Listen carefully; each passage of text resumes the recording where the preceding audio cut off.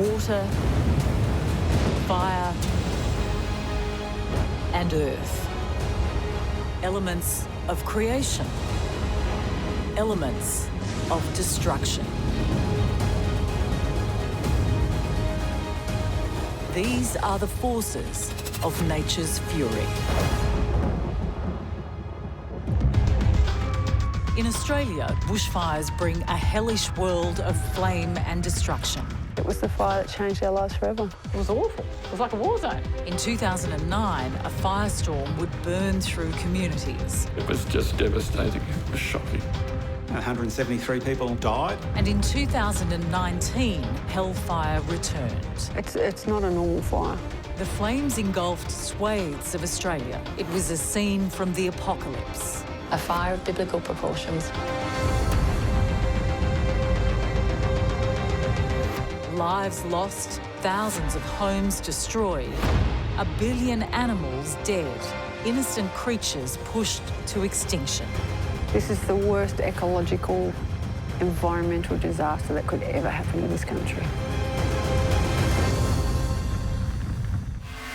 Friday the 6th of February 2009, 100 kilometres north of Melbourne is the village of Marysville with a population of 700. Victorians are living through a crippling heatwave. The countryside is tinder dry. The state is in drought. Temperatures exceed 45 degrees Celsius. That's 113 degrees Fahrenheit. And things are only getting worse. The reports on the news, we really needed to be careful.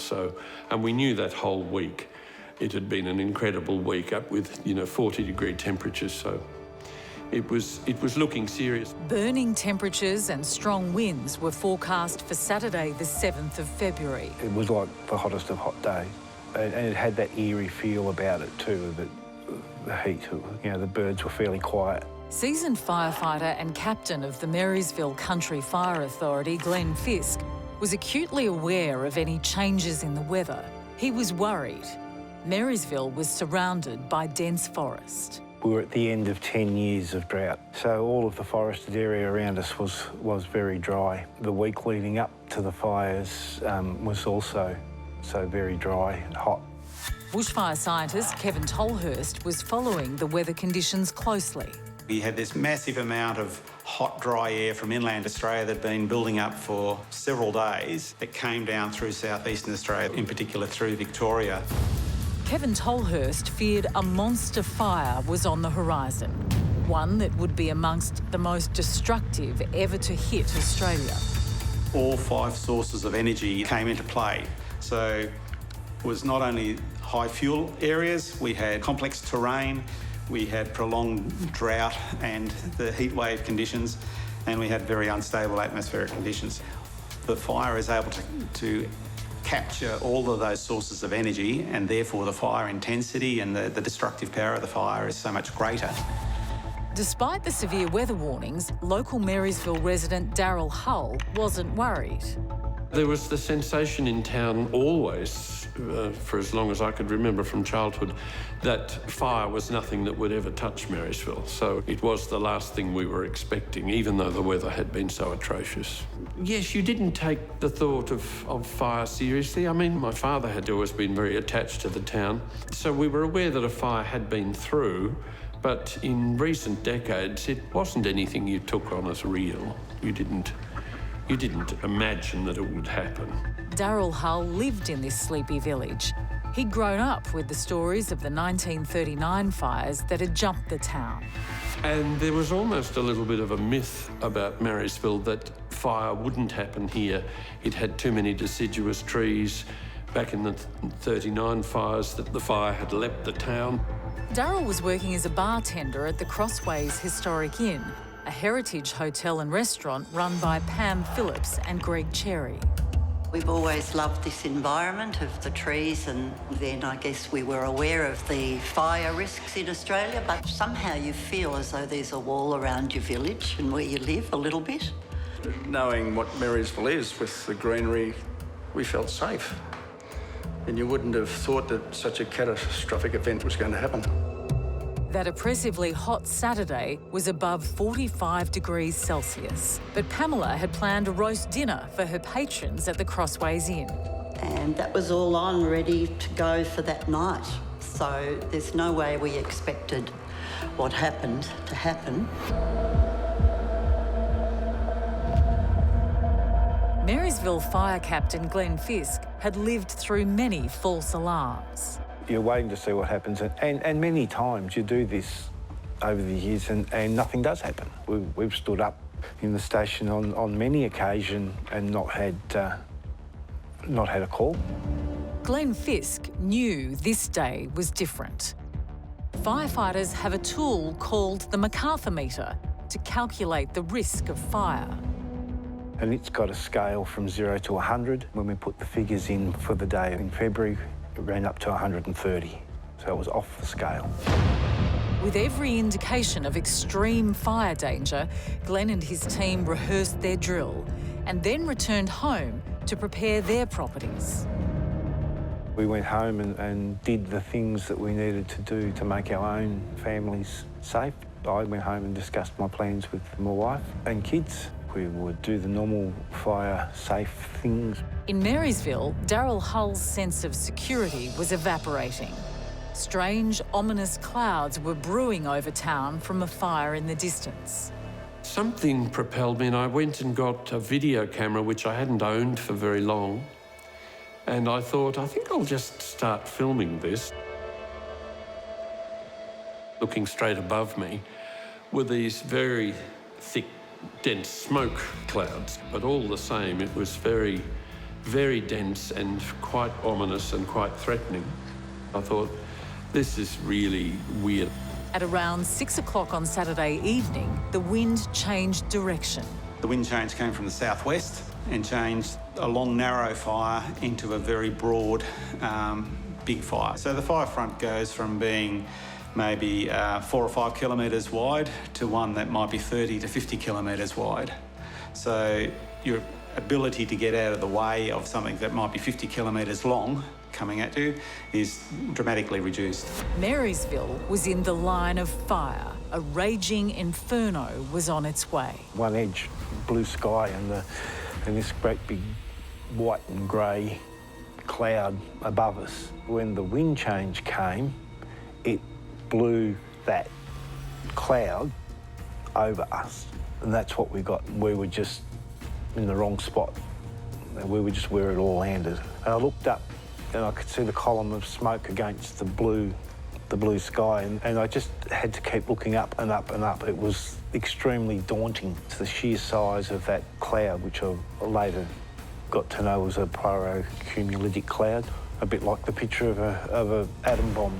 So the pyrocumulus cloud is formed when the moisture has reached the condensation level, and that might be several thousand metres above the fire itself. But then that helps draw more air in at ground level, so we can see cyclonic strength winds being drawn in at ground level, which will be stronger winds and often drier winds. So the fire is rarely in a stable, steady state. It feeds back on itself and continues to accelerate and increase in intensity until the broad conditions change. So firestorms are really incredibly damaging. It draws all the moisture. I've actually felt the wind moving around my ankles when that cloud was building. It's tangible. Daryl was completely unaware he was looking at the first stage of a deadly firestorm. You can't imagine the ferocity of what's going to happen, what's going to be there. You know, that came later, but it came quickly. And I looked up at the mountain across the way and just saw spot fires creeping down the mountain, at which stage I thought, right, it's on the way. Whatever's going to happen is unstoppable. And that just gathered in momentum. The police came down. There was general panic. It all happened very quickly. The smoke thickened, the mountain disappeared. The convoy of cars started to leave town. Pamela made the decision to try and flee the fire grounds in her vehicle. Greg said, oh, run across the bridge to the Oval. I said, no way, I can't, I'm taking the car. A safe ground had been set up on the town oval, but the cyclonic winds created by the fire were too dangerous for Pamela and her employee to make the trip. Oh yes, there were fireballs, just like hell, really. What I would imagine hell would have been like, you know. It's fireballs everywhere, and thought, wow, this is actually happening. The embers were coming from the main fire front, burning kilometres away. Glenn Fisk and his firefighting team were there at the front. It was starting to get smoky and heavy in the air, but it started to get too hot, too quick, too fast, and we decided that we would retreat back to Marysville. The firefighting fleet rushed back to Marysville to protect the town. We have 2 CFA strike teams, which consisted of firefighting equipment and dozers. That amount of resource would be enough to fight any fire that we'd had before. Got to stress that we really felt that we had enough resource to do asset protection. This was their final stand. For Glenn, this fight was now personal for his community, his home, his family. Greg was back defending the Crossways Inn while the Inferno blasted above him. It's just like it was right next door to you. It was huge. There's nothing, never heard anything like it before. It's like a jet engine going off and it's right on top of you. You think it's right next to you. So you could see the fire going overhead, just as like a fireball. And there was just embers everywhere, and they weren't little small embers. It was huge. The wind was so strong, and you know, the gum trees just exploded. Greg continued to hose down the Crossways Inn. Pamela and her passenger drove out of town on an empty road with flames and embers threatening to engulf them. I felt like a forest animal running, and I can just remember thinking, don't go faster than you normally would. Something else is going to go wrong. And that's what we did. The fire front was now devouring Marysville. For Glenn Fisk and his team of 10 strong fire tankers, the fight was futile.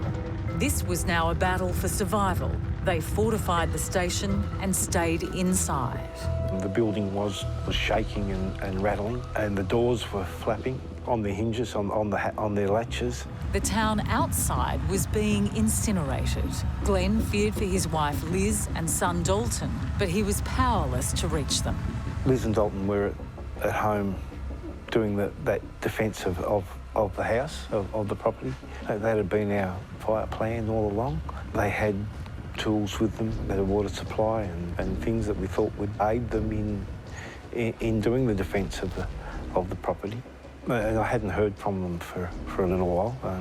I did have a confidence in Liz and Dalton looking after themselves and each other, but I was sure that we had put enough work in to protecting our home. Glenn Fisk could only pray that his wife and son were safe back at their home. There was embers a metre deep. The embers were like water flowing down the street. Building across the road was there 1 minute and sort of gone the next with the blast furnace effect of those embers. Incredible sight of the power of the fire. Daryl Hull was out in the open, completely unprotected. Surrounded on all sides, he couldn't make it to the town's oval, which was less than 100 metres away. His only refuge was the lake, a stretch of water close to town. I just thought, well, the lake, it's water, it's fairly safe. I think I'll stay there. So I parked the cameras beside the lake and then stepped in. That was the beginning of watching something that you could only describe as just awesome. Truly, in the sense of that word. It was a phenomenon. The fire surrounded the lake from all sides. Surreal in that you had to keep saying, this doesn't happen in Marysville, but the reality was sweeping in. I was in the lake, wondering strangely why nobody else had thought to get in the lake. You lose track of time because everything's starting to explode around you.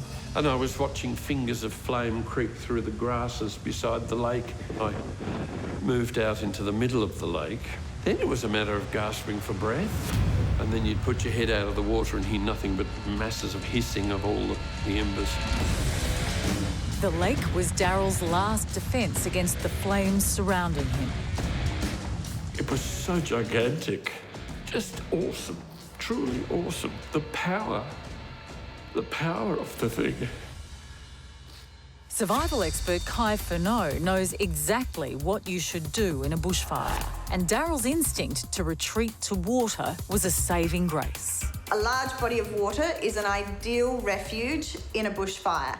Just make sure, however, that you take something to float on and then perhaps something to cover yourself with if the fire is super intense.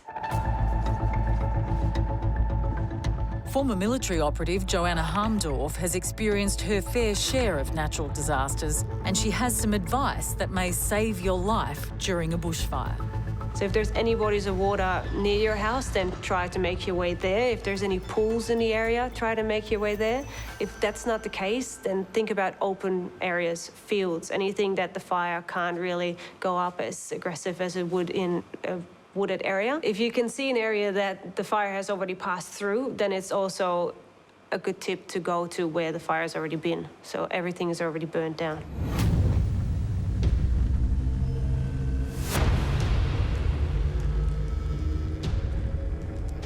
After hours in the lake, Daryl went in search of his camera. I picked it up and pressed the start button, and lo and behold, the red button went on and it was working. He made his way over to the oval and continued filming. Well, then I realised the extent of what was happening because everything was in flames. So I concentrated on what was in front of me, which were the buildings down towards the river. By the time I got to the top of the street, I just could hardly speak. Too many tears. It was so destructive. Quite extraordinary. I came to the roundabout, which was opposite the crossways here, and I saw a group of people standing there, and I stood with them for a while and just looked back up the main street, all of us just incredulous, and that whole sense of it's too surreal. It was just hard to believe it was happening. And I think I remember saying, "Good Lord, Greg has saved the crossways." And at that time I saw him in the driveway. And then I went and helped Greg for quite a bit. And then we came inside. I remember looking at the time, actually, it was then about 4:30 a.m. And it had been pretty non-stop since 7 o'clock when it started. And I remember thinking, what on earth just happened? Has any of that been real? The firestorm had passed. At last, Glenn Fisk could leave the fire station and go home to see if his wife Liz and his son Dalton were safe. I was definitely fearing the worst. I left the station and went around to the house, but it was way too hot. It was still burning very fiercely. It was way too hot to even stay in the car in the driveway. We just left and had a look around the front of the property and went back down to the oval where the other people were and sort of asked around to see if anyone had seen them, not knowing whether they'd got out or not. Glenn Fisk had searched all over Marysville and still hadn't found his wife and son. I suppose it was a couple of hours, many hours later, we went back to our house, and that's when we found Liz and Dalton.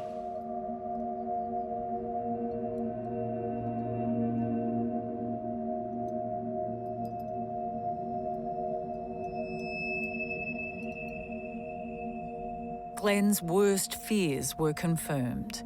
He found his wife and son inside their burnt-out home. They had died in the fire.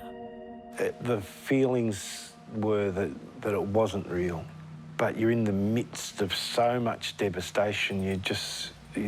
All you can feel is that it's part of the devastation.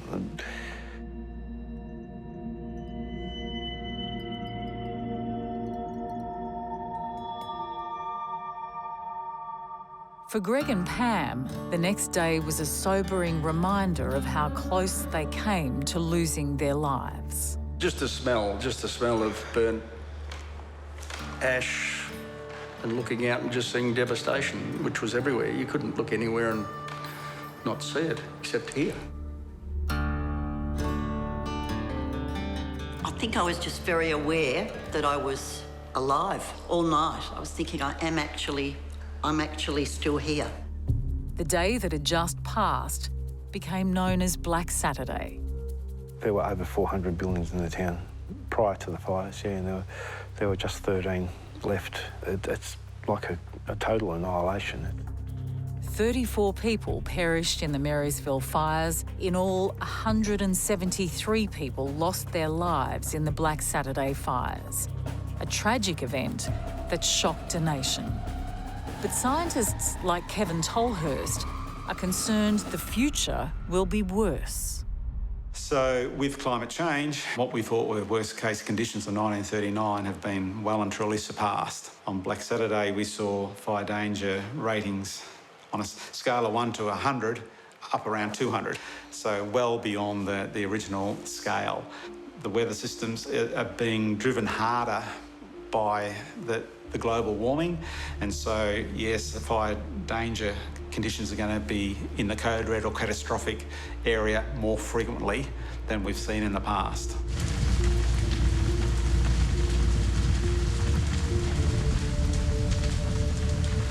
Black Saturday became a tragic forerunner for another catastrophic fire, a code red, a wild inferno that blazed not for a day, but for a season.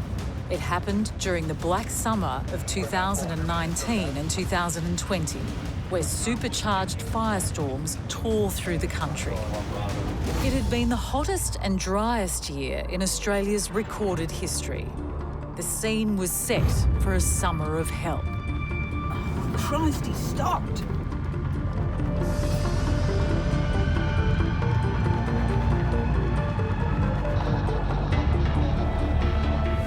The fire threw flames right up to the edge of Sydney. I think the recent fires in Sydney and around Brisbane are a great demonstration that even people living in urban areas are affected by bushfires. Sydney was at times barely visible, shrouded by bushfire smoke. A city that once had a reputation for clean air now had the worst air quality in the world. Let's not treat this as just a one-off and it will go back to some sort of new norm. We have to learn from this and actually do better in the future. This is the worst year. It's caught us all off guard. We need to plan for this. The inferno spread, with the east coast being the worst hit. Fires in Queensland, New South Wales, Victoria. By New Year's Eve, there were more than 100 fires burning. Columns of smoke could be seen from space. The fire raged into 2020. So in Australia and New Zealand, as fires are becoming the new norm, where the fire seasons are getting longer, they're becoming earlier, they're becoming more intense and frequent. One of the heartbreaking challenges we face is the fact that actually we can't fight all the fires simultaneously.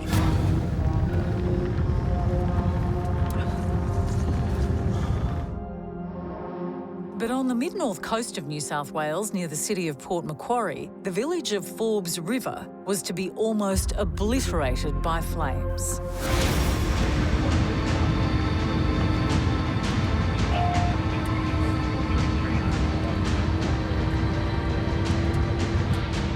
It happened on the 8th of November in the Australian spring.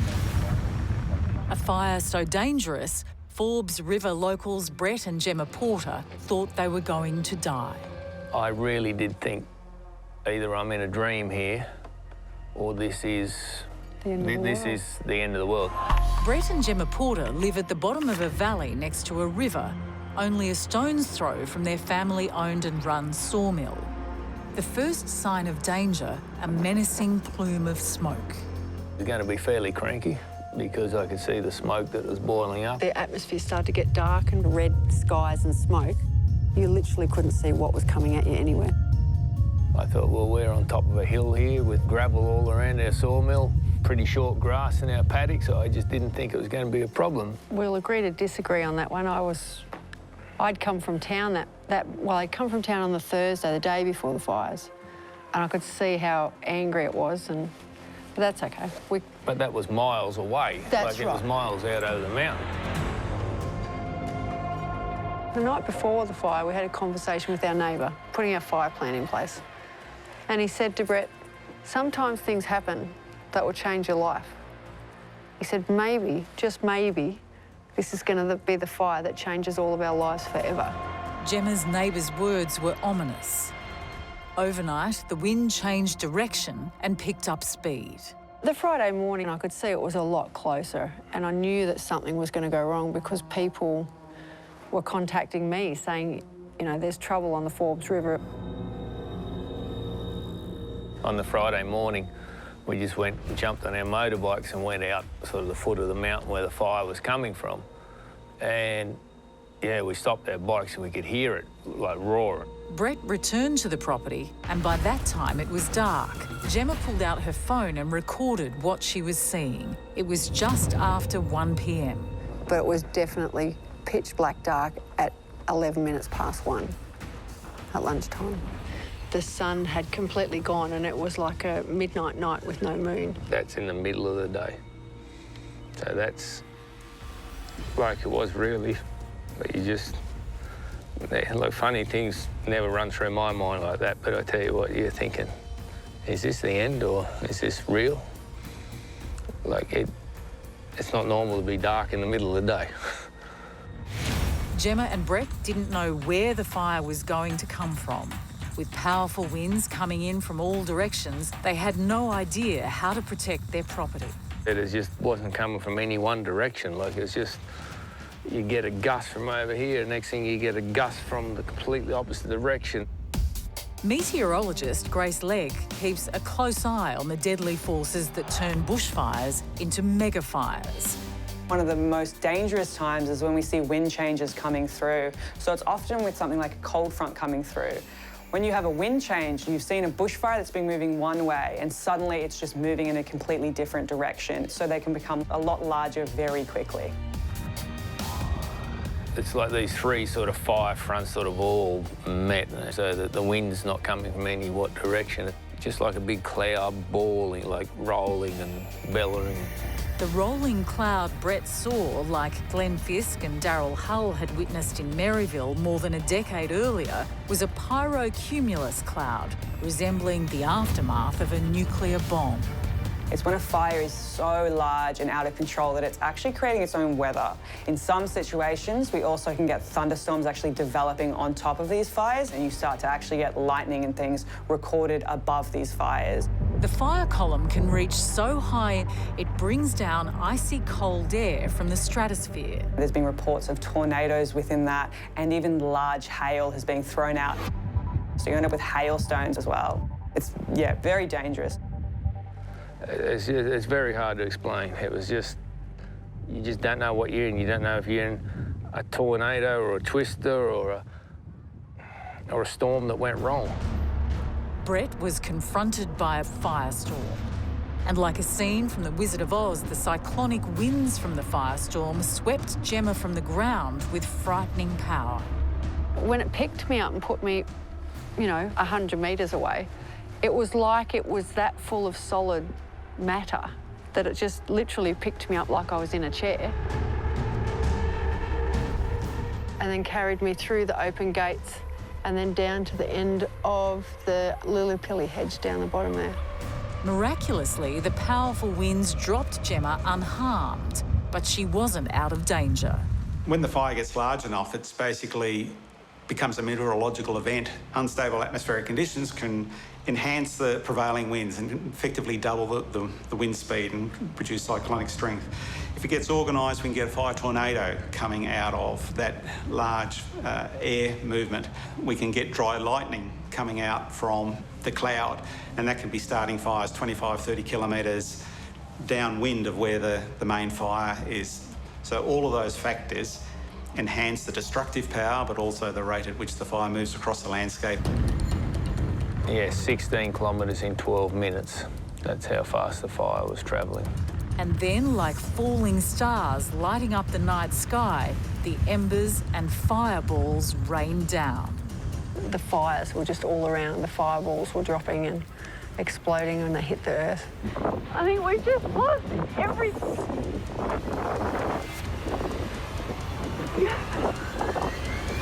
There would have been flames 80 foot above the treetops. Like, it was just horrendous. And we come back in here, and I was just talking to the boys there, and next thing, like, it was getting a bit darker, a little bit windier. And we just seen something like a falling star coming through the sky. And it landed in the paddock just over here. But when it landed, it just exploded. Just like lighting 5 litres of petrol. And then next thing, there was another one up on the side of the hill, and there's some down the back of the mill. And then it just come into pretty much, well, it was total darkness. They looked like, you know, on the movies you see meteorites going through the sky and they've got that vapour with them. That's what I remember seeing, is that vapour coming through and then hitting and just exploding. As the fire cooled down, it would get colour. But before that, there was no colour. That's the hottest fire you can get. It's at 700 degrees Celsius. The fire was now burning down their sawmill in front of them. You think, well, we're not going to get out of this. You think, well, the world's ending or I'm in a dream. That's what it was.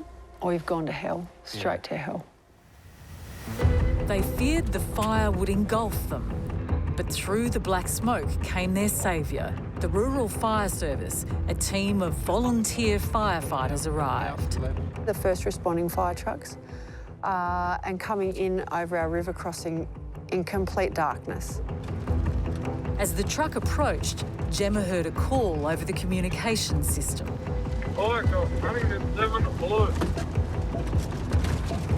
Mount George 1, fire commander. They called back to fire comms, code 7 blue. And after the fires, when I asked them what code 7 blue was, he said we were given a choice as to whether we go in or not.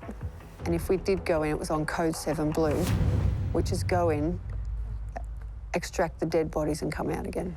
They just didn't think there'd be anyone still sort of alive in there. It was pretty confronting when we found out what it was and what it meant. Once the Rural Fire Service realised Gemma and Brett were still alive, they joined the fight. No, I'll never forget it to this day. There's a girl there, she was right in amongst it with a hose she could hardly hold. And, like, the flames were getting fairly serious. And I said I couldn't get her attention, and I pulled on the hose. God wasn't going to go in that close. And she walked over to me then, and I could literally smell the hair singeing. That's how close she was to the fire. It's just something I'll never forget, that. She's putting her own life in danger just to try to save us. While the fire raged at the sawmill, 80 kilometres away at the Port Macquarie Koala Hospital, veterinarian Shane Flanagan and her colleague Amanda Gordon were preparing the operating room for emergency surgery. Here he is. Hello, beautiful boy. He's looking better. Sorry, buddy. This is Thrumster. He came in from firegrounds not far from Brett and Gemma's sawmill. He's in with severe burns on his legs. Shane and Amanda need to act quickly. They know that for koalas like Thrumster, there's little time. We got him probably a couple of hours after the fire happened, which doesn't normally happen. Normally we don't get to them for days. Both women feared for the koalas. This region has one of the highest populations of koalas in the country, and their habitat was in danger. He was sitting in pretty sad-looking bit of burnt country. It was awful. So you can see he's had burns on the tops here. They're only partial thickness burns. He was pretty lucky, really. Port Macquarie has the only koala hospital in the world, and on this day, fire victims were being rushed through the doors. We've got to do a burn patient in a minute after this one. Just change the bandages, and it looks like we've got another burnt one coming in. And this fire has been particularly devastating to the koalas in the area because of its ferocity. The ferocity and the velocity of the fire has been extraordinary. In this particular fire, a fire that was burning so hot that it went through and then went to the crown of the trees. And with koalas, that's particularly important because their adaptive behaviour is to go to the top of the trees. They have just gone through, and that's where that behaviour hasn't served them very well. A lot of it is with the paws being very badly burnt, so climbing back up and down the trees that have been burnt. They get a lot of those injuries on their noses as well. The paws is the most of concern always because a koala has to be able to climb a tree, and if they can't climb, they're not a koala essentially. So we make a really big assessment about whether or not the injuries are bad enough so that the claws will be affected. Oftentimes with the burns, the nail bed gets really damaged. Yeah, it depends on the severity of the burn. So when the koalas come in here, they've got everything from superficial burns to full thickness. And full thickness burns are the ones of major concern. Funnily enough, they're not as painful as superficial and partial thickness burns. You've got what's called the golden hour or the golden 3 hours post a fire, and that's when you need to cool the burns down as quickly as possible. We don't have that luxury, so their burns continue to cook, and that's why we end up getting animals that are probably more severely damaged than if we'd got them in earlier. So for Shane, Amanda and the Koala Hospital rescue team, it was all hands on deck. Scott and the other team, we had 20 search and rescue people, and so they were the team that went out and searched and got the koalas, and we were the receiving team, so we were here dealing with them as they came through the door. So it worked really well. It was really good teamwork. So I think we found his bleeding problem. Yeah. It's a burn that's split. Couldn't be a worse place. The koala is usually a very territorial animal, but today Thrumster knows Shane Flanagan is here to help. They just become quite accepting and let you do it. And I think because in a lot of respects, all they see us as is a source of food, water and comfort, and that's why they let us do it. But they're usually pretty quiet. They sort of, once they work out that you're not doing anything horrible to them too much, they seem to just settle into it. Yeah. He'll make a full recovery. Koalas get, like all animals, when they get burnt, their skin can contract as the burns heal. So that's why it's important to massage and stretch the digits to make sure there's no contracture. This is Frizzle. Today, Frizzle's burn bandages are being replaced. She was from a fire about 4 or 5 weeks ago, and she's been here for a good month. And hopefully we might even not need to put a bandage back on yet. We'll find out in a sec. For koalas like Frizzle, the road to recovery is a slow one. So there, a little bit of tissue there.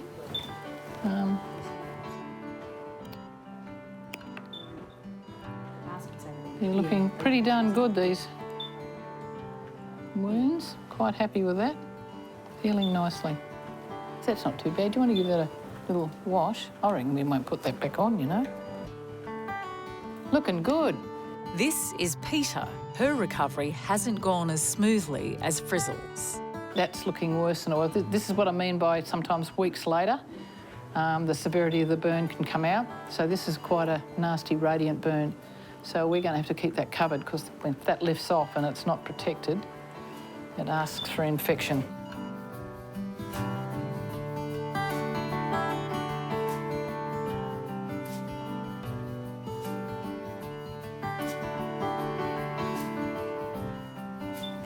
And touch wood, we haven't had any infections. And in fact, honestly, in all the years of us treating burns, we have never seen infection in these burns koalas, and we don't give them antibiotics. So I think as long as you do really good bandaging. One good thing, koalas are really tolerant of bandaging. They don't bite them off or anything, which is good.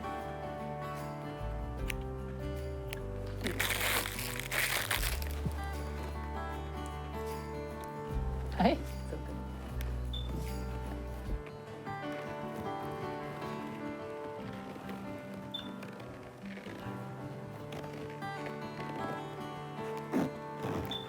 How pretty. I might make this quite thick so it protects her. Freshly done.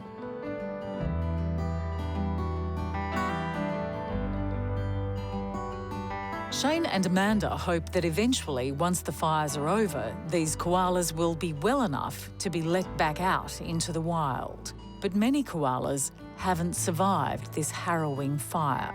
Sometimes these koalas come in And we go, nah, we're not even going to treat that animal. That's just not fair, and we've had to euthanase some.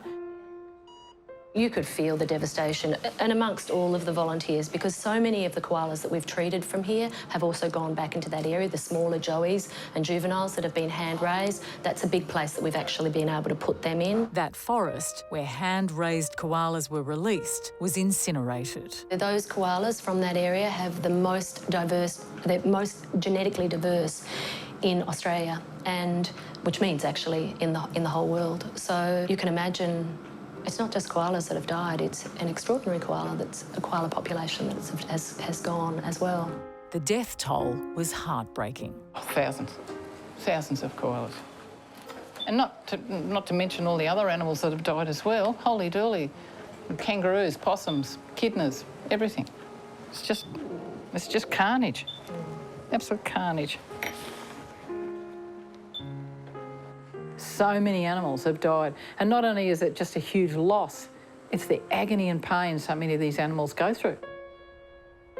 Throughout the summer of 2020, more than 1 billion animals would perish in the Australian fires. In Forbes River, Brett and Gemma battled the blaze. I remember feeling relieved that there was someone else here to help us. With the help of the Rural Fire Service, Brett and Gemma extinguished the blaze around their property using water from their river. They escaped with their lives, but their sawmill was burnt to the ground. Many Australians weren't so lucky. Over the summer season, the fires devastated the country. They burnt through more than 12 million hectares of Australian bushland, dwarfing South America's 2019 Amazon fires. 11 million Australians were impacted by the smoke, thousands of homes destroyed, and 33 lives lost, 8 of those firefighters. One of the last remaining fires burned for more than 70 days. It was only heavy summer rain that stopped the bushfires. But scientists are telling us that wild hellfire will strike again, and it will strike harder and faster. We're going to actually have people prepared for fires and other extreme events which they hadn't really ever thought about.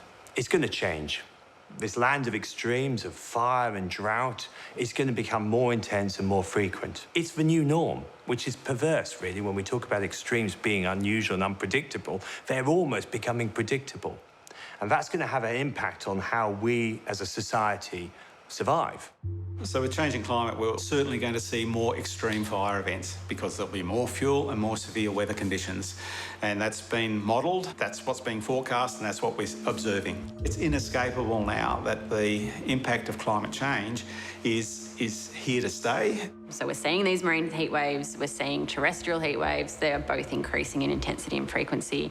Our bushfire season is extending, we're getting more severe bushfires. And so the warmer the baseline or global climate gets, the more likely or the more conducive conditions will be to have more intense fires. So these are fires that generally occur within the catastrophic rating. They form their own weather systems and have dry lightning, and very extraordinary, but also very, very dangerous.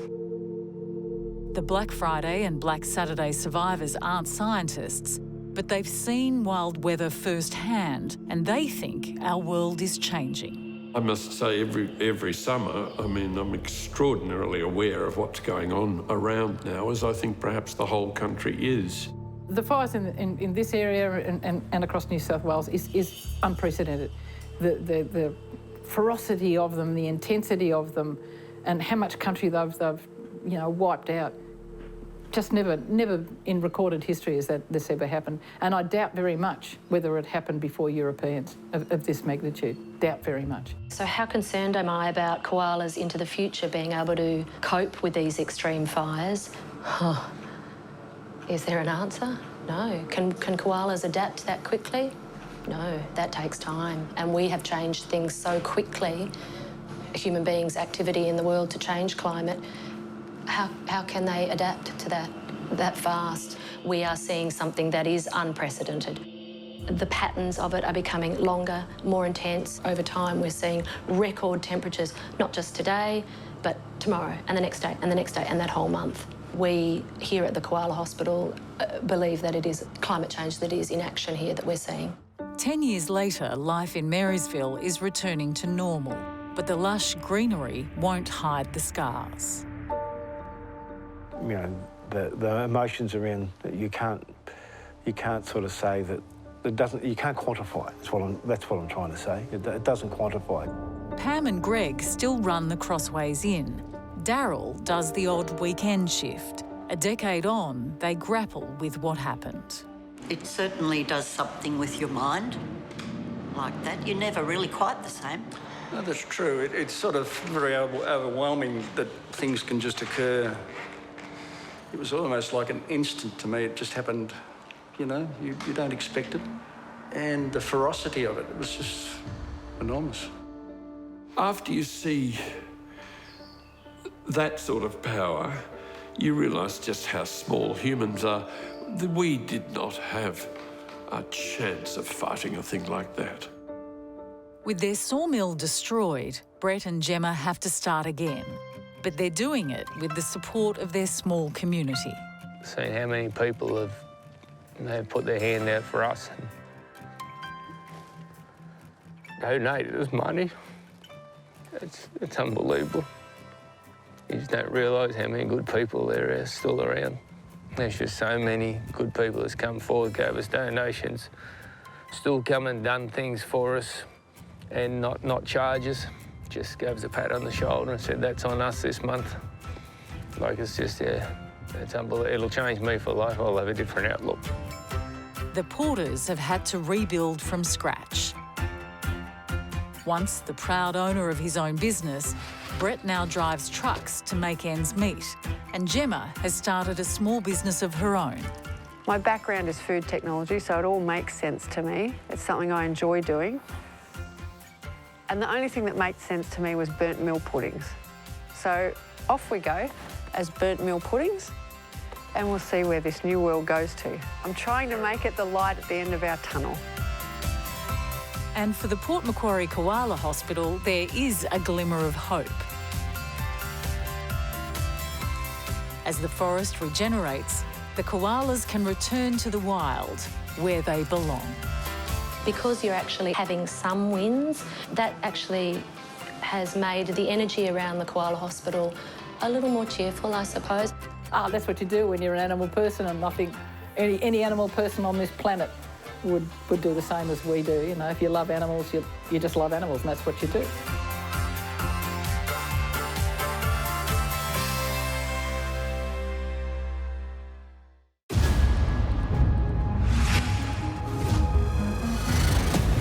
Wind, water, fire, and earth. Elements of creation. Elements of destruction. These are the forces of nature's fury.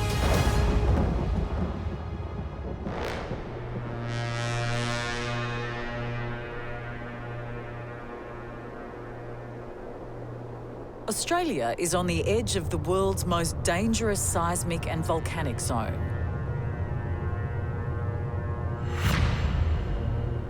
A crack in the earth that rips around the Pacific.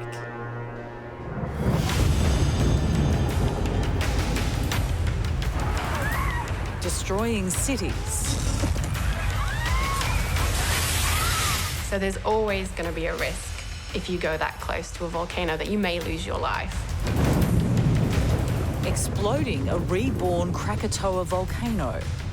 Nothing is precious as human life. And now it may even be threatening down under. So there could be a volcanic threat to an Australian city. This is the Ring of Fire.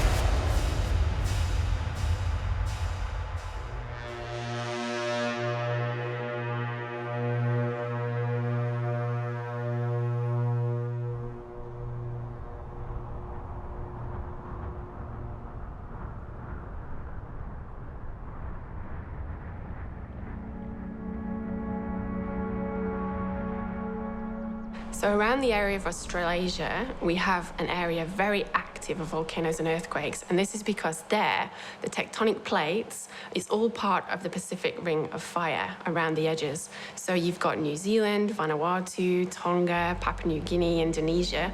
All these areas sit on the edge of where these tectonic plates are coming together, colliding, and one going down under the other. And that's why we have a lot of volcanic activity around the edge of Australasia and Australia. Volcanologist Professor Heather Handley explains why these isles are on one of the most active tectonic fault lines on the planet. I think they're just the most intriguing and fascinating aspect. And, you know, for thousands of years, people have made up myths about volcanoes, and they've influenced cultures, they've changed societies, they've wiped out societies. Volcanoes are so powerful, and I think it's their influence on the fertility they give to the soil, the damage and destruction that they cause, and the fact that we just can't control these things that made me want to learn more about them, how we can understand them, and what goes on underground where we can't see.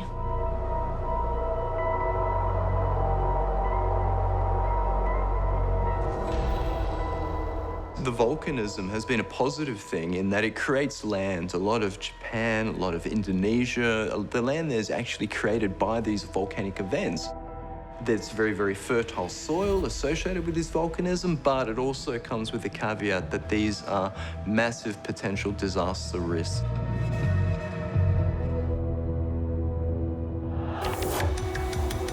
Associate Professor Craig O'Neill from Sydney's Macquarie University sees the Ring of Fire as being one of the most powerful natural forces on the planet. So the Ring of Fire is a line of volcanoes that traces out the edge of the Pacific Plate. So the Pacific Plate's one of the biggest plates on the planet, and it's moving towards the west generally. And when it does so, it encounters other plates, and being an oceanic plate, it tends to sink down underneath them. So that causes massive earthquakes the entire rim around the Pacific. So that's responsible for the earthquakes that occur in New Zealand, all the way up to Tonga, then across to the Philippines and up to Japan.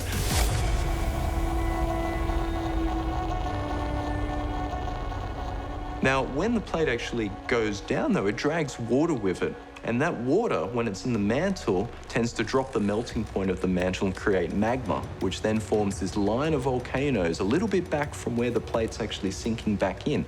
And that's what gives you these volcanoes around the Ring of Fire. So between the two events, though, you have this perfect storm where you've got this capacity for massive earthquakes occurring as the Pacific Plate sinks down into the mantle, but you've also generating these really, really volcanogenic fields where you have, you know, a high density of volcanoes just back from that.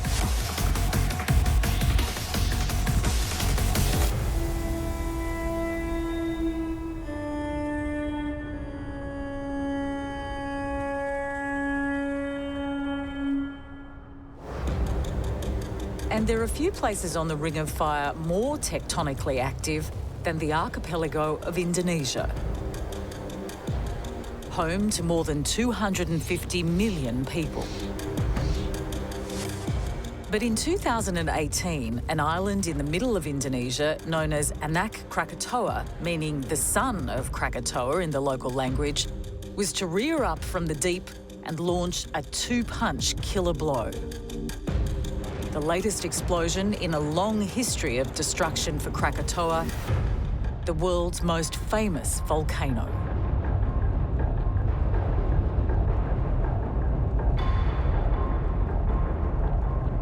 So Krakatoa Island was actually a volcanic island that occurred before 1883. And it had probably 3 different vents that were active in volcanic eruptions.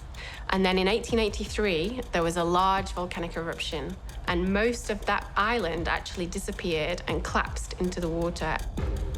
The Krakatoa eruption was a very large eruption for its time, and the noise from this eruption was heard a long way around the world. And it occurred at a time when communication networks were just developing around the world, so there was a lot of interest in this eruption.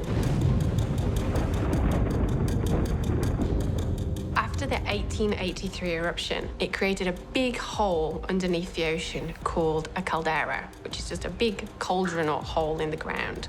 And on the edge of that caldera, anak, or baby Krakatoa, began to grow. So over time, it grew up under the water until eventually, in about the 1920s, it reached the surface. And there we saw lots of explosions, and we saw these kind of interactions with the seawater, these big explosions and plumes. And then it started to grow into a new island. So baby Krakatoa is a new volcanic island that represents the activity that's ongoing at Krakatoa at the moment.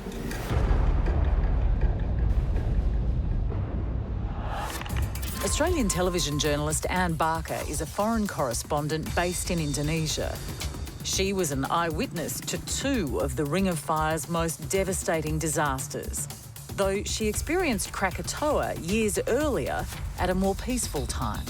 I did actually climb Krakatoa once, and like 20 years earlier as a backpacker, you could see hot rocks coming out of the volcano. It's been getting bigger and bigger every year. And, you know, if you'd told me then on that day that this volcano would one day collapse on itself and cause a devastating tsunami, I would have struggled to believe it, but clearly that's what happened.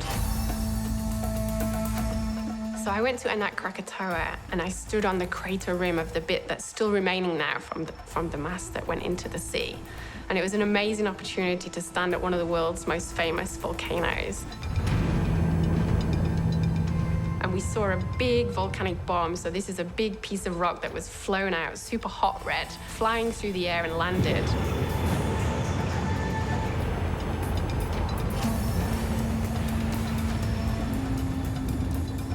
But we could see the size of this, and it was just so impressive to think that if you stood there when a volcano eruption is happening, that this thing could actually kill you. I think it's just an amazing place to see the Earth at its best.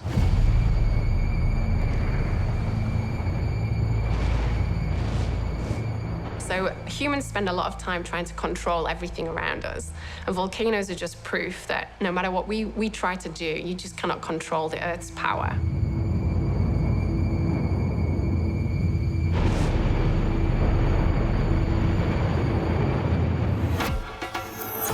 Øystein Andersen is a Norwegian filmmaker who was lured to the mythic Isles of Indonesia by its volcanic landscape, which he wanted to capture on film. Little did he know this infamous volcanic force would come to threaten his family. When we're filming, you feel like you are documenting history. It feels like a good thing to do. Øystein was to capture the wrath of Anak Krakatoa on film as it launched a lethal explosion that was to kill hundreds.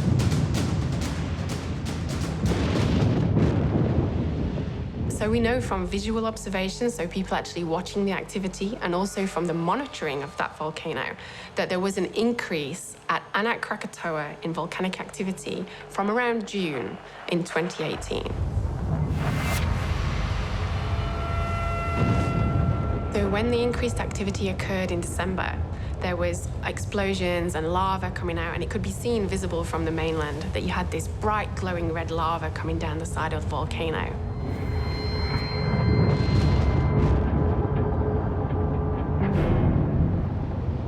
You could see the lava from such a distance, but also hearing the sounds, the booming sounds of the volcano.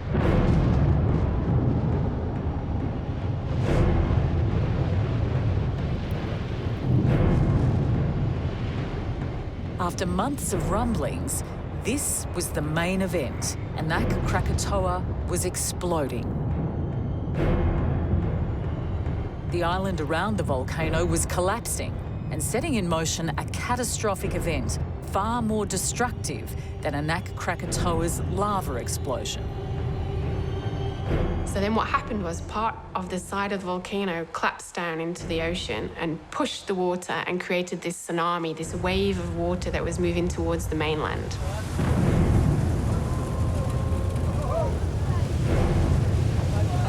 In deep water, It's not very high, but as the land gets shallower towards the coastline, the wave height gets a lot higher. So when this wave reached the mainland, it actually then destroyed buildings. Over 400 people died in this eruption.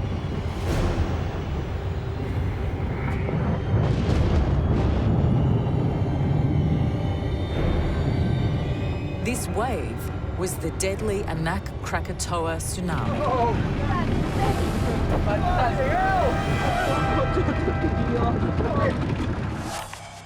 A tsunami is a form of destructive wave that mathematician Shane Keating describes as being very different to a normal surfing wave. Ground swells are very different from tsunamis. Ground swells are generated by storms, whereas tsunamis are generated by seismic changes in the ocean floor, for example, caused by earthquakes. When a tsunami occurs, it has an enormous wavelength. That is, the crests between tsunamis are very long, and they travel extremely rapidly across the ocean. We don't experience them as a wave, however. Instead, what we experience them as is a very strong high or low tide. That's what gives rise to the original name for tsunamis, a tidal wave. So when you think about a wave to surf, you don't think about a tsunami because you don't surf the tide. Some of the confusion for that comes from the image that's used for tsunami evacuation signs. If you look at a picture of a tsunami evacuation sign, it kind of looks like a breaking wave, but that is nothing like what a tsunami really looks like.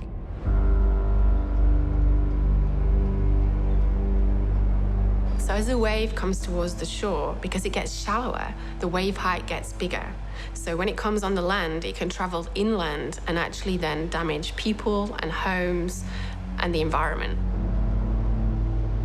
So this wave that came in took people by surprise. So there was no warning system of the tsunami coming towards the land. So people did not have much time to actually clear the land near the sea and get to higher ground.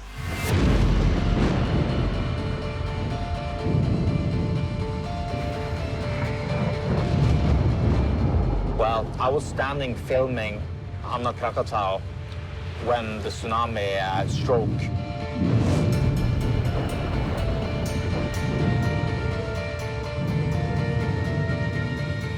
The first thing I saw was suddenly a wave approaching me at the beach. I was just standing 4 or 5 meters from the sea itself. So I saw the wave when it was quite close to me, so I just grabbed the camera and run inland. What should I do now? And I thought, okay, I just have to go back to the place I was staying and get my family and evacuate.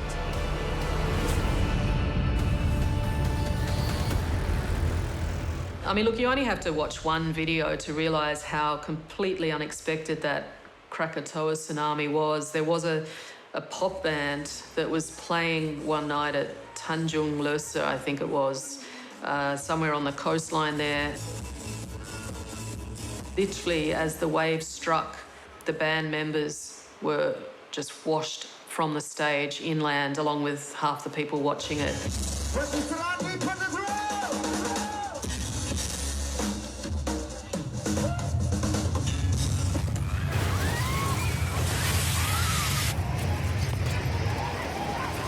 Just the most shocking video that you could see anywhere that shows the impact of that tsunami.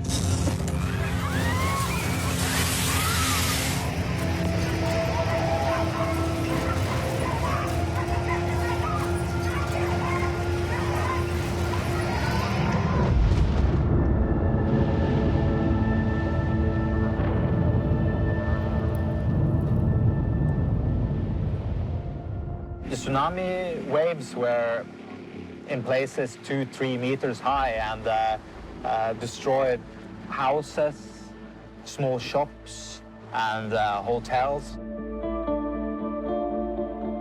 You just saw people who were living kind of along the rubble of their own homes. We talked to one man who had been living or sleeping in a house right near the waterfront. He was asleep with his wife and children sort of in the afternoon and suddenly realised that there was a tsunami. He tried to grab his children. I think it was a child of 3 and a 22-day-old baby, and he just couldn't find them. He and his wife managed to get out, but the children were so small that the waves just kind of washed them away, and they just could not find them at all until afterwards. He was absolutely distraught, as you can imagine. I mean, it's just that dreadful raw grief. Even a week later, he could barely speak to us through the grief and the guilt, presumably, that he would have felt from losing his children. Fortunately, Oystein was able to get his family to higher ground, and they survived the tsunami. On the night of the tsunami, the locals were very, very helpful. Me and my family were taken really good care of after we had to go into the forest. I really appreciate the way they treated us. My understanding was there were about 430 people killed. That was the sort of death toll given in the days or weeks after that tsunami.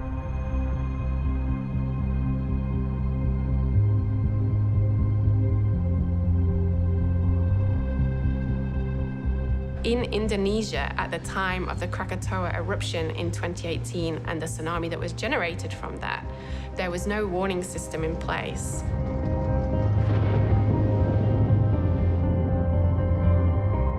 They did have a warning system that was to detect earthquake-generated tsunamis, but that hadn't been operational since 2012. But even if it had been operational, they wouldn't have detected this type of tsunami because it was generated by a volcanic eruption.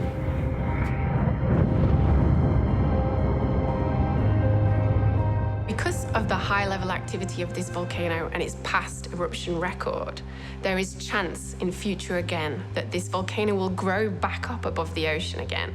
And then in the future, because we're still in the situation that this volcano, this baby volcano, is on the edge of what's a big caldera, a big hole, it's always going to be susceptible to collapsing or falling into that hole and generating a tsunami.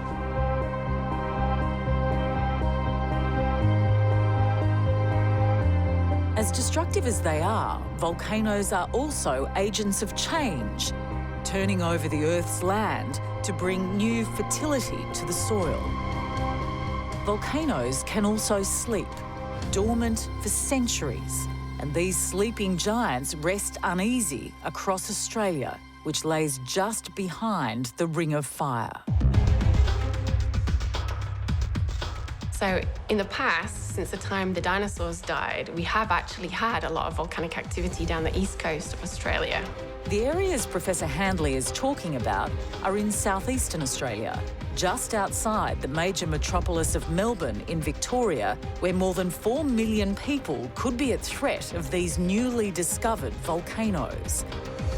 It's a region known as the New Volcanic Province, and Professor Heather Handley has been at the forefront of research in this area.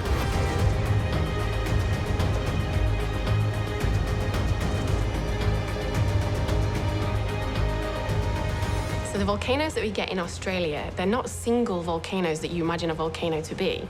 They're actually active fields. So it's an area of land that's considered still active where a volcano could erupt. So for example, there are over 400 volcanoes in the area in the southeast of Australia in a field that's been active for the last 4.5 million years. And the last eruption was about 5,000 years ago. So even though this seems quite a long time in terms of, I guess, a human life, this is nothing in terms of geological activity. So it's been active for the last 4.5 million years, and there's a very big chance that something again will happen in the future.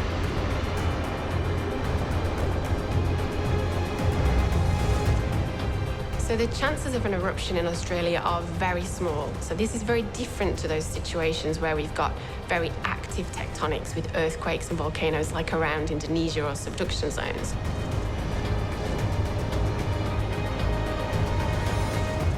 But there is still a small risk that we could see another volcanic eruption in Australia. So this could be a small eruption, or it could be a relatively large eruption. So sometimes when these eruptions come through, the magma or molten rock comes to the surface and interacts with some groundwater or surface water, they can cause quite explosive volcanic eruptions and some ash into the atmosphere.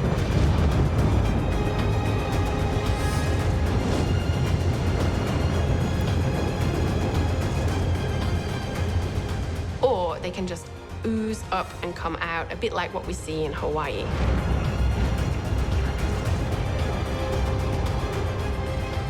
So in Australia, we could see another volcanic eruption on the mainland, but it may happen in a week, it may happen in a year, it may happen in 5,000 years. We just don't know.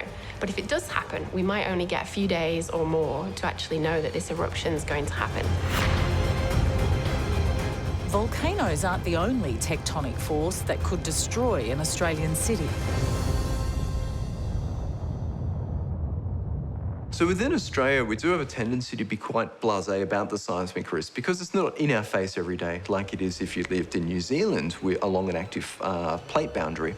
But we still do have seismic risks in Australia, and in many ways, the factors that gave rise to the Christchurch earthquake, such as unmapped faults, those exist in Australia as well. For instance, under the Sydney Basin, we've got a lot of sediment, but beneath there are fault lines that were previously active. Some of them may become active again under the right stresses, and case in point would be the 1989 Newcastle earthquake, which was only a magnitude 5, but it occurred in a city, Newcastle.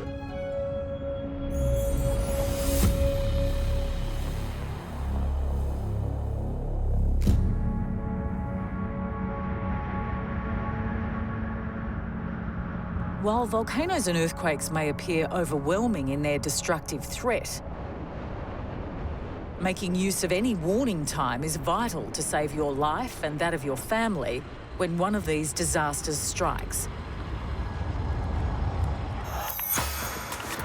As survival expert Kai Furneaux explains. In a natural disaster, the thing to remember is that nothing is precious as human life. So you may think that you have stuff that's worth saving, but at the end of the day, if the order is to evacuate, the important thing to save is yourselves.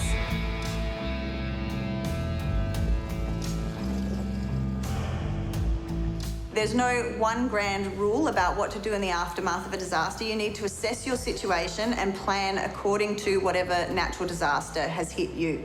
Most of the time, authorities will give you leave to go back to your house. Don't go back until authority has been given. And remember that in the aftermath of a disaster, things are not going to be the same. So there'll be power lines down, flood debris that you can't see through and under. There'll be structural damage possibly to your house. Be cautious, make a plan.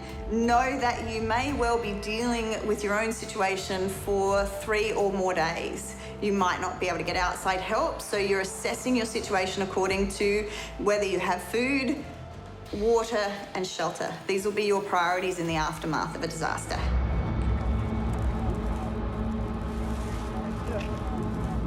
At the other end of Indonesia is the dragon-shaped island of Sulawesi. Here in 2018, the Ring of Fire cracked at one of its hundreds of fault lines, creating an earthquake that would generate a killer tsunami.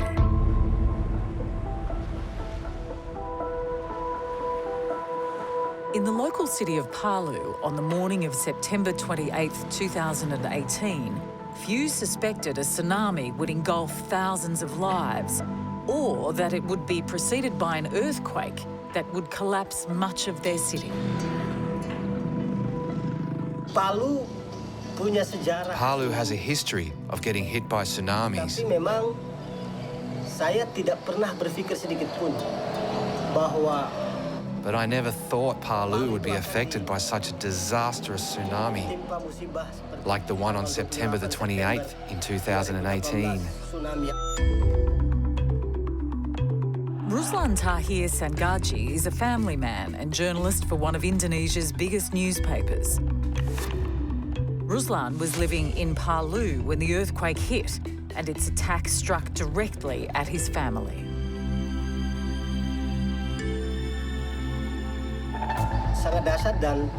It was huge. There was no gap between the earthquake and the tsunami. The tsunami hit as soon as the earthquake happened. With the Sulawesi earthquake, there was a tsunami warning that was put out and in place for maybe half an hour. And for some reason it was lifted, that warning was lifted, and it was only then that the tsunami actually hit.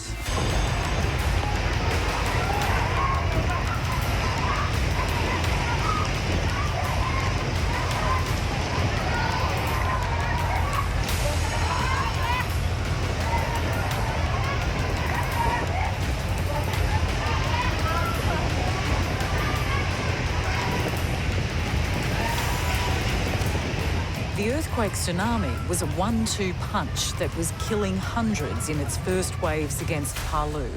And Ruslan had no idea as to the safety of his wife and children. He had to find them.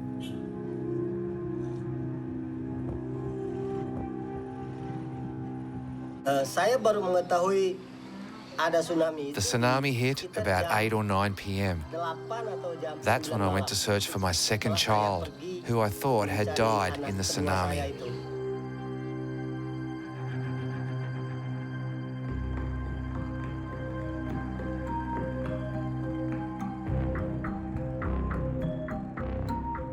Saya sempat ke pantai di sekitaran pantai Teluk Palu. I went to the beach where they were collecting dead bodies. I could see dead bodies everywhere.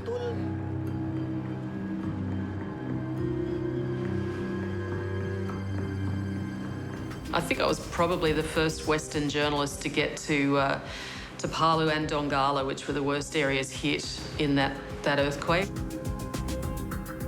We met people who'd lost their families. In fact, there were a couple of bodies still floating in the water because we were there so soon after it had happened.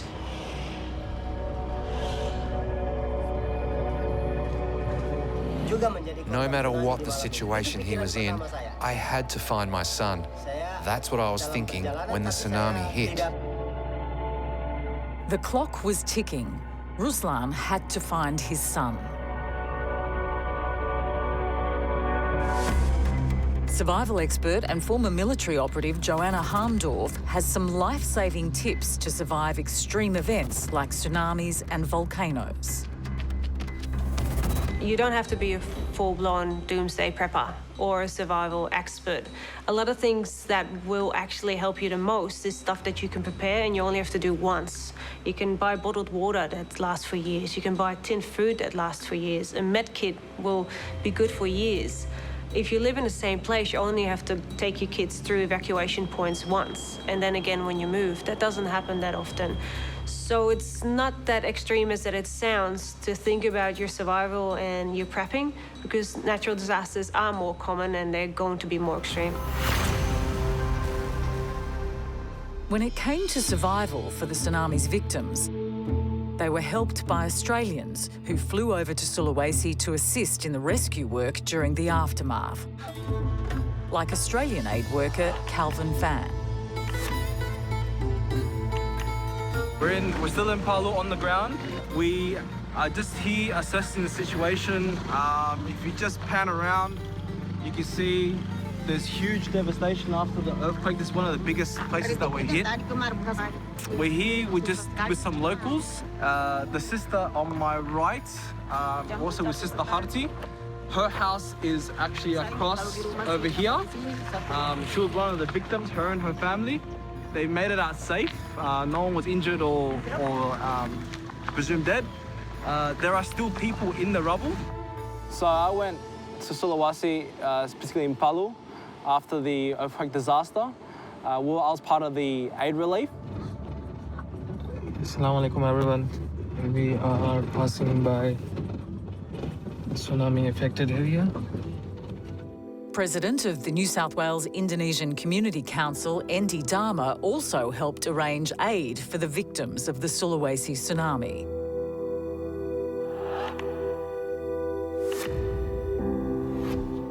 And the scale of the event deeply affected him as he met with the survivors. Palu Donggala Sigi. Bencanamu adalah bencanaku.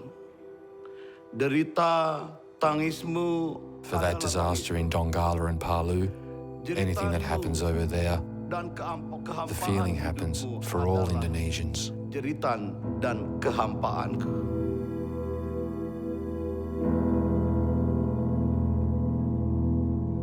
Alhamdulillah, so at this point in time, we're actually aiming to get these trucks, which is full of distribution and immediate emergency relief, to villages that are living up about an hour to 2 hours away, up in the mountains of Palu. On our way here, as you can see up on top, and scrolling all the way down, we've just hit a bit of a blockade, which is landslides from yesterday's night's rainfall. So when the earthquake struck, the tsunami also hit, the landslides happened as well up in the mountains. So you had 4 different events simultaneously at times. And in addition to that, there was a liquefaction that actually happened in result of the earthquake as well.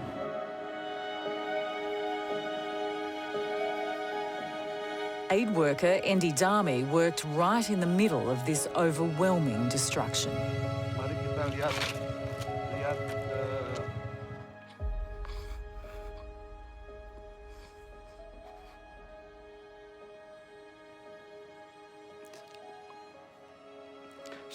Just after I got off the plane, I wanted to go directly to the disaster area. I saw terrible things. It was so sad.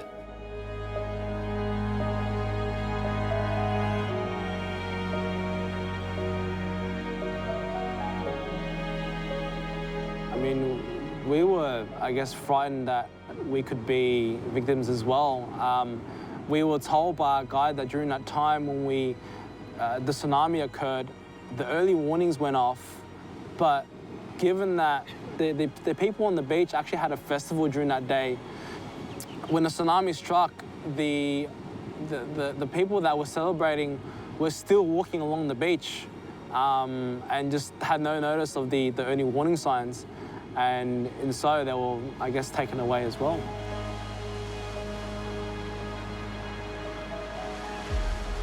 After dark nights of searching, fearing that his children had been killed by the tsunami, local journalist Ruslan was reunited with his son. All his family was safe.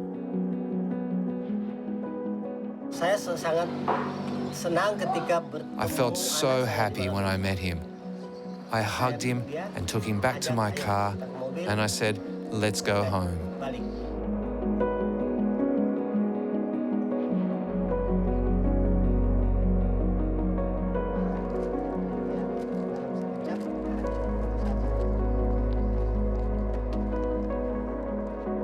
Senang lah, pokoknya saya sangat senang.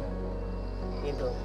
Nah, senang saya itu dengan terharu ya, terharu. I felt so happy and grateful that my child is safe. Tears came down from my face, even though I tried to hide them from my children. Anak saya itu.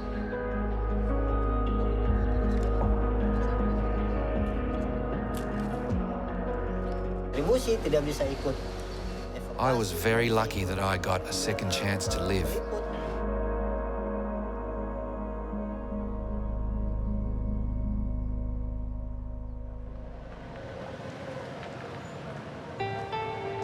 For Australian journalist Anne Barker, the failure of the emergency warning system was directly to blame for possibly thousands of unnecessary deaths. There were a lot of questions about why this tsunami warning had been issued and then lifted, why it had not been issued earlier, and it's something I think Indonesia has been sort of under pressure to repair a lot of these devices since then.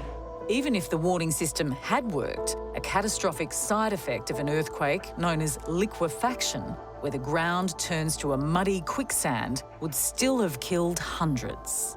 So the liquefaction that happened, houses were moved about 1 kilometre to where they originated from. And essentially they were just surfing in the mud. And the occupants of the houses were fending by clinging on to the roofs of the houses just to make sure that if a big mudslide was to hit and smack the house, that they had some form of escape and shelter. I mean, look, I remember meeting one woman who had lost her husband. She, I think, said that she and her husband had tried to run as soon as the earthquake happened. They tried to run out of the house into the street, and she lost him very quickly. He'd gone, he vanished, she never found him again. She said she still didn't have the heart to tell her son that his father had been killed, and she had wanted to wait till his body was found, that she could be certain he was dead before she told him. The destruction by these primal tectonic and volcanic forces is tragic, and a volcano that lies between Krakatoa and Sulawesi is a chilling example of the global impact these eruptions can have. So when Tambora erupted in 1815, it exploded, and a lot of volcanic ash and gas went high into the atmosphere. Now, if volcanic material goes into the lower atmosphere, it's often washed out by the rain and it can be filtered out. Whereas this volcanic eruption sent material and gas high into the stratosphere. So when it goes into that level, the sulfur dioxide there actually turns into sulfuric acid when it mixes with water vapor. And that can block out the sunlight and can lead to global cooling. And after the Tambora eruption, it appears that global cooling was very significant. So we know that they called it the year without a summer in the following year in 1816. And it affected crops and it created famine and disease. So there was a huge impact on society, not even close to Indonesia, around the rest of the world after this eruption occurred in 1815.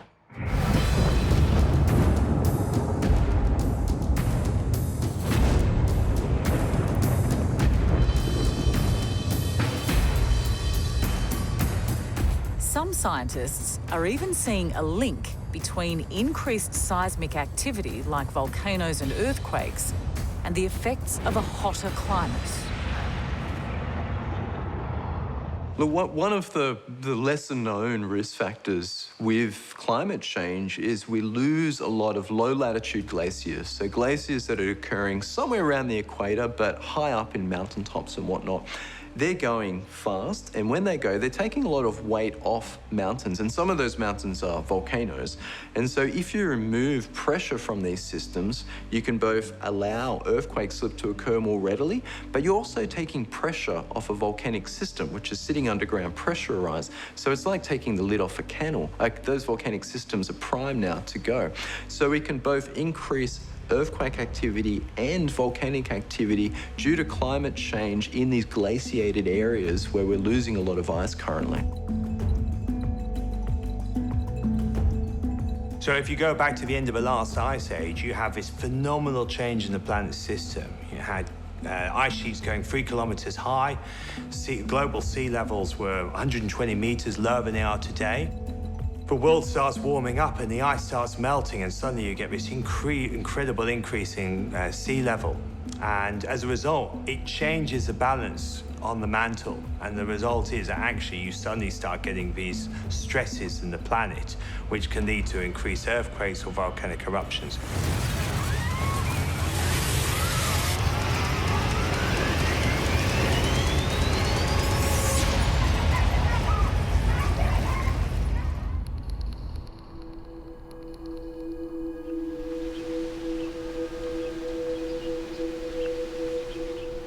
So we don't really know which volcano is going to be the next big eruption around Australasia.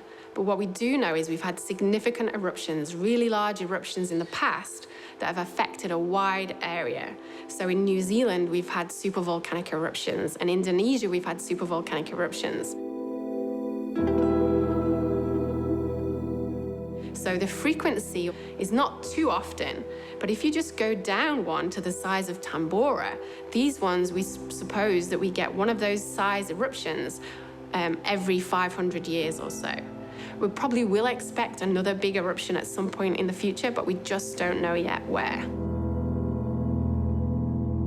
So one of the problems with the big quakes in particular is they can have quite long recurrence intervals. So it could be 100, 200 years between quake events on some of these fault systems. So that's longer than a human lifetime, and humans become quite blasé about a risk that they don't experience in their own life. There are over 800 million people in the world that live close, which is within 100 kilometres of an active volcano at present time. So within 100 kilometres, you might be exposed to volcanic ash, and if you live closer, you might be exposed to things like pyroclastic flows. Australia and New Zealand have always experienced extreme events. There's no doubt about that. As we look back in the past, they've happened. But as the planet gets warmer, as we emit more greenhouse gases, we're seeing an increased intensity and frequency of extreme events. I think it just drove home how forceful Mother Nature is. I mean, we've all seen on television the aftermath of volcanoes and earthquakes, but to actually see it yourself, it is a shock, as I say, because it's not just seeing it, but you're smelling it, and you're meeting people, you're talking to the survivors, the people who've lost families, lost relatives, and so on. I think it just drove home to me how dangerous the Earth can be, and how much Indonesia, in my case, does seem to get more than its share of volcanic eruptions and tsunamis.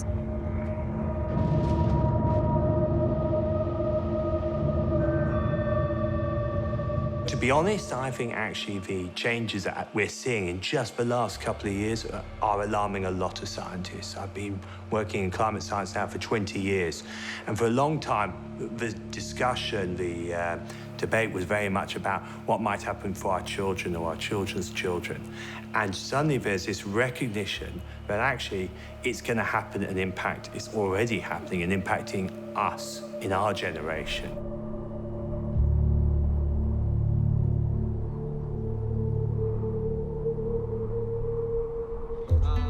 For Australian aid worker Calvin Fan, the task of putting lives back together continued long after the tsunami ended. So they've come together as one community, and also, as you can see, just on my left, that's the sort of accommodation they've been staying at.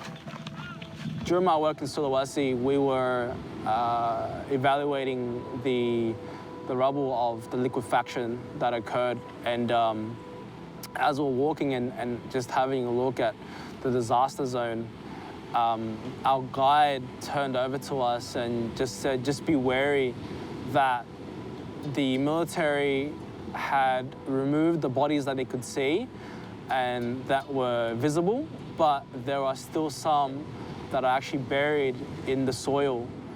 We could be stepping on bodies that were, I guess, been there for the past 2 weeks and no one has even realized.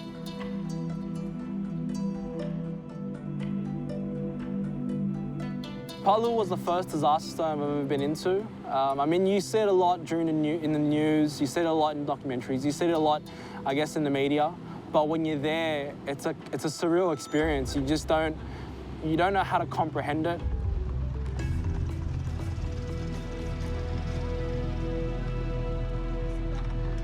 The expectation then was that they would never be able to find all the bodies buried. It was going to become a mass grave.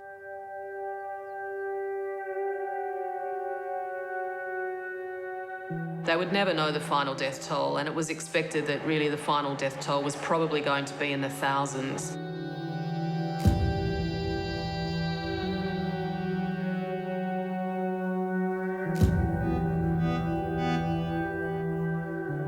In the months since the Palu earthquake, I think I've heard that probably around maybe 5,000 people have been killed.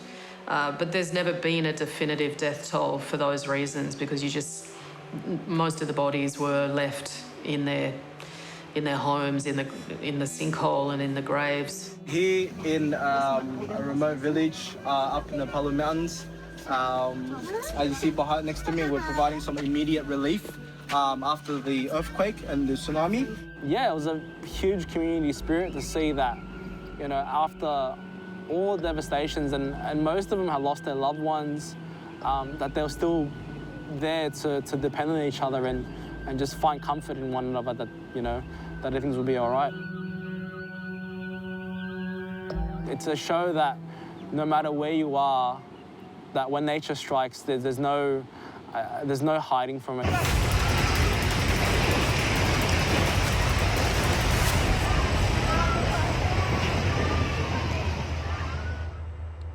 Ya, kalau bencana memang daerahnya. The people of Sulawesi understand that because they are living in a fault line, a lot of disasters can happen. And some people believe that these are tests from Allah, from God.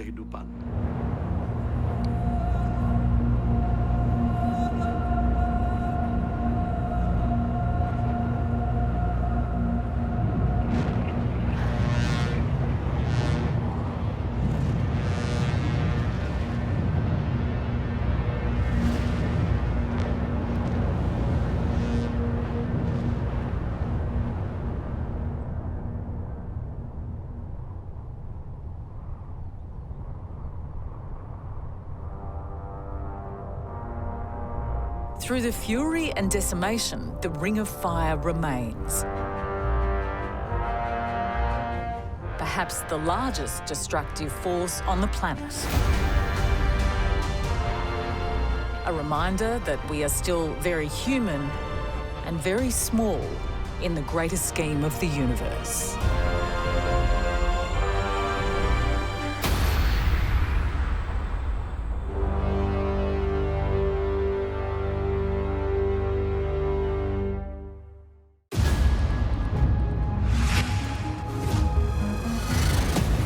Wind, water, fire,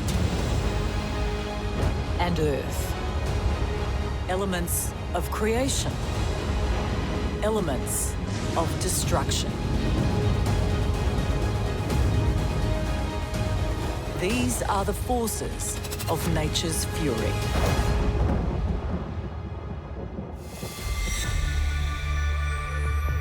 Sydney, Australia, June 2016. This was a city under attack, a metropolis destined to become the capital of climate change down under.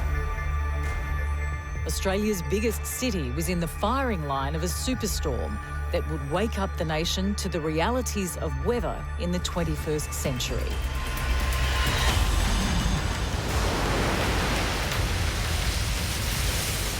It sent waves the size of apartment blocks smashing into the city. Some tried to surf them. Others tried to survive them. There was just total white right out to the horizon, and the noise was absolutely horrific. By the time this mutant weather was done with Sydney, lives would be lost. Your life basically destroyed in a matter of minutes. A professional surfer is almost killed. There could have been life or death that day. And a suburb decimated. A tsunami combined with an earthquake. I mean, it's a beautiful thing, but it's also a very dangerous piece of work when it wants to be.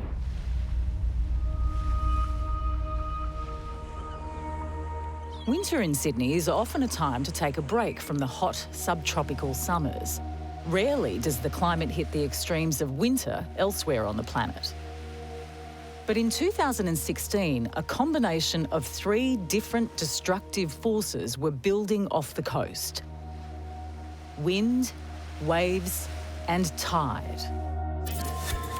For Professor Ian Turner, who studies the impacts of these superstorms, this was an event he hadn't seen before. Well, the June 2016 storm was a large storm, but there were 2 features about it that made it particularly destructive. The first is that it came from an unusual direction. Most of our storms come more from the south, and this storm came from an unusual easterly direction. That really enabled the wave energy to come into the coast. Unusual because an intense high-pressure weather system would push the storm right into the heart of Australia's busiest city. And secondly, it just happened to coincide with king tides, which is our largest highest sea level of the year. And those two factors combined really made it the largest erosion event we've seen in 40 years.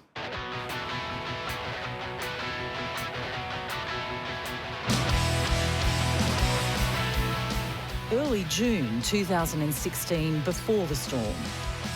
And surfers are starting to gather at Cape Solander for a big wave surfing competition.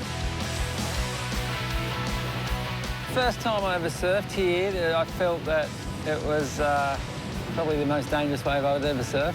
This is probably one of the heaviest waves in the world for sure. It's a place well known to professional big wave surfer Justin Allport. I'm 46 years old, I'm a firefighter, father of 3 kids, husband, and I like surfing big waves. But in 2016, Cape Solander was about to give Justin Allport a lesson in the power that is mutant nature. At the same time, just up the coast from Cape Solander at Collaroy on Sydney's northern beaches, Gary and Zaza Silk are enjoying life at their beachside home. Part of a multi-million-dollar row of castles built on sand. On Friday, the first inkling I got of the storm was when one of the guys in the office said, "Aren't you worried about this weekend?" living on the coast. And then Saturday morning, it was absolutely fantastic. It was flat, calm, etc. Couldn't have been a nicer day. Little did Gary know a fierce storm was brewing on the horizon. A face-off with nature's power was about to begin. And the families living in these beachside dream homes were about to enter a 3-day nightmare. It was Saturday afternoon, it started to get really rough. And then the dunes, which were at the end of the garden, started to get eaten into. And that was the first time we really realised that it was going to be a big one, big storm. Surf lifesaver and Australia's United Nations Goodwill Ambassador for the Ocean, David McIntosh, is a veteran of Sydney's wild seas. A lot of us look at the weather maps all the time. You could feel something was about to happen, but no one had any idea that it could be so devastating. Collaroy Beach is a beach that we spend a lot of time investigating. It's actually one of the longest records, over 40 years of beach monitoring that's occurred. So we watched the weather forecast quite closely, and about a week before the storm event in June 2016, we started to see a storm was approaching. Wave heights forecast over 6 metres significant wave height, which means the biggest waves 10 metres high. But it was always indicating it was coming from this unusual direction from the east. So we started watching it very closely.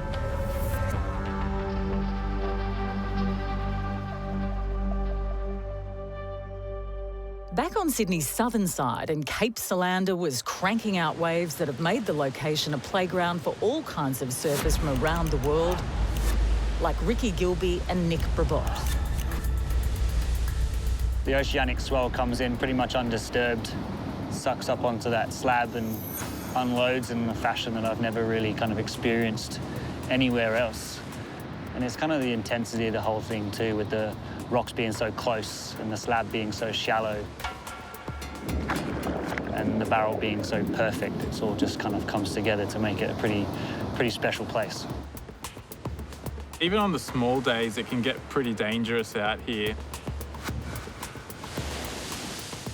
But you also have to deal with the sharpest kind of barnacles as well. And I just tried to get up and I just lost my footing and kind of fell on my back, and it's just dragged me off the rock. You're always at mercy of the ocean, and as soon as you try to fight it, it'll let you know who's boss. You could seriously get hurt and you could die. But Justin had no idea he was about to be another victim of this merciless wave. Further up the Sydney coast, at the beachside suburb of Collaroy, the elements have begun their attack. The rain was for about 2 or 3 days before, interspersed, but we had a lot of rains. And that's important because what it meant was that the whole area around here, underneath, was waterlogged. For Zaza Silk, the ocean surge was beginning to destroy the beachfront side of their house. I was standing quite near the boundary, and a crack must have opened up where I'm standing now to where the bush is here. I was standing looking out to the sea, and there was this massive crack that appeared, and I just had to leap backwards before I was myself swept out to sea. So the whole thing happened really, really quickly. When the sea came in, bang. As the intensity of the storm increased, more destructive forces came into play. King tides, savage winds, and huge swells on a coastline already vulnerable to extreme oceanic forces. The east coast of Australia has a very narrow continental shelf, which means that we get into deep water quite quickly. So as waves, large storm waves are generated in the Pacific, there's very little interaction that occurs with the sea bottom before they slam into the coast. And so on a world scale, it's a high energy coastline with most of the energy from the Pacific just slamming straight into our coast. Even the veterans of Sydney's beaches knew it was something out of the ordinary. It created a situation, a cluster of events that you don't see very often, probably seen 5 times in the last 100 years. So it was very, very significant, very damaging. The king tide had devoured the beach and was now attacking the homes closest to the shore. The council guards were stood up underneath the balcony there, looking out to sea, watching the waves break, these huge waves coming in and breaking.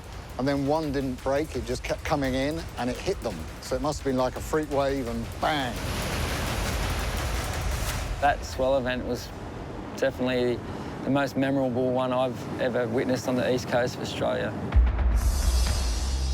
At the same time as the suburb of Collaroy was being destroyed by king tides and crushing swells, down the coast on the southern side of Sydney at Cape Solander, the big wave surfing competition had begun.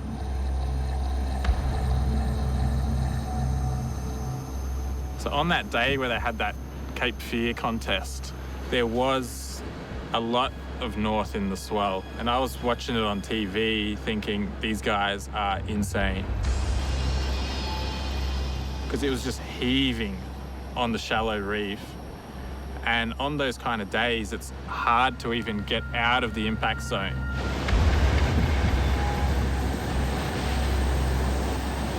So if you survive the wipeout, then you've got to try to get out of there as well. Like, it was just nuts.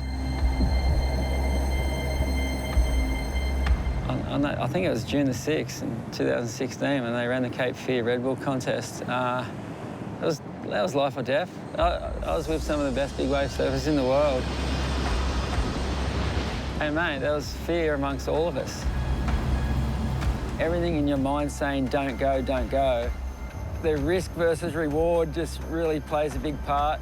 And when you pull back and don't go one, you always think, man, I could have made that.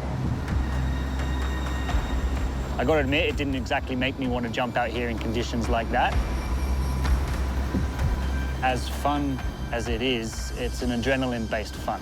So the danger is part of the fun, but the danger is real.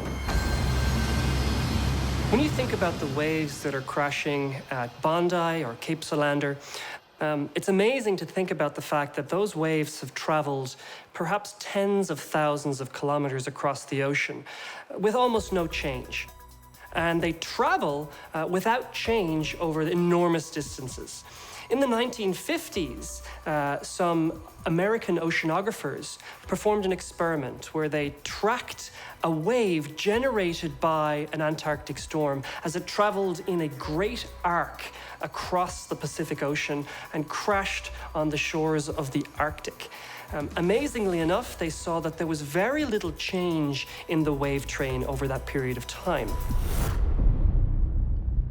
I've been pretty lucky out here, really. Like, the amount of times I've seen people had to get airlifted out or broken their necks, and like, you hear stories that of almost drownings, and I like to be as prepared as I can be. but you're in the ocean. It's the boss. Sometimes you just got to let it do its thing and just hope that you make it out the other end.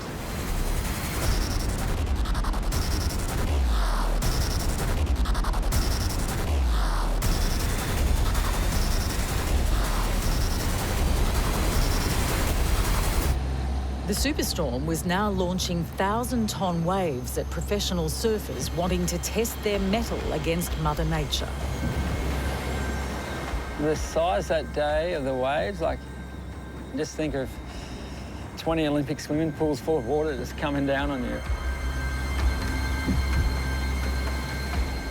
And an elite team of rescue experts was there in the water. Like Ryan Whippet-Clark, a Bondi lifeguard with 20 years rescue experience. This wave here at Solander, it's so dangerous just because of how close it breaks to the rocks. So if you fall off at the start of the wave, there's a good chance you're going to kind of get washed up onto that cliff face or bounce off it. Dr. Shane Keating from the University of New South Wales is a mathematician who studies the basic forces of what makes waves and water such a dangerous dynamic.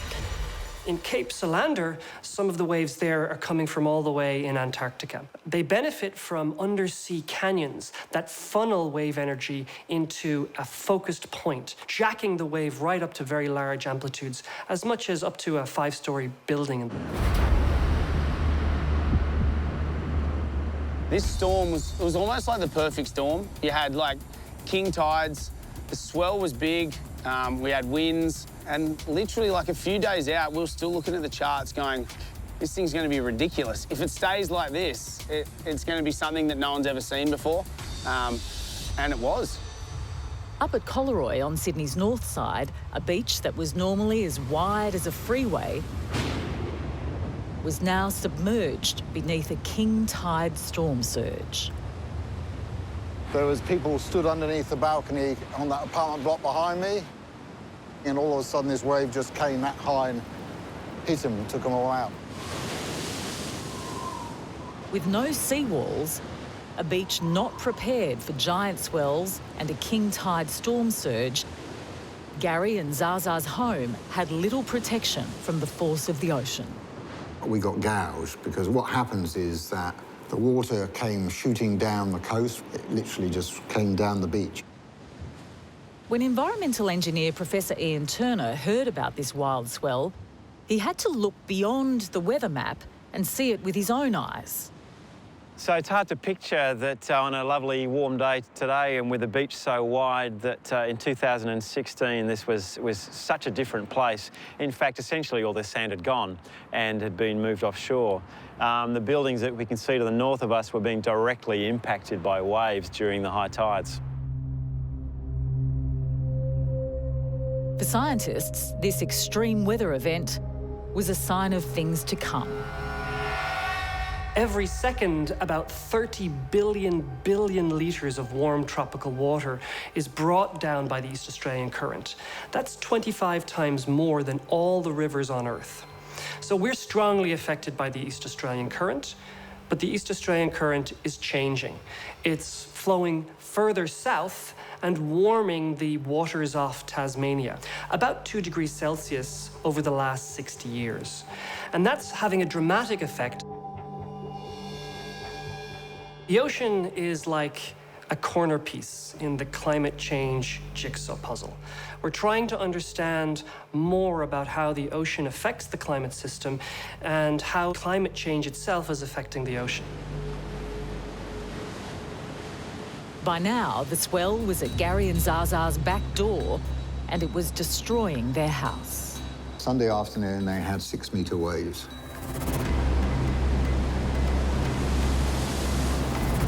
So the crashing, even though this is a really solid house, it almost felt like it was moving the house because of the crashing of the waves. You're not just safe in your little castle, you know, it is coming closer and closer throughout the day. The only thing that actually was stopping the waves in that particular region of the beach was the houses. If the houses hadn't been there, in fact, the waves would have kept eating further landwards and potentially actually taken out the major road behind those homes. Lifesavers from nearby Collaroy Surf Club stepped into the breach, and with volunteers from across the community, they put their lives on the line to build a wall of sandbags to stop the onslaught. There were homes that were actually being undermined, and so the emergency services came and sandbagged to protect those properties in the short term, to protect them while the storm was actually occurring. So the wave direction was coming straight in here, straight to the surf club. The police were knocking on the door saying, get ready to evacuate. Survival expert and Hollywood stuntwoman Kai Fano has some life-saving messages for those in harm's way. In any natural disaster, the most important thing to do is stay calm. If you can have access to up-to-date news, make sure you listen to it and obey the authorities. They have years of experience, they have scientific equipment that we don't have access to, and they know what they're talking about. So if they tell you to evacuate, the most important thing is you do leave.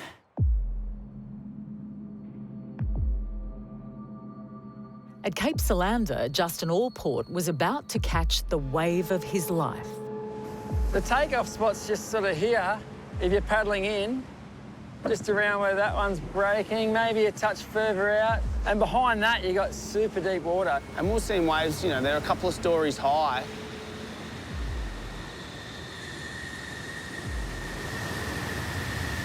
But they're breaking in 4 foot of water, 3 foot of water. So the size of the wave, it was, whilst terrifyingly high, it was the thickness and the power. Like, it'd be thousands of tons of water in every wave, just hitting this rock shelf. There would be waves out there that you could have driven a bus inside the barrel. It wasn't a huge wave on the takeoff, but I could see down the line it was one of the bigger ones of the day, and it just got me excited, and I just thought, I'm going to get so barreled on this thing.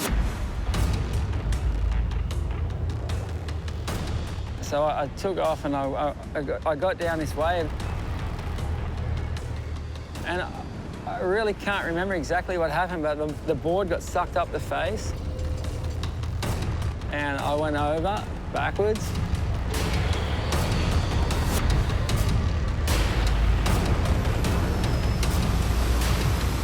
I remember just saying to myself, just submit to it, let it take you where it's going to take you, just hold your breath, you're going to be fine.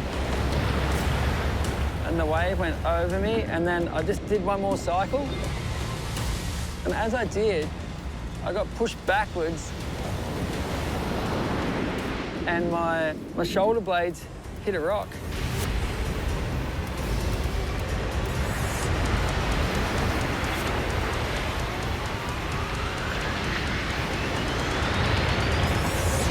And it hit real hard.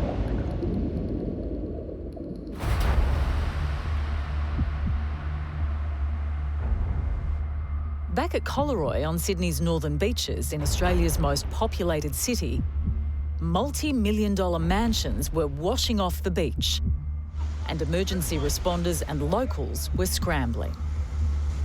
When the swells hit the road, you could see the power, and you could see why the damage would be so great. Well, the cops turned up and said, look, you may have to evacuate. And then all of a sudden, just in front of them, a whole load of the garden just went, and they all leapt backwards, as I did. And I just walked back into that house and said to the kids, I said, right, everyone start packing and budget for about 3 weeks. The storm really struck overnight, and that coincided with the first high tide, and it was really then that the initial damage was revealed to all of us. It was a very unsettling and scary event for quite a lot of people. I was beside a building. We could actually hear some sounds, rumblings of the buildings, so the buildings were moving around. This rumbling was a combination of swell and a king tide, a force described by meteorologist Grace Legg. With tides, it's the variation that we see in our water levels due to the difference in gravity as the sun, earth and moon interact. So it's this pull of more gravity in some areas that pulls that water in and allows you to get those higher tides.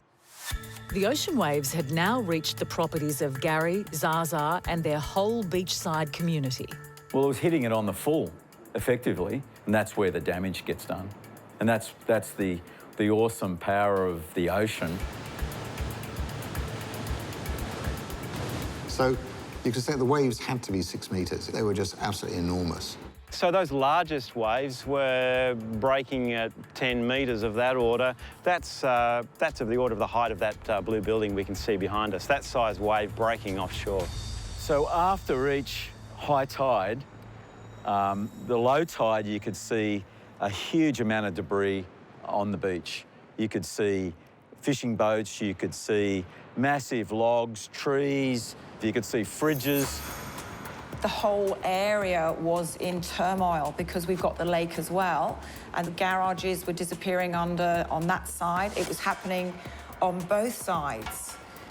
The roads were disappearing under the water. In the days leading up to the storm, we had a sense that this was going to be a large erosion event, but it wasn't until actually turned up at the beach and as the sun was rising and saw the damage that had occurred that it really could really appreciate what a large event it was.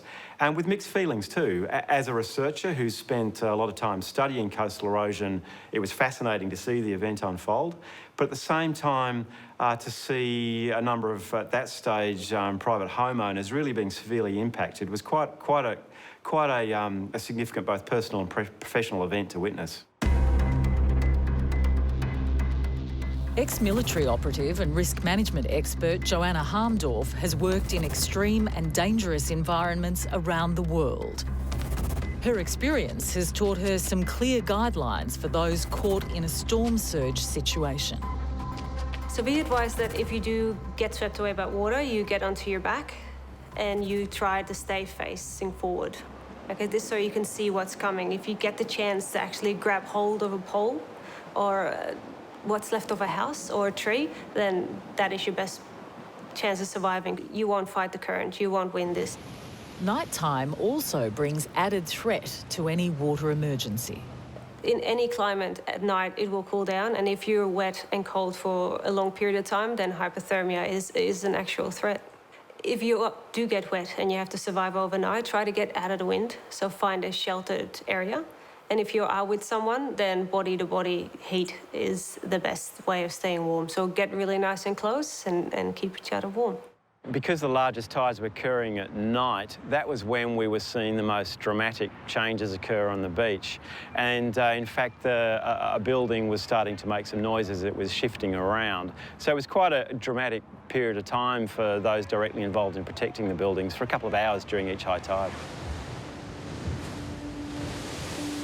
So weather is random, like a game of chance.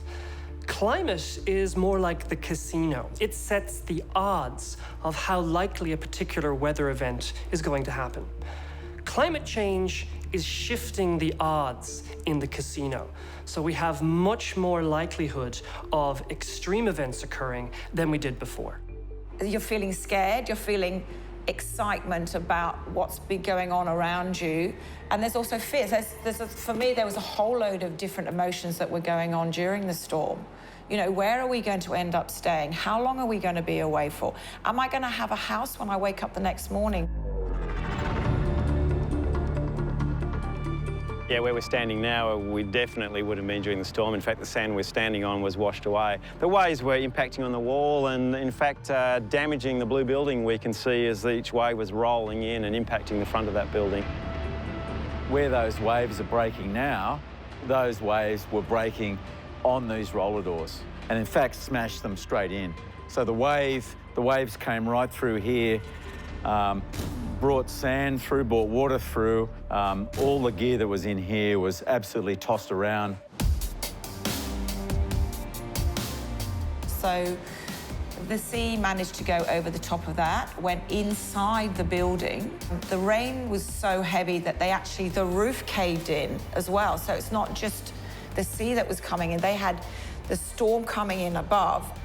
The neighbour a couple of doors up, Malcolm, he lost his pool, and that was the famous pool which went round the world.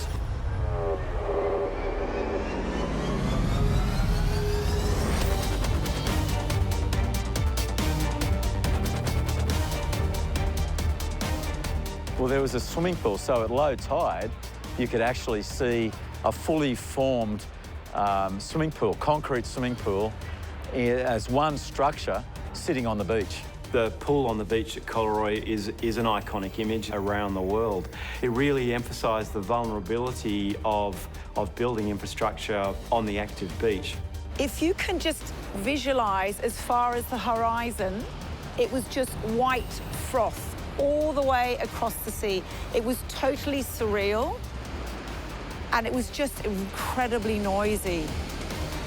It felt really, it was extraordinary. This was no cliche. It was a dark and stormy night. But 6 months earlier, on the other side of Sydney, a different storm had already come whirling out of the Pacific with the city in its sights. And it would give the locals a taste of what was to come. 2015 in Sydney, and it's 9 days before Christmas. What seems like a quiet day at work is about to go seriously bad for the seaside suburb of Kurnell. It's a beautiful sunny day in Kurnell today, which is nothing like the day the tornado hit, which was basically hell. Just apocalyptic storm that came through and basically destroyed everything in its path. Andrew McGregor works at Sydney's desalination plant. Ironically, a source of fresh water for the city in times of emergency.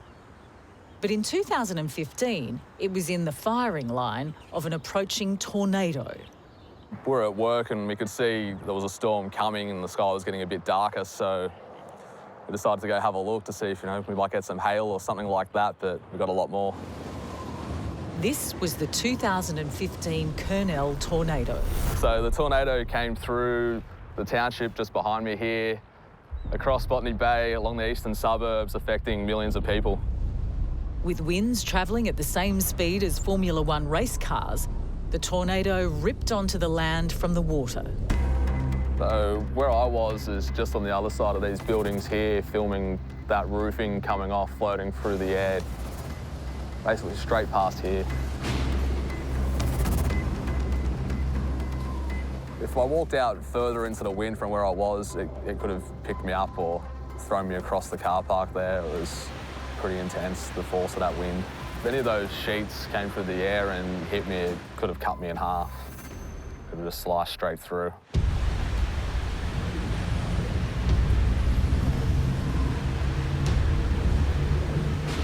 First, we just saw the trees, all the branches just being ripped off, and then pieces of sheet metal, this other debris just almost floating.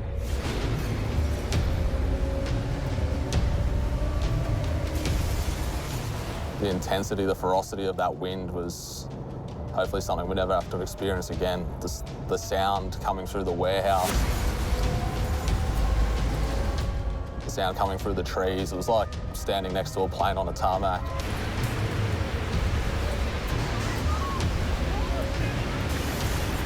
As Andrew felt the force of Mother Nature's fury, the tornado was destroying Kurnell.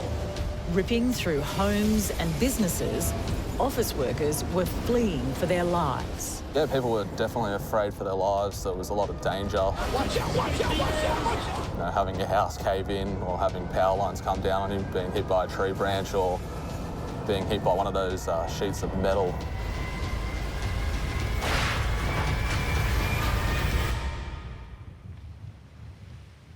For animal rescue worker Shane Hendricks, the tornado was looking deadly.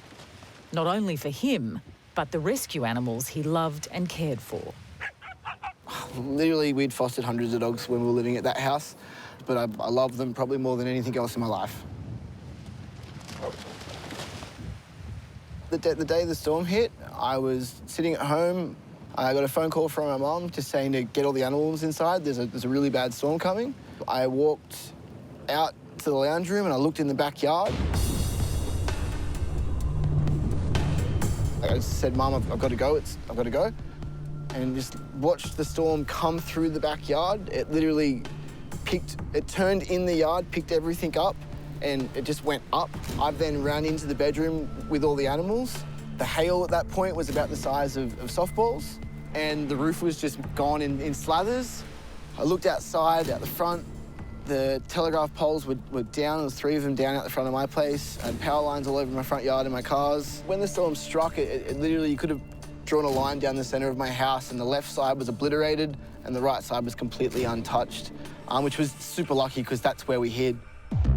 Back at the desalination plant, the tornado was in full effect. Yes, people would have been very worried for their safety, for their lives. I don't think anyone in this area would have experienced anything like that before. There was a lot of both fear, excitement, a bit of pandemonium, lots of houses, a truck was blown over. In the distance, you could see what we thought was lightning strikes, but it was the power lines arcing on themselves, flashing and sparking constantly.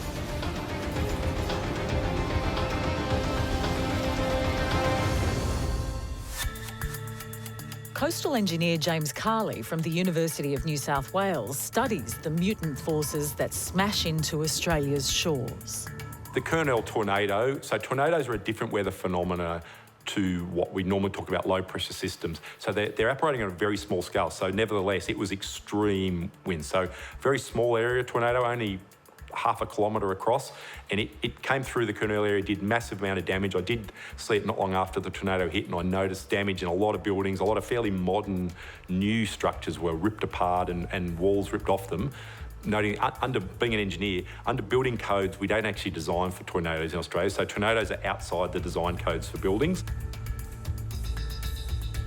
Yeah, devastating for everyone here, just to see your life basically destroyed in the matter of minutes.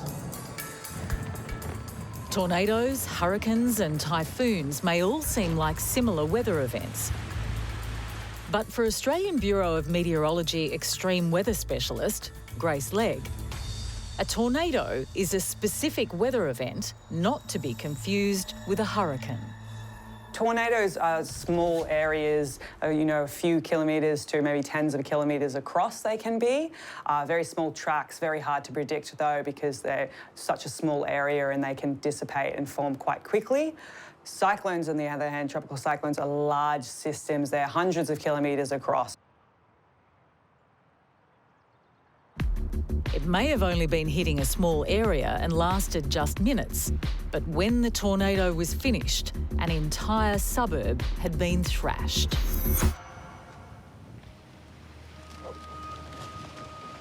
Shane's bravery saved those he cared for, but it's a painful memory. I was lucky. I had the day off work. If I didn't have the day off work, I truly believe a lot of my pets would be dead. It was definitely a shake-up for the town, but I love Kernel, and it was... Sorry.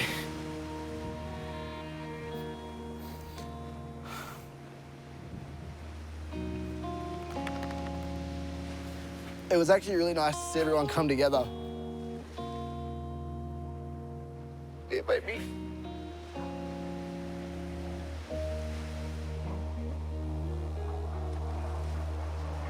There you go.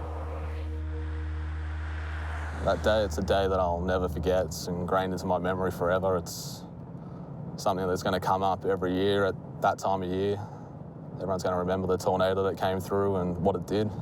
We were so incredibly lucky that no one died. You know, we were so incredibly lucky that all my animals and all the animals in my care were completely fine. Survival expert Joanna Harmdorf has some clear messages for those faced with extreme events like tornadoes and hurricanes. Amazingly, it's a tip Shane Hendricks instinctively knew. Find any shelter. If you're not in your house, anything. If you're outside, even in a ditch would be best, and stay low and wait till it blows over. But if you have the luxury of being in your house, go to the most inner room that you've got, because glass is going to be very dangerous if that comes flying in. The Kernel tornado was a freak event that lasted only a few hours. But 6 months later, when the Sydney superstorm of 2016 hit, it hammered the city for 3 solid days. At Sydney's big wave location, Cape Solander, professional surfer Justin Allport has suffered the biggest wipeout of his life. And he was now fighting to survive.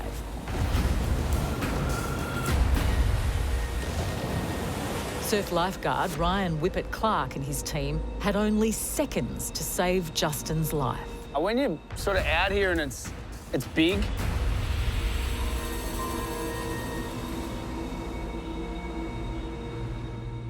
my mental process is get me the hell out of here. Quick, get to the middle, get to the deep water, but you've just got to try and stay calm in that rescue environment. Justin had taken off on a wave 3 stories high, and it had slammed him into a shallow rock ledge. Now he was underwater and about to lose consciousness. I was concussed and I didn't even know. I just remember getting to the top and seeing Ryan Hipwood come in on the jet ski that he towed me in on. He was coming for me and then just jumps off it. And then he starts swimming for me and then another jet ski's coming. And I'm like, what is going on here? The whitewash was so big, I couldn't see what was happening behind it. But when he popped up, he was pretty much unconscious, kind of just wobbling in the water. He grabs me and sort of pulls me in like a lifeguard would. And they take me out to a safety raft. And then I seen a bit of blood or something. Someone said, oh, you got a nasty cut on your head. And he was worried about his shoulder without knowing that he had a hole in his head, you know, that you could stick your fingers in.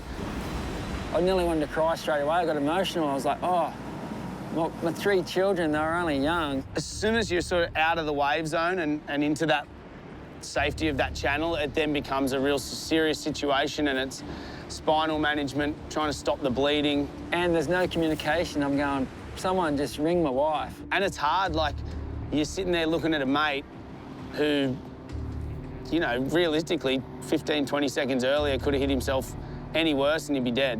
Without the lifeguards, mate, I could have died.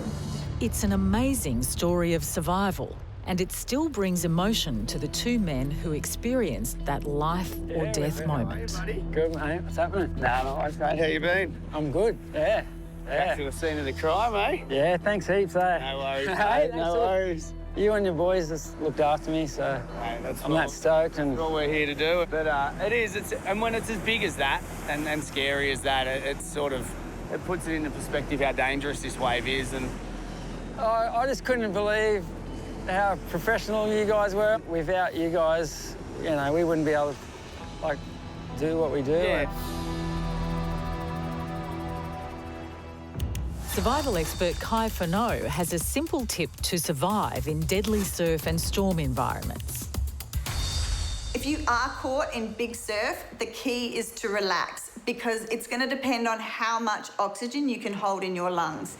If you are fighting the surf, then you're burning up oxygen. But if you can relax and hold your breath and know that eventually you'll come to the surface of the water, then that's the most proactive thing you can do in big surf.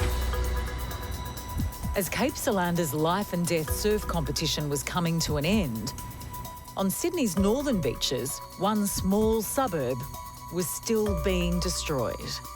Was a war zone. You saw trucks bringing massive piles of sand in. You saw probably 300-400 people putting sand in sandbags. Homes collapsing into the ocean as wave after wave struck. There was a massive crack that appeared behind me. So when the sea came, it wasn't just nibbling, it was taking great chunks of the garden, and I just jumped back, and at that stage you knew that, you know, you were in trouble. A tsunami combined with an earthquake. I know it sounds a bit of a weird description, but when the earth trembles and the cracks open up, but you've got the sea that has created that as well. The wind, the surge, the giant swell. Few had ever seen the ocean attack with so much wrath. But in the past, Sydney has experienced freak storms, a warning of things to come. There's been a number of severe storms that I've seen. I was around in 1974. That was a very dangerous severe storm. In 1974, an extreme weather event, later dubbed the Cygnus Storm, hit Sydney, smashing buildings and destroying beaches. I was about 11 years of age when the Cygnus Storm came through, and we saw damage and destruction all over the place, and that was one of the defining moments of my life. 1974, I remember it well, but the force of the 2016 storm was devastating. The storm from 1974 was almost 50 years ago, but many scientists are seeing an increased frequency for these extreme events.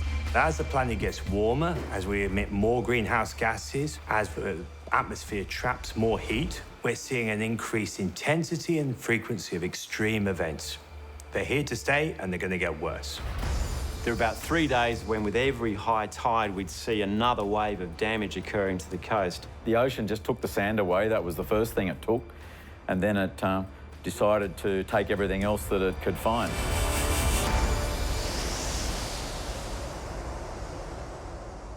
So during the storm, my mother's ashes were buried in the garden.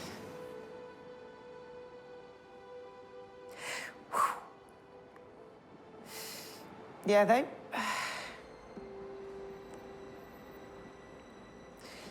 they were on the other side because my mother used to, she was disabled. And we built the ramp along the side of the house so that she could come here in her wheelchair and watch the sea. She used to love coming here. It didn't really sink in until a couple of days later going, oh, hold on, what's missing? Well, what have we lost during this? So I think for me, that was probably the most precious thing for me that disappeared on that day.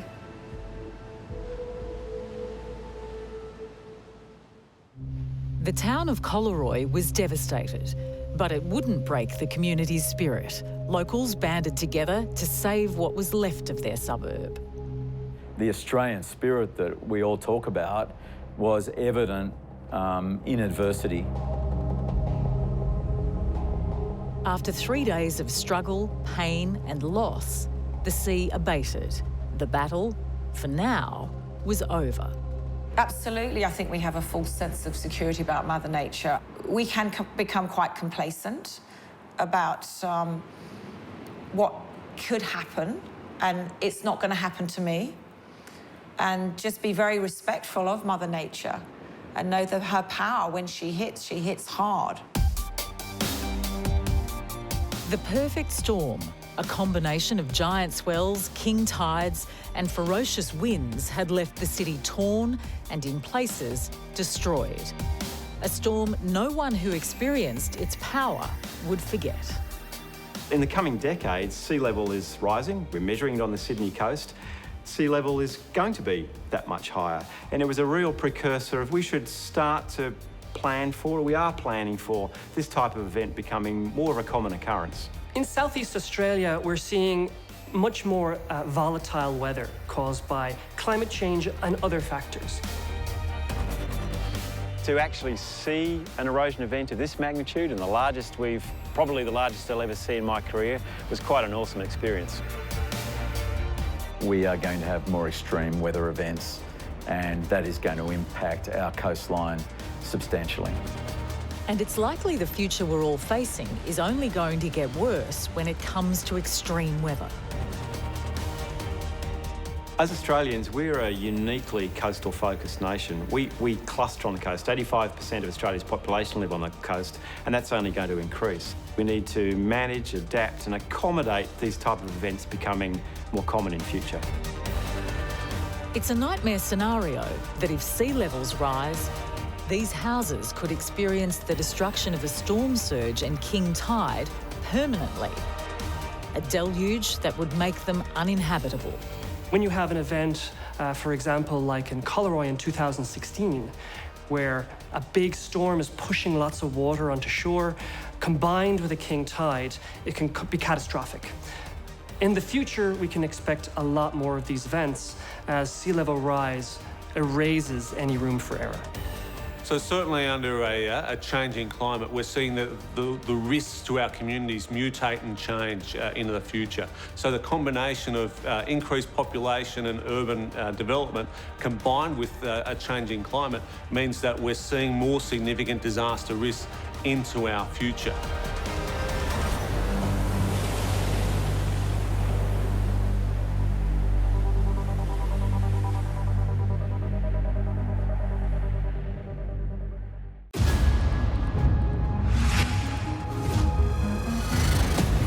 Wind, water, fire,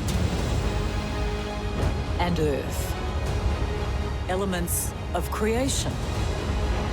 Elements of destruction. These are the forces of nature's fury.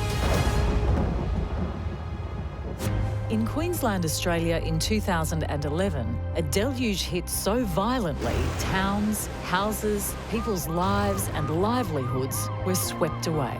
It was a monster. Yep, oh my goodness. It was horrifying. Towns became islands. 3/4 of the state was declared a disaster zone. 20,000 homes flooded, thousands evacuated, lives lost. I ended up going to 14 funerals in 9 days. A mutant storm that took a country by surprise and gave us a taste of the realities of what our weather could be like in the future. January 2011, Toowoomba, Queensland, a town on a mountain range 2,000 feet above sea level. Rain had been falling here for months. Office worker and father of 4, David Jutsam, was back at work from a family summer vacation. A creek, often dry, ran along the back of his workplace. I'd just returned to work from Christmas holidays and I came back. It had been raining for weeks, heavy rain. We'd often watch during the rain and you'd see the creek rise and then fall. But David wasn't concerned. Initially, I pulled my phone out because I thought my kids would love to see what was happening at Dad's work. That's coming fast. Only a few miles from Toowoomba, in the small farming community of Grantham, Marty Warburton thought this was going to be just another wet summer day. Marty lives in town with his wife and 11-year-old son, and he runs the local service station down the mountain from Toowoomba.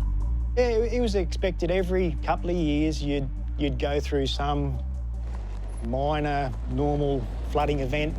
Sometimes it wouldn't come into the shop. It'd only just run through the main street. Other times it'd come through and just a couple of inches or knee-deep at the most. So as much as it was a bit of a pain in the backside to prepare for it, it was generally viewed as a beneficial thing for the community.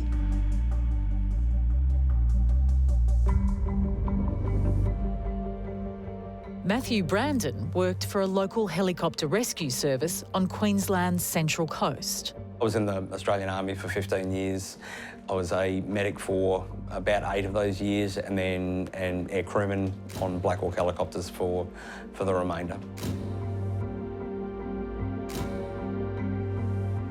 In January 2013, when a freak flood swamped the countryside, his vast experience would prove a godsend.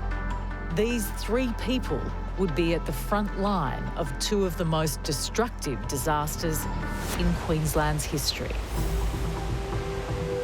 Grace Legg from the Bureau of Meteorology understands Australia's unique weather patterns, from the extreme dry heat of the deserts to the tropical cyclones of the north. Australia, because it's such a large country, has quite a variety in weather. We get those cold fronts coming through the southern parts, which bring a lot of rainfall and thunderstorms with them. In between, we have desert area. Doesn't see as much rainfall, but in the northern parts, we have the monsoon and wet season, which sees large amounts of rainfall in those tropical areas. They've got those mountain ranges as well, so it allows that water to move very quickly through. We've seen occasions where we've turned towns into lakes.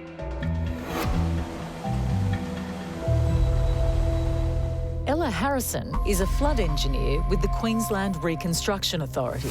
Ella and her team's job is to know all there is about monster floods, the damage they cause and why they happen. And when it comes to hard rain hitting these lands, the culprit is a weather system called La Niña. The weather patterns at that time, it changed from what's called an El Nino to a La Niña. So we'd switched from a period of drought almost to this period of intense rainfall.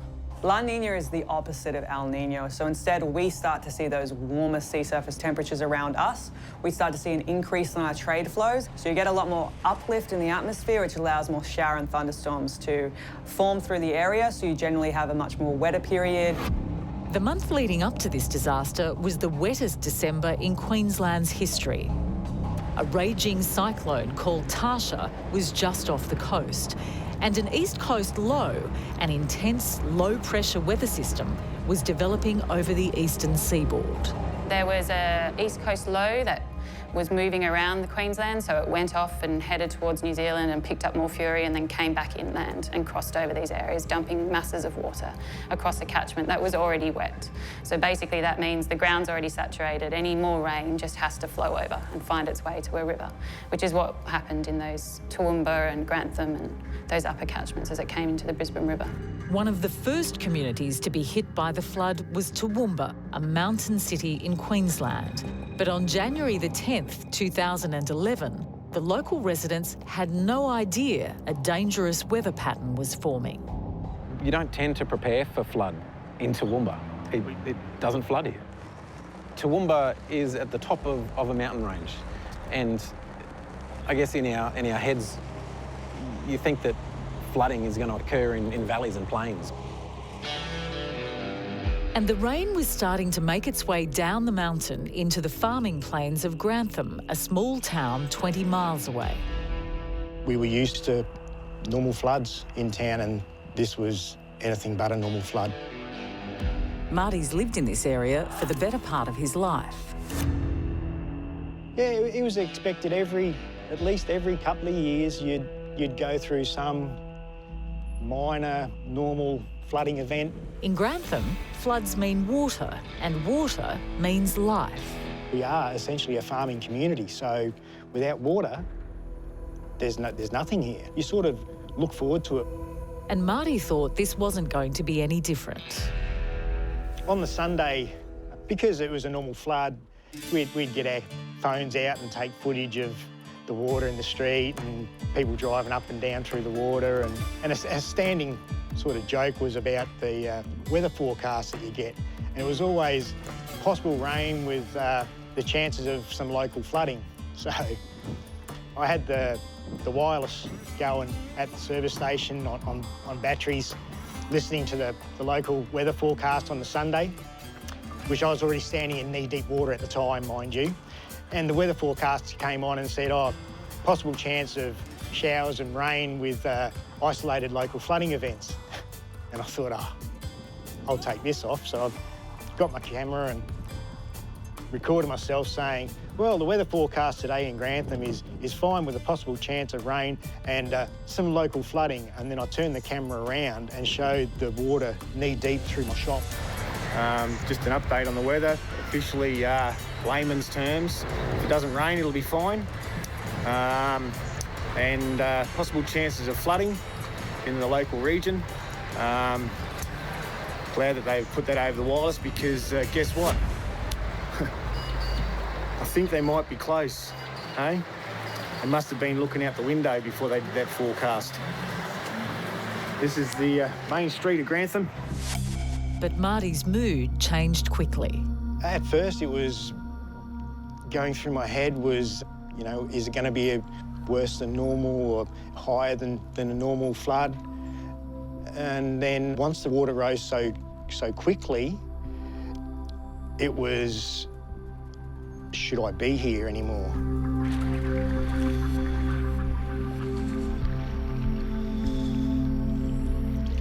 For survival expert Kai Furneaux, floods are far more dangerous than people realise. The misconception about floods is people think that they're a gradual thing, so they're going to have some kind of warning. But a lot of flooding can happen instantly, and be disastrous. The most important thing with floods is that you head for higher ground. Avoid walking or driving through any floodwaters. You can get knocked off your feet in just 6 inches of water and your car can get flooded away in less than a foot.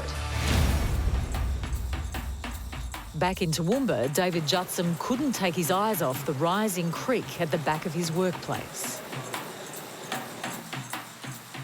The water in this little creek behind us started rising, and we were just watching out the window for a while, and it got to a level just below the trees. I'd never ever seen it come up that high before. And that day it rose and it just kept rising. Don't, oh mate, don't, just let it go. He's taking the air out of his tyres. As soon as you do that, it floats down. I just grabbed my phone and started recording. And in the space of, 5-10 minutes, the water rose to something that it just kept on rising, and the power of the water was immense. There's another one. That is unbelievable. See if he can take his... This is that tight air out. Oh, lucky. Save his car. Just. The rest of them are gone. What David Jutson was witnessing was the deadly phenomenon known as a flash flood.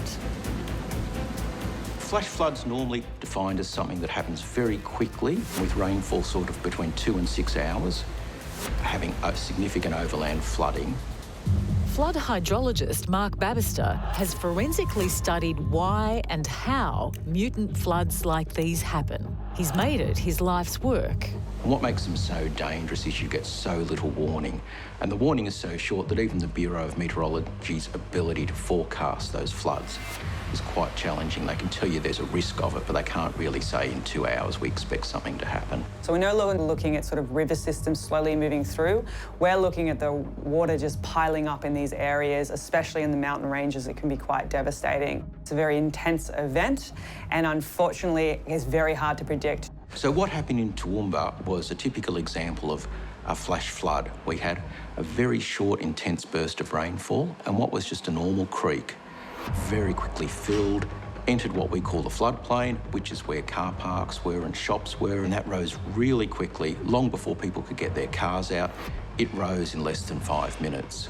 It broke the banks, and then cars were being swept away. We spent a lot of time researching how climate change will affect extreme rainfall and flooding, and nearly all of the predictions are coming true. We're starting to see these statistically significant trends in short-duration rainfall.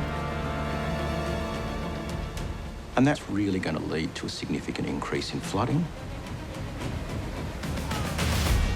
And as the water continued to rise, David Jutson's mobile phone captured the force of its destruction.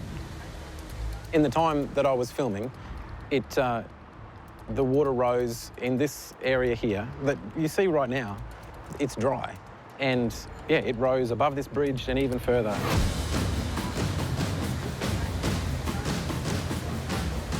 The power of it was the force that came through here was incredible.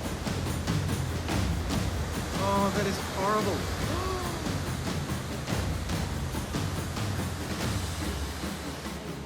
The sound of the rain was deafening. It's a tin roof on that building.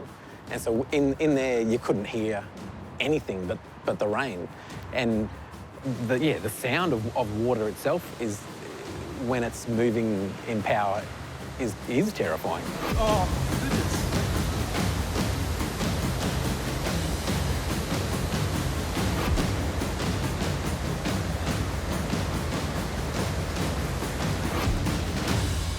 The raging torrent in the streets of Toowoomba was now rushing down the mountain toward Grantham. The small town, with a population of just a few hundred, was right in its path. And by afternoon, the flood was in town. At 4 o'clock on Monday the 10th, we had a tsunami come through town, which was unheard of, unseen before. It went from nothing in the main street to 4 or 5 foot deep within a minute, which was basically put at about just above knee height inside my service station. And then once it got to waist height, I knew then I was in trouble.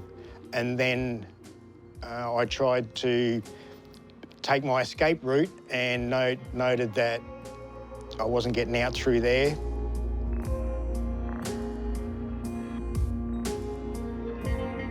I ended up going back inside my service station, and this happened within probably 3 minutes. Then a surge of floodwater hit Marty's service station. It was that muddy and dirty, it just blackened any daylight out of the shop. All the windows smashed in, and all the products and fridges and freezers inside the service station all got smashed into the back wall, and I was basically treading water inside my shop, and that was basically the first time I tasted the feeling of, I'm going to meet my maker today. I'm not getting out of this. By now, the water had risen so quickly, Marty was about to drown inside his service station. I knew I basically had probably 5 or 6 inches of air between the water level and the ceiling inside my shop. I could feel my hat hitting the ceiling inside, and knew if I stayed inside the shop, I wasn't going to make it. And I knew that if I got out through the door, that the current was going that fast past the service station entrance that I probably wasn't going to survive outside either. Marty knew he would need to act if he was going to survive. I took a deep breath, duck dived under the water to the door and swam out through the door, and as I was going out through the door, the current was that swift that it spun me sideways. I remember my hip hitting the door jamb and felt like I was just being swept away. I was lucky enough to be able to grab hold of the awning that's off the front of my building, managed to climb along the awning and then drag myself up onto the roof. I remember when I grabbed hold of the awning, the water was flowing that fast that it was basically like I was being towed behind a boat. It lifted me horizontally in the water. What unfolded then visually was just incomprehensible.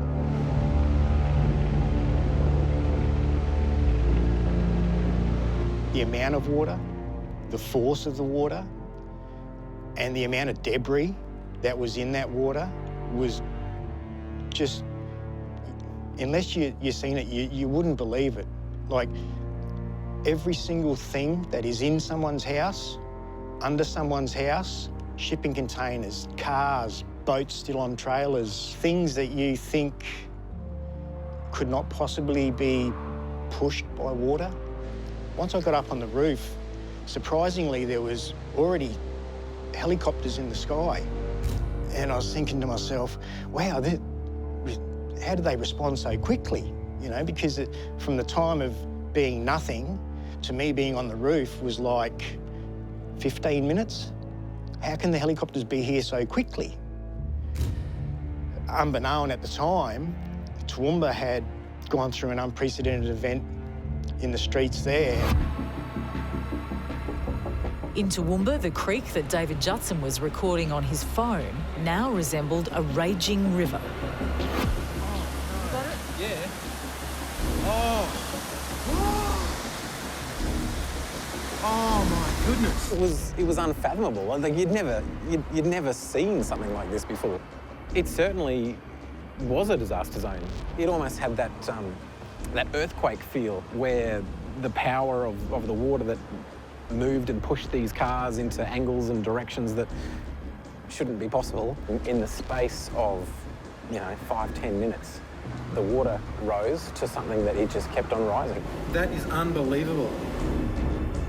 The power of the water was immense. Oh my goodness. Cars all along behind us. People who didn't get there in time, their cars were just washed away.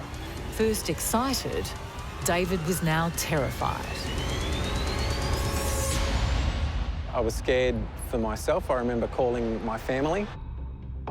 Back in Grantham, Marty's situation had taken a turn for the worse. He captured the drama as it unfolded.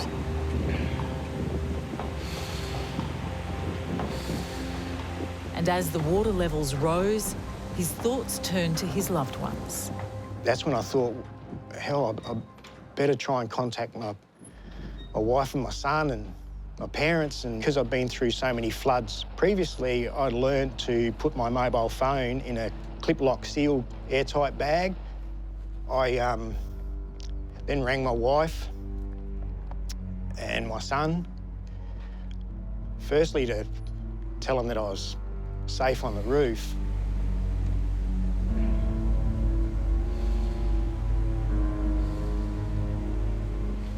But it ended up being if I don't get through this, tell them that I love them. And I'm sorry for putting myself in this situation. I basically told them that I loved them and said goodbye.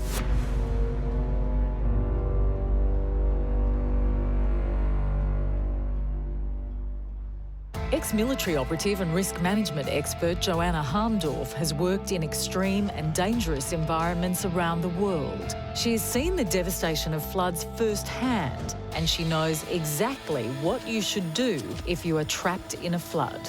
Personally, I've been involved in a flood, and sadly, the recovery parts of a flood as well afterwards when I was in the army. And after seeing that and see what Mother Nature can do, I have a different kind of respect for her. I wouldn't call it a fear, but the damage that she can do if she wants to is unbelievable. If you do end up on your roof and you get impatient or you're running out of food and water and you think it's tempting to actually jump into the water and think you can swim somewhere else, don't. It's extremely dangerous. You do not know what's running in the water, what's flowing through it, cars, trees. There's a lot of stuff in there that can actually hurt you. Would you end up in the water though? You're best off to lie flat on your back, cover your head with your hands to make sure that anything that is flowing through the water doesn't hit you in the head and knocks you out. And you can also see where you're going. So if you see anything like a pole or tree or a house that hasn't been moved yet, then try to hold on to that. The rain did not relent. The waters engulfing Toowoomba and Grantham were making their way toward the city of Brisbane. So in the Queensland floods, down the river, we had in the order of 10,000 cubic metres per second. And people, what does 10,000 cubic metres per second mean? You have 10,000 1 metre by 1 metre boxes of water that each weigh a tonne going past every second. And that's why floodwater is so destructive. The floodwaters were feeding straight into the Brisbane River, which snakes its way through Australia's third most populated city. On that river is the Ivanhoe Dam, now overflowing, and a new chapter in this mutant weather event was about to begin. And it would happen right in the heart of a city with more than 2 million people. It was a perfect storm, or if you're certainly operating a dam, it was your worst nightmare. The dam was opened, unleashing a torrent of water that flooded the busy metropolitan streets of Brisbane. Chaos reigned. The flood now impacted most of Queensland, a state 2.5 times the size of Texas.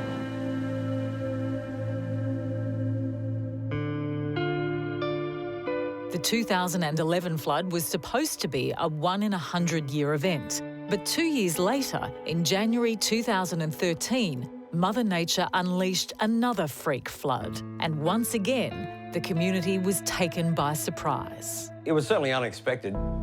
And it came out of the blue for Matthew Brandon, who was working for the Royal Capricorn Helicopter Rescue Service in Rockhampton on the central Queensland coast. Matthew was an air crewman at the time, responsible for hoisting people stranded in floodwaters to safety. I suppose just seeing the floods and seeing the effect of them, especially from the air where you get that big picture perspective, it was extraordinary. It certainly put a lot of things into perspective. You know, it could have been 5 feet deep, it could have been 50 feet deep. This massive water sort of flowing through, and you had plenty of debris, plenty of trees, dead livestock, people's houses that had just, you know, was just flowing through. It was just, you know, basically anything the water could get a hold of, it was just washing away. Over the worst days of the flood, the rescue calls would come in. Matthew and his team were the first responders on the scene. This is what a day in the office looks like for an air crewman, where every rescue could be your last. This lady here is saying that the man and woman are both went to their assistance. Yeah. Okay. Then they lost sight of them and the boat went away. It didn't. So further downriver. Further downriver. There was definitely a couple of metres between life and death of not only the person that you're trying to save or the rescue crewman when we lowered him down, but if the hoist cable had contacted the wires, then you're starting to look at possible catastrophic damage that could have resulted in a crash.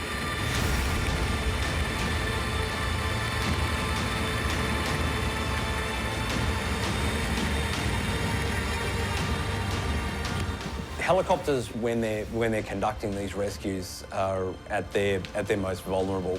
Helicopters are quite capable aircraft, but when they're in the hover and stationary, that's when they're using the most amount of power to stay aloft.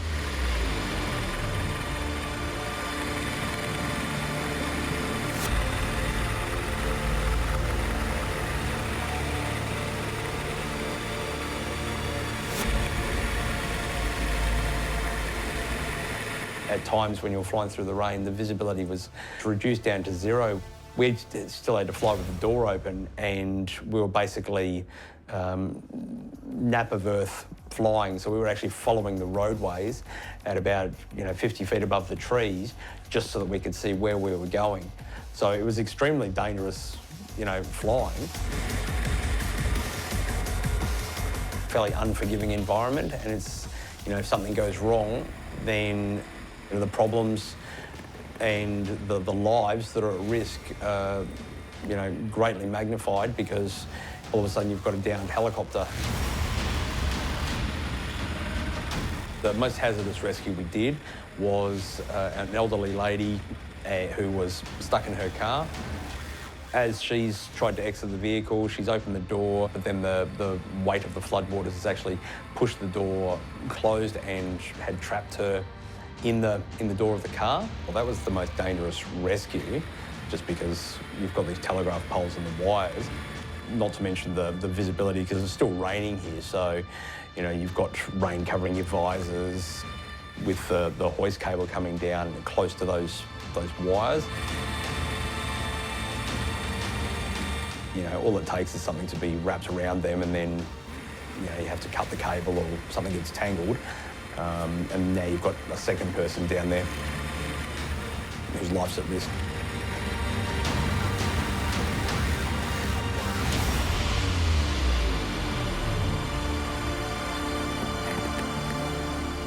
Matthew's flown in the Middle East on Black Hawk helicopters.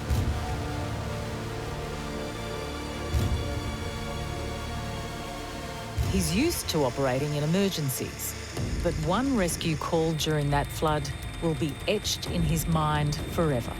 My recollection of that day was that we got the call to say that there was a vehicle stuck in floodwaters with 2 women and a small child that were stuck in the back of the ute.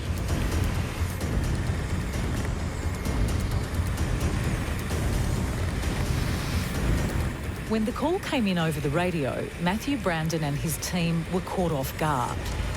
They were told there was a baby trapped in the ute, and they realised they didn't have a harness for a small child. They grabbed what they thought could work, and armed with a winch and just a dive bag, they rushed to the site. Emergency services had already attempted to rescue the 2 women and the child, but the violent rapids of the flood were too dangerous for any watercraft. They had actually attempted to get a swift water rescue boat out to vehicle, but just because of the location and the water, they were unsuccessful. When we first arrived at the scene, you could see the vehicle. It was well and truly covered in floodwaters. At any moment in time, it could start washing downriver, or it could flip over, in which case you've got 3 people in rapidly moving water, definitely in fear of losing their lives. We've circled it, come into position and started lowering down to the vehicle.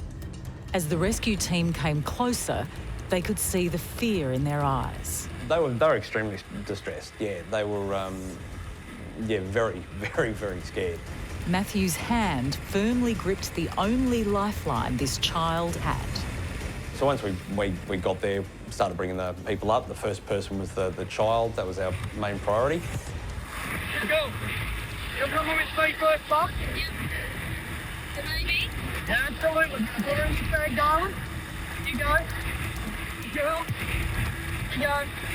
Put her on the tent. On that lady. No. Here you go. You go, darling. Okay, get the bag up for me. Okay, darling.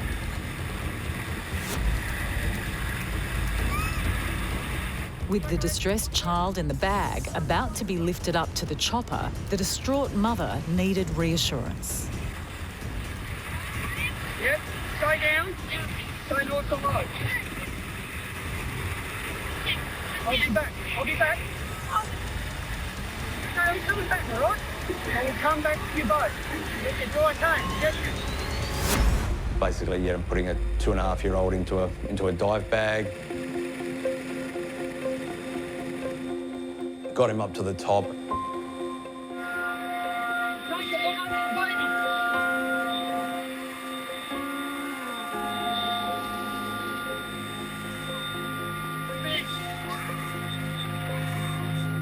Him being handed off to the paramedic that was in the back of the aircraft, and then him unzipping the bag and the toddler's head, coming out of the bag. That was what everybody reacted to, yeah.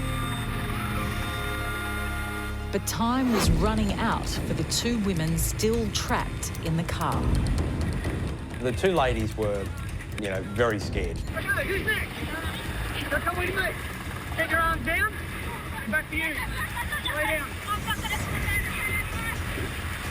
Hey, mate, you're not. Keep your arms down. Make it all work. Enjoy the ride. Say goodbye.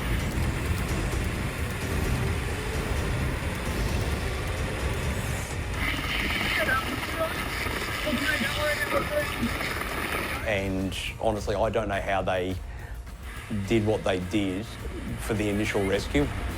That vehicle, could have potentially just washed away at any moment.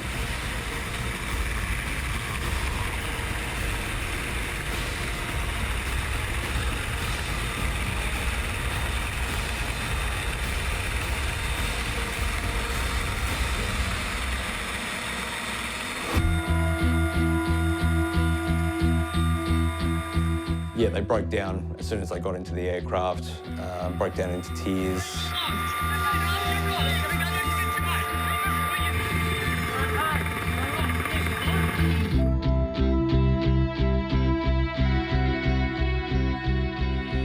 The chopper landed safely with its precious cargo, the toddler and the 2 women, unharmed. For more than 2 days, Matthew and his team continued to save stranded people from the floodwaters, risking their lives on this do-or-die mission.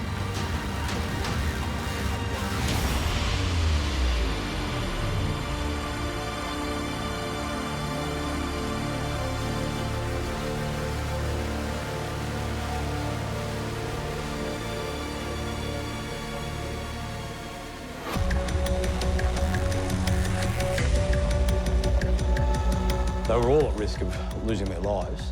The last guy that we got up had to be dragged into the aircraft. He was absolutely exhausted, and it was a real struggle to get him into the aircraft because there was just no space to put him.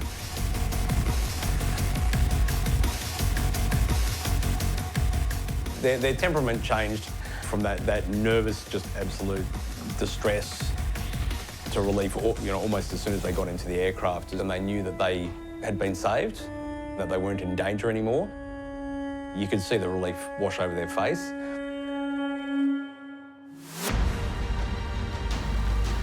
All up, it would probably be 20-odd rescues.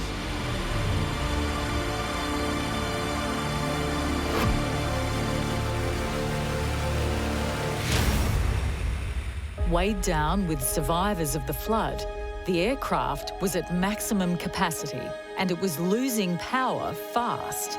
Matthew and his team had to make the decision to return to base. The frustration that, you wanted to do more than you could, but just because of the weather, sometimes we couldn't get there. Despite Matthew's frustration, the people he saved over those 2 harrowing days call him a hero. For Marty Warburton, stranded in the monster floods of 2011, rescue wasn't an option. He'd now retreated to the roof of his Grantham service station.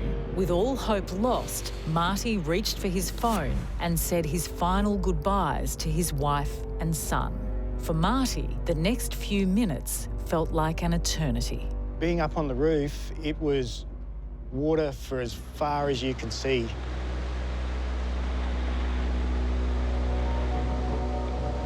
But moments later, something did appear on the muddy horizon, an intact house floating through the floodwaters. While I was up on the roof, after getting myself together enough to start functioning again, I noticed off in the distance a house had popped off its stumps and come out through the trees and was starting to float through the farming paddocks. For some reason, I got my phone out and started videoing it as it was going past in the paddock, thinking to myself, is this real? Am I really? Is this really happening? And I think that's the reason why I got my camera out to record it, is because I wasn't believing what I was seeing. And then a shocking realisation. There were people inside. You're up on the roof there, and you can hear people screaming for help. You could hear them screaming for help, and the house floated off. And I remember the feeling of just being useless. For Marty, this was like living a nightmare. I thought I saw someone trying to swim. I leaned over the awning and tried to grab them and grabbed their arm and rolled them over, and that's when I realised they weren't trying to swim, that they were already gone. And it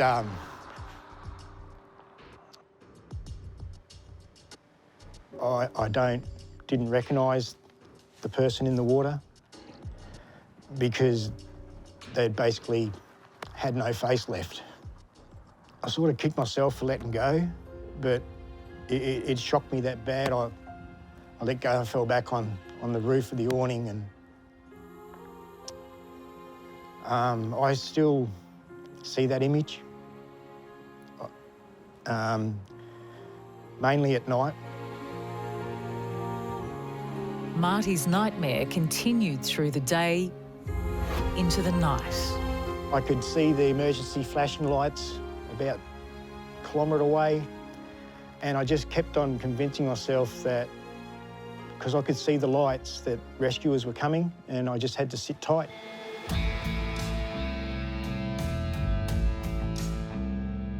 But about 11:30, I think, 11:30 midnight, the lightning started. Storm came over and there was just lightning everywhere, and I was basically sitting on the biggest steel construction left standing in our town. And I was really starting to worry that I was going to get electrocuted from the lightning. Marty was sure he wouldn't survive the night if he stayed on the roof. I had to decide whether I stay up there or whether I try and swim to safety. I tried getting off the roof of the service station, and the gutter gave way and I fell into the water. And Marty doesn't remember much about what happened next. But, as if carried by angels, the floodwaters took Marty to higher ground. I could see lights outside the school, flashlights, because there was no power in town. And walking towards the lights and then hearing people saying, "Marty, you're alive. We thought you were gone." It was just that feeling of relief that you were safe.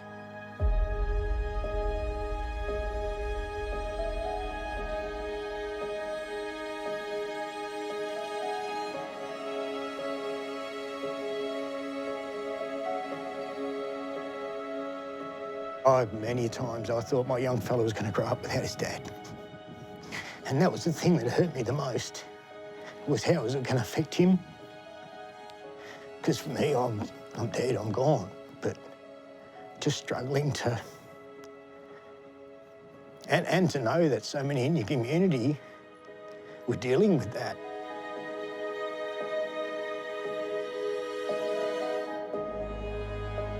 Many in Grantham never got the opportunity to see their loved ones again. Marty was one of the lucky few. I remember just giving him a big hug and just not wanting to let go. Having a big cry. Just so thankful. Because by that time, you'd heard lost their lives in your community. By that time, the enormity of the event had sunk in. We lost 13 people that day out of 60 that were there. It was devastating.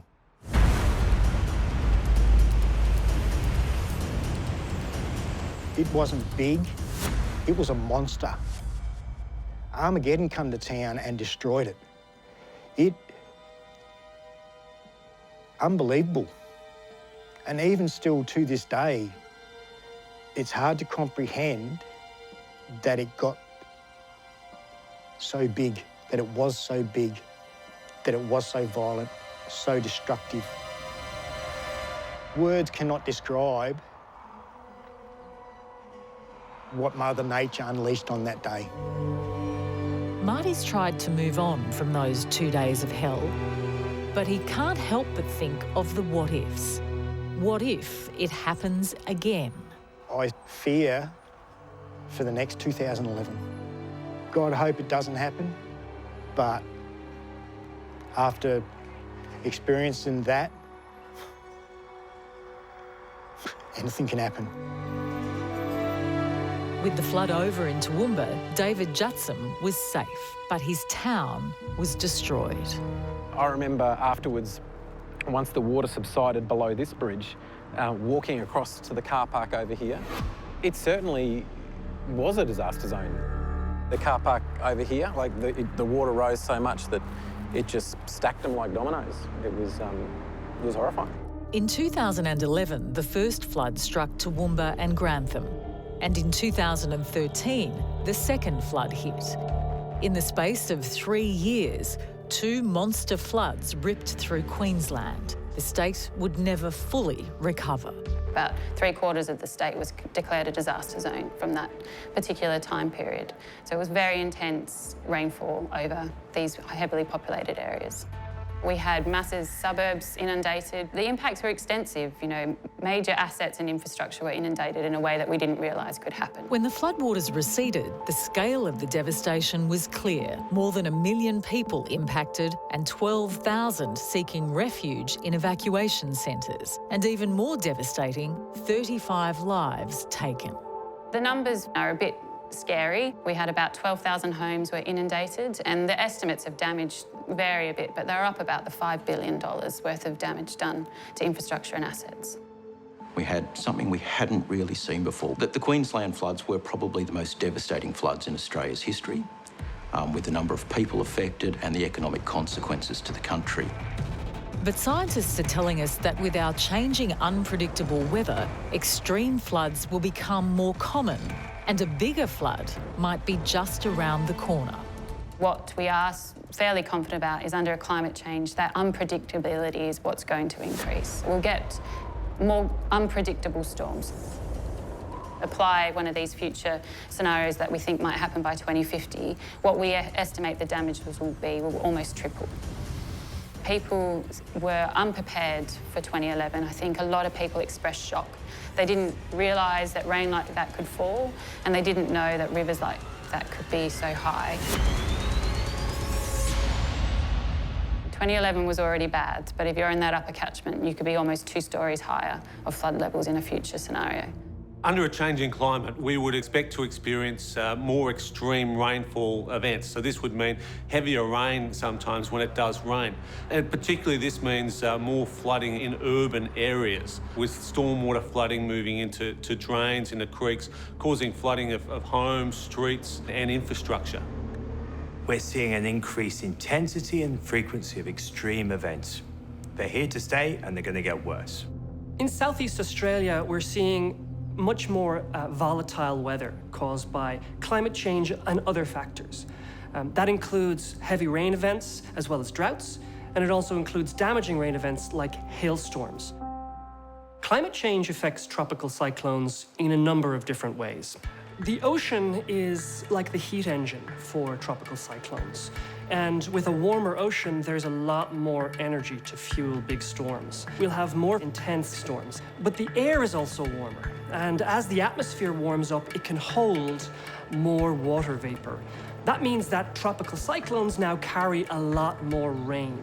So climate change is having an effect on flooding. We do know as the world gets warmer that you can carry more moisture in the air. If you have more moisture in the air, you can have higher rainfall.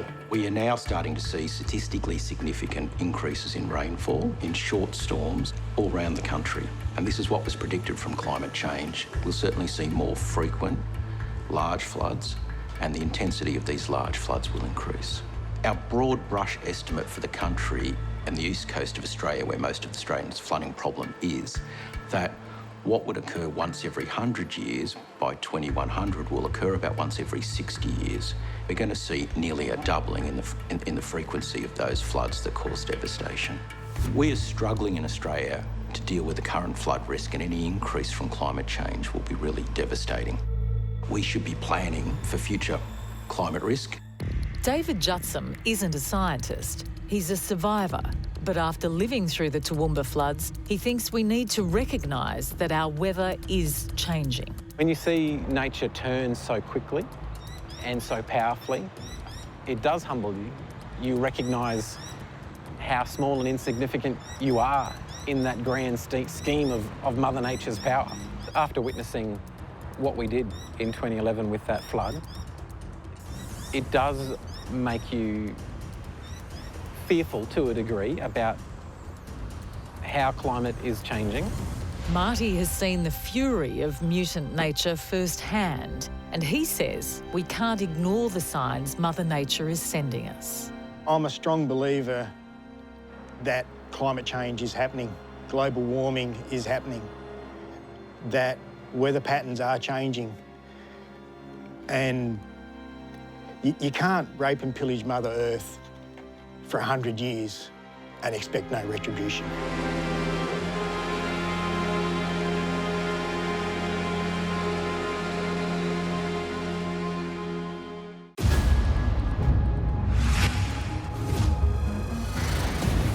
Wind, water, fire,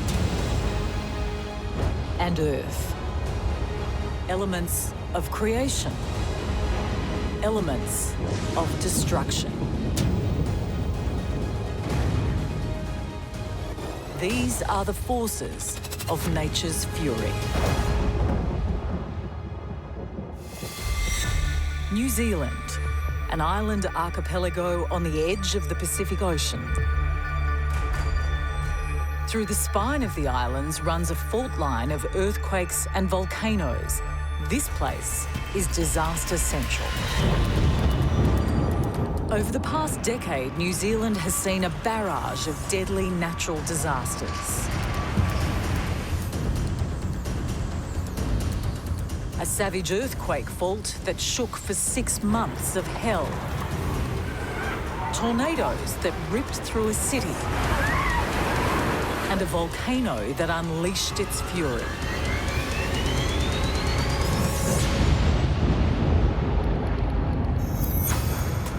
This island at the edge of the world lives on the precipice of disaster, as meteorological expert Philip Duncan explains. I mean, New Zealand's exposed to not just severe weather, but also seismic activity. We're on the Ring of Fire, so we share that with Japan and other parts around the Pacific that get lots of earthquakes or volcanic eruptions. So New Zealand is unique. You know, we have this position on Earth where we get a lot of things thrown at us. Volcanologist Professor Heather Handley explains why these Pacific Isles are on such shaky ground. There's been a lot of earthquake activity in New Zealand, and this is because these plates are either sliding or pushing or trying to push underneath each other.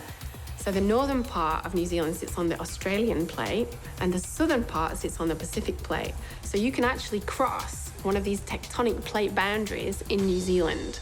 And because of this, there's so much tectonic activity and volcanic activity related to being close to one of these plate boundaries.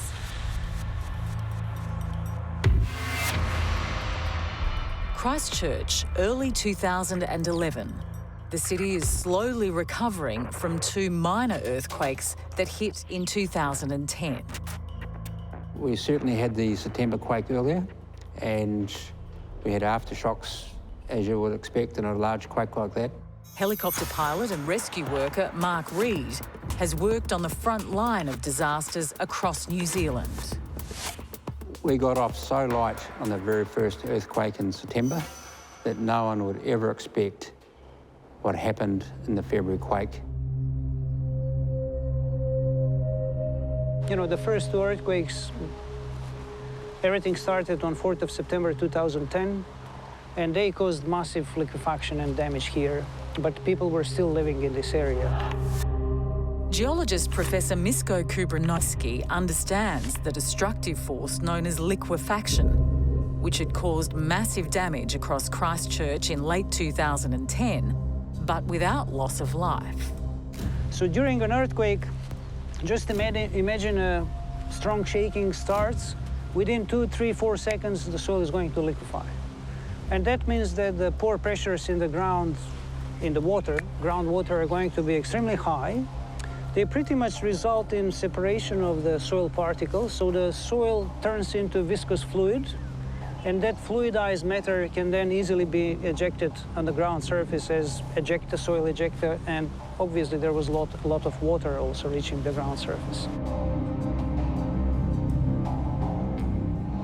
Most New Zealanders have grown up with earthquakes, but most people don't spend every day worrying about it because they are sort of like, you can't control them. You don't know when they're going to happen.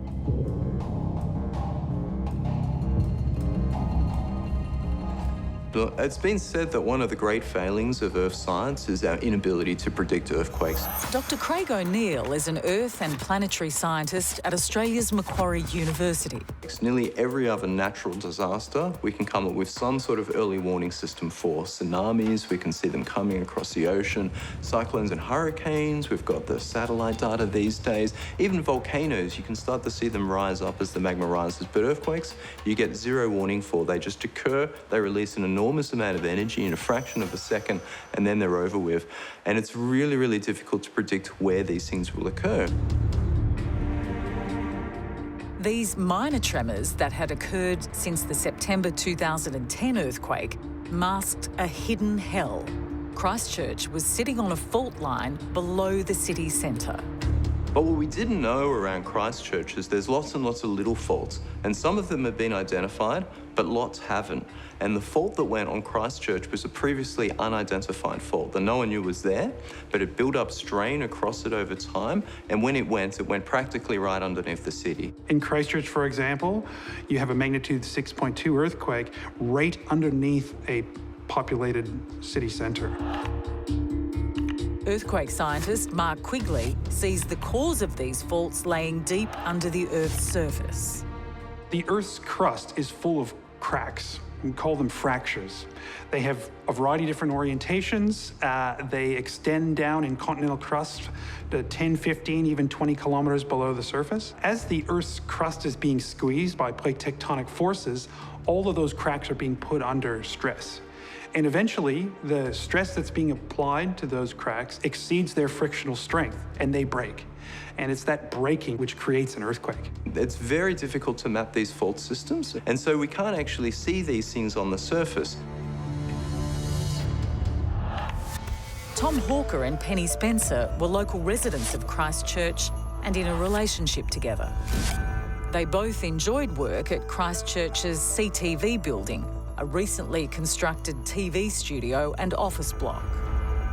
At the time of the earthquake, I was working for a company called CTV in Christchurch, and the day just started out just like any other normal day. Didn't really think much of it. And then that's when I went out for lunch. I was with my girlfriend Penelope at the time. On the day of the February earthquake, me and Tom went out for lunch late because I covered reception for Marianne while she was at lunch, so everything was normal. Little did they know this shift in who covered reception would keep the young couple from harm's way when disaster struck. And Tom and Penny's friend, Marianne, was lulled into the feeling of a normal day, despite the two destructive earthquakes only a few months back in 2010. Well, I had been on an early lunch break and I came back to work at 12:30. And I was, just doing the usual thing, and I was at reception, which was on the ground floor. Luckily, I was on the ground floor. Professor Mark Quigley was also in Christchurch in 2011, studying the earlier earthquakes of 2010 that, while destructive, had not caused any deaths. So there were no fatalities, and the effects were significant, but it was more the consequence of that earthquake changing the stress field of the entire crust around that region and triggering this prolonged and quite complicated aftershock sequence, which slowly migrated its way into the Christchurch region. Little did Professor Mark Quigley realise his life's work was about to get life-threatening.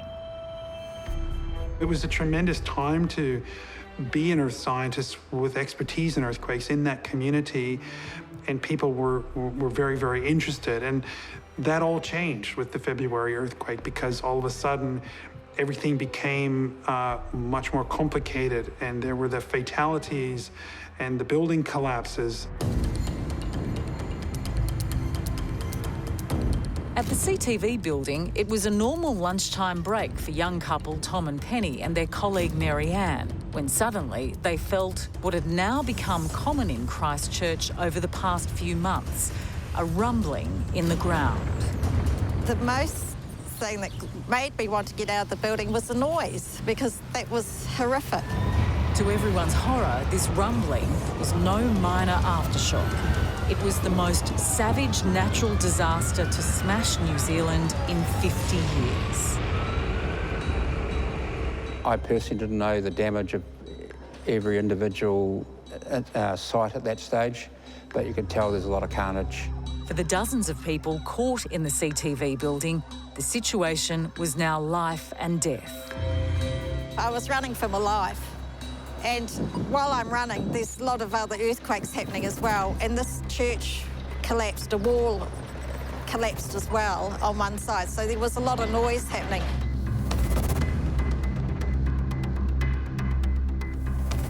After two previous earthquakes in the past few months, nature was now getting lethal, with a killer quake wrecking the city. Bodies were retrieved from the CTV and laid down on tarps underneath to the side of us, and we could see there was a few fatalities at that stage.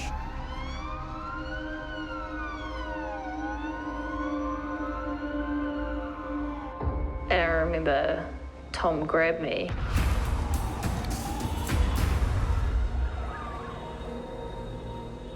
and hugged me really tight. And I think that was when it hit me what had actually happened. And that's when I just screamed. I think the issue was that that earthquake created a prolonged aftershock sequence which migrated into Christchurch and in a sense took place on faults right beneath the city. Incredibly strong shaking. We're talking about in the Christchurch Central Business District.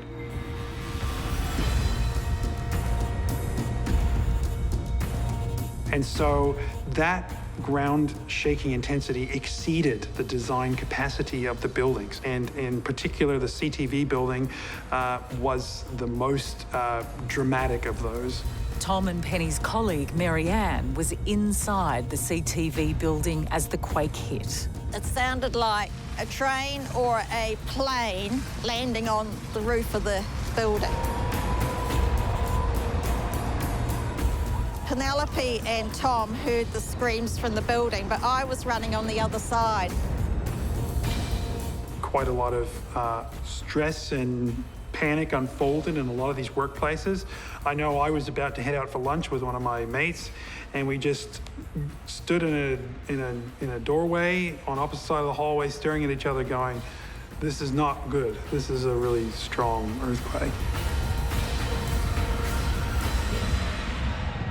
So the ground motion that occurred was somewhere up to about 2G. So it was throwing people up into the air. One of the hardest hit points was actually a primary school in the area, which would have had kids flying up in the air like they were on a trampoline, really. Now, the problem with that sort of magnitude is if you're standing, you may well land on your feet, but a building won't. So that kind of acceleration on a building local to that area is really, really devastating. And it doesn't even matter if you build to earthquake standards, you're going to cause some damage in the buildings regardless. I ran straight up to the building, or what was left of it, and started like screaming people's names just in the hope that someone was able to hear me, I guess. I don't really know. It's just you do things in a panic. And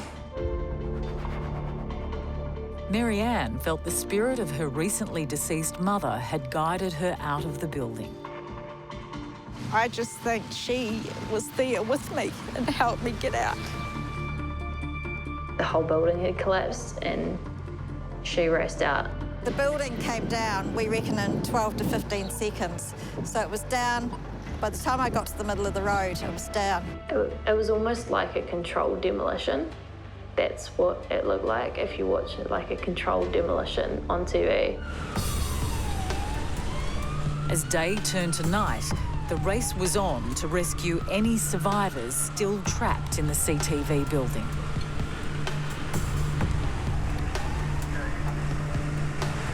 We're doing the CTV bucketing. There was quite a few bodies being recovered.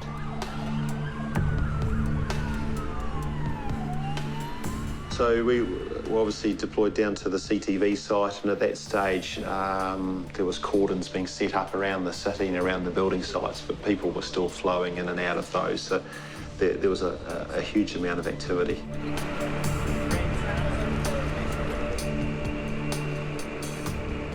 But over time that dissipated as police started getting controls and cordons set up and removing people away from these rescue sites that didn't actually need to be there. So my role as an engineer, I work for engineering consulting business. So my day job has been designing buildings, and in particular in New Zealand, you design buildings to withstand the elements, in particular earthquakes. And my role is to use my structural knowledge, my knowledge of buildings, building construction, and ultimately how a building might collapse to work out how safe the environment is for carrying out rescues. When we landed in Christchurch, it was about 11 o'clock at night, and it was soon after midnight that I was part of the team, the heavy rescue team that was deployed to that site. And I suppose that's the other vivid memory for me of that day, is turning up to this building that was burning. So there was either car tyres, or there was a transformer, or there was something burning in the base of that building. And there'd been a lot of rescue effort already undertaken during the daylight hours, and we were the site was handed over to us and we were picking up from there.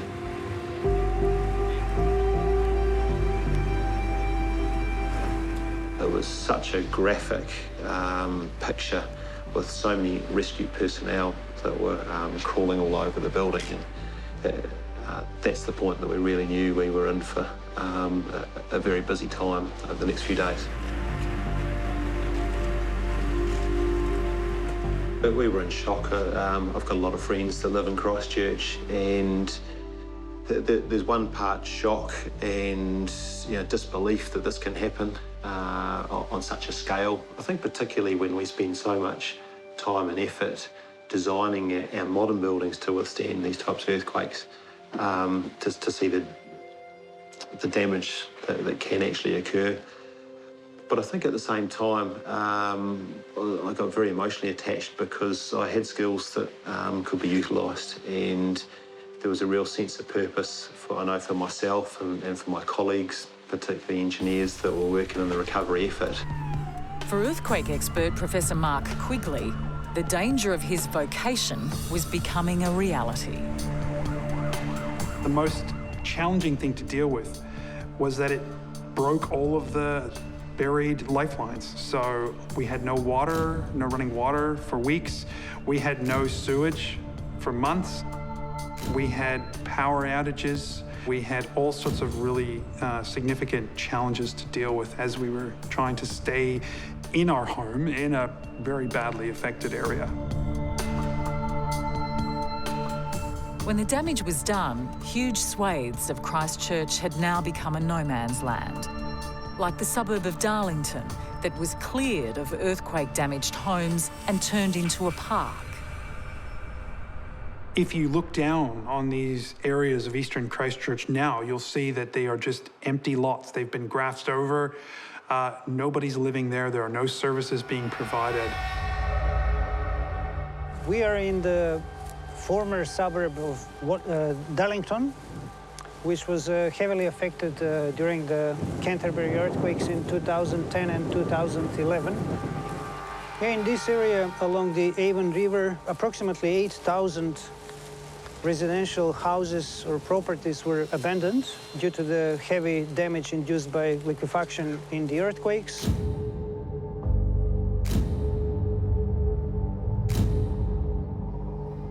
A lot of people left very quickly after the earthquake. Other people left in short time. Over time, people stayed away, never come back. Life was very difficult here. People still lived immediately after the earthquakes under quite difficult circumstances. And then the government decided that recovering this whole area would be extremely difficult, especially because of the high potential for reliquefaction.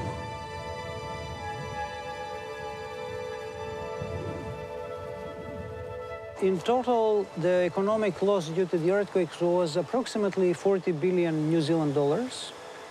And rough calculations show that the effects of liquefaction was about 15 to 20 billion New Zealand dollars.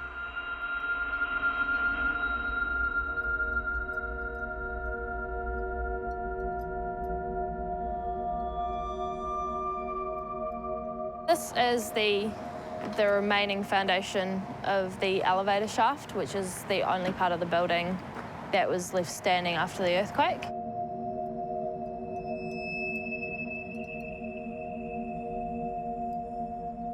I know that there was a tremendous amount of trauma that manifested its way into people's personal lives in a whole bunch of ways.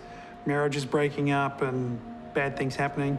For Penny and Tom, the quake marked a line in their relationship. Me and Tom left Christchurch about a year after the earthquake. Basically because we just had enough. I think the earthquake did put a strain on me and Tom's relationship. I mean, everybody deals with things differently. I think going through an event, what we went through together, it both sort of bound us together, almost like Siamese twins, effectively. But then at the same time too, I think we were both dealing with our own issues from it and stuff that we were incapable of dealing with together, like post-traumatic stress, depression and all those sort of things. So it kind of got to the point where we just weren't gelling anymore and things weren't working. And then, you know, we stayed together for 4.5 years, but then after that it just didn't work. But at the end of the day, she's always a person that's going to be there for me at the end of the day, and I'm always be there for her. And in a weird sort of a way, I think going through something like we have has brought us closer together, and you can't break that bond. There has been much controversy as to why many of the Christchurch buildings collapsed so quickly.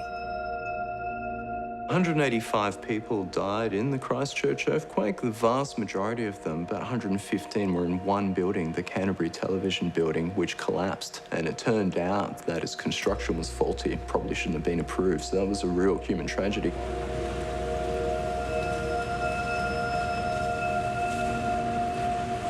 It's not the earthquakes which kill people, it's the buildings that are substandard or not designed to withstand earthquakes that usually kill people. Christchurch still remembers those who died in the CTV building collapse.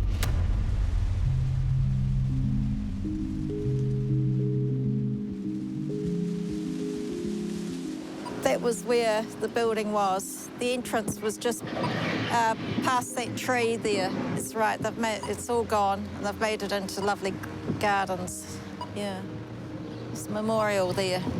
These stones have all the names on of all my friends and colleagues that lost their lives in the building.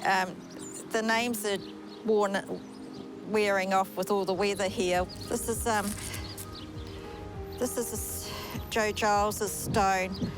Her daughter was the one that ran to me and asked me, had I seen her mother?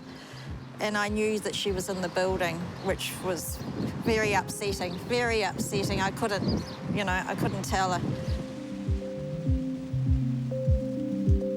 So there were in total 185 fatalities caused by the 22nd February earthquake 2011. Majority of those were in the two buildings that collapsed.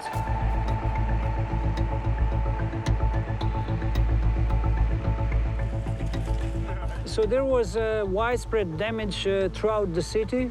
The central business district was affected heavily. 80% of the high-rise buildings in the CBD were demolished because of the heavy damage. And immediately after the earthquakes, the whole area was cordoned off, so there was no public access to the center of the city where most of the commercial and cultural activities were actually happening. That was a huge impact. Years after the sequence had kind of died down, I was scared to go near unreinforced masonry buildings. When a train or a tram would come by, I would get a pulse in my heart that would sort of make me feel anxious or make me want to respond. And I think that is something that is being increasingly recognized in the psychological literature around how this disaster has affected people.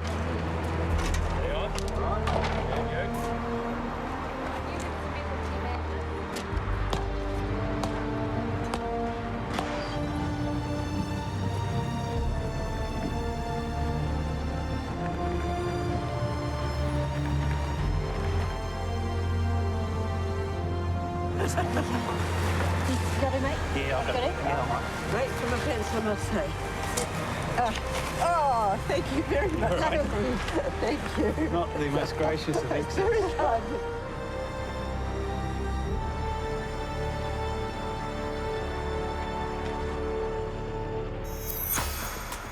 While the spine of New Zealand's islands rests on one of the most active tectonic fault lines on the planet, the nation's most populous city, Auckland, is also prey to extreme weather like tornadoes.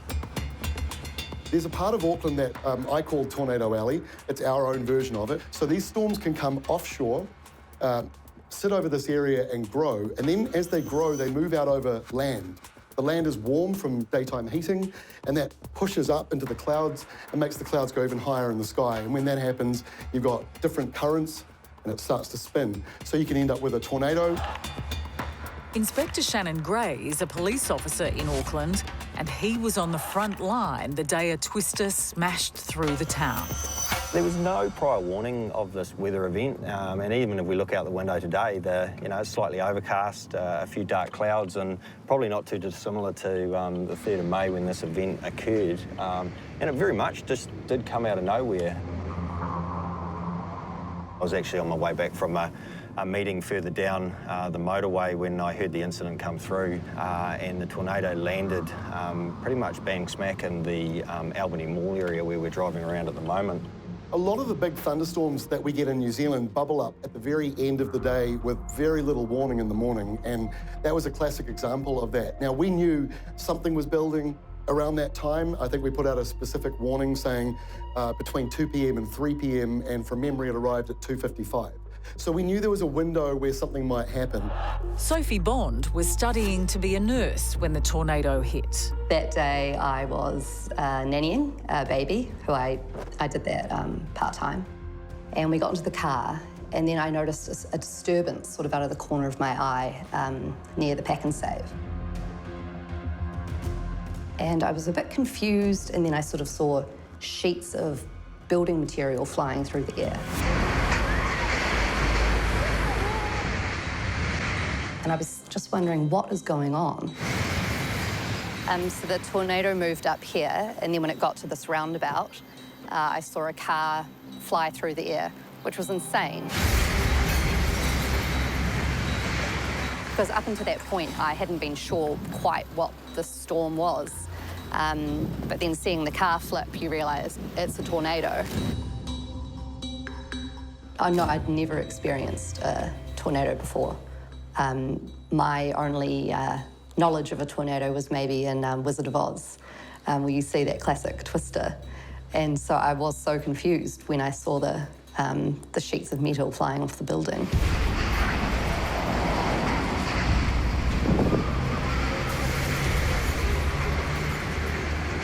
When I first arrived at the scene, there was quite a lot of confusion, and I immediately took over as the incident controller on the ground. And really my first priority was to understand the number of fatalities. I got out of the car around here, and then there was just a scene of chaos here. So lots of injured people laying on the ground, and then huddles of people over them trying to help.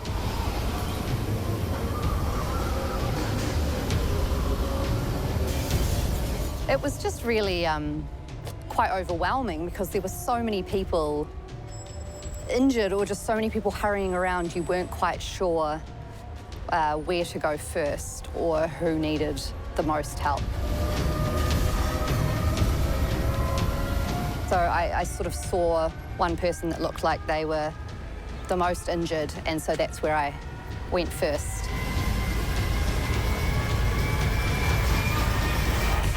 Survival expert and one of the world's top stunt women, Kai Fano, has some clear advice when caught in a tornado.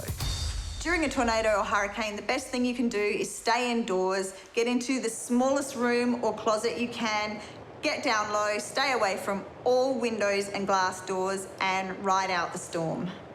Thing to remember with tornadoes and hurricanes is there is a thing called the eye of the storm. So during the storm, there'll be a moment that it will be incredibly calm and you'll think it's over, but wait and listen to your local news until authorities have deemed it safe.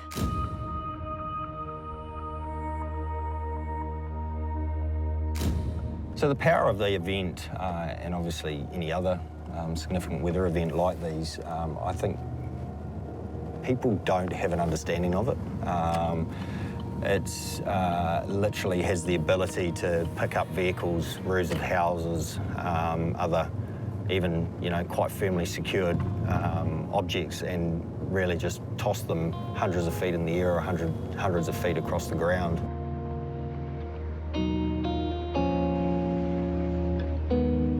There were people running everywhere, people huddled over, lifeless forms on the ground. And so I was sort of, wondering, who should I go to first? And I saw this guy who looked to be in quite a bad way because there was a guy on the phone doing heart compressions.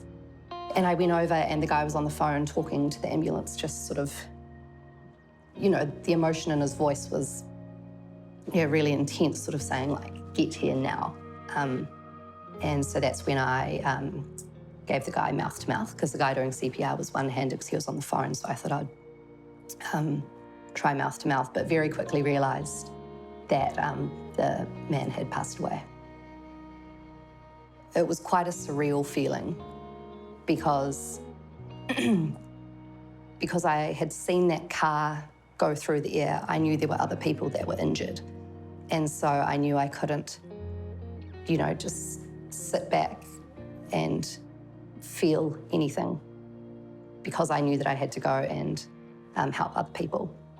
So I just had to completely switch off my feelings in that regard. Sophie was unable to save Benedict de Caen, a family man with 2 children.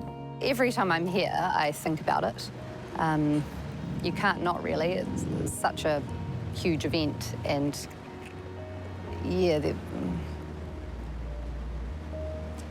it's because you were so involved and so emotionally involved, and you know, you sort of got quite emotionally invested. It really does, sear in your memory. Tragically, this was not the only tornado to thrash New Zealand. Just over a year later, following the Albany tornadoes, a more destructive and significant tornado hit the Whenuapai and Hobsonville area. The date of that was the 6th of December 2012. In that event, we had 3 fatalities, and we had another 7 people injured as a result of that weather event.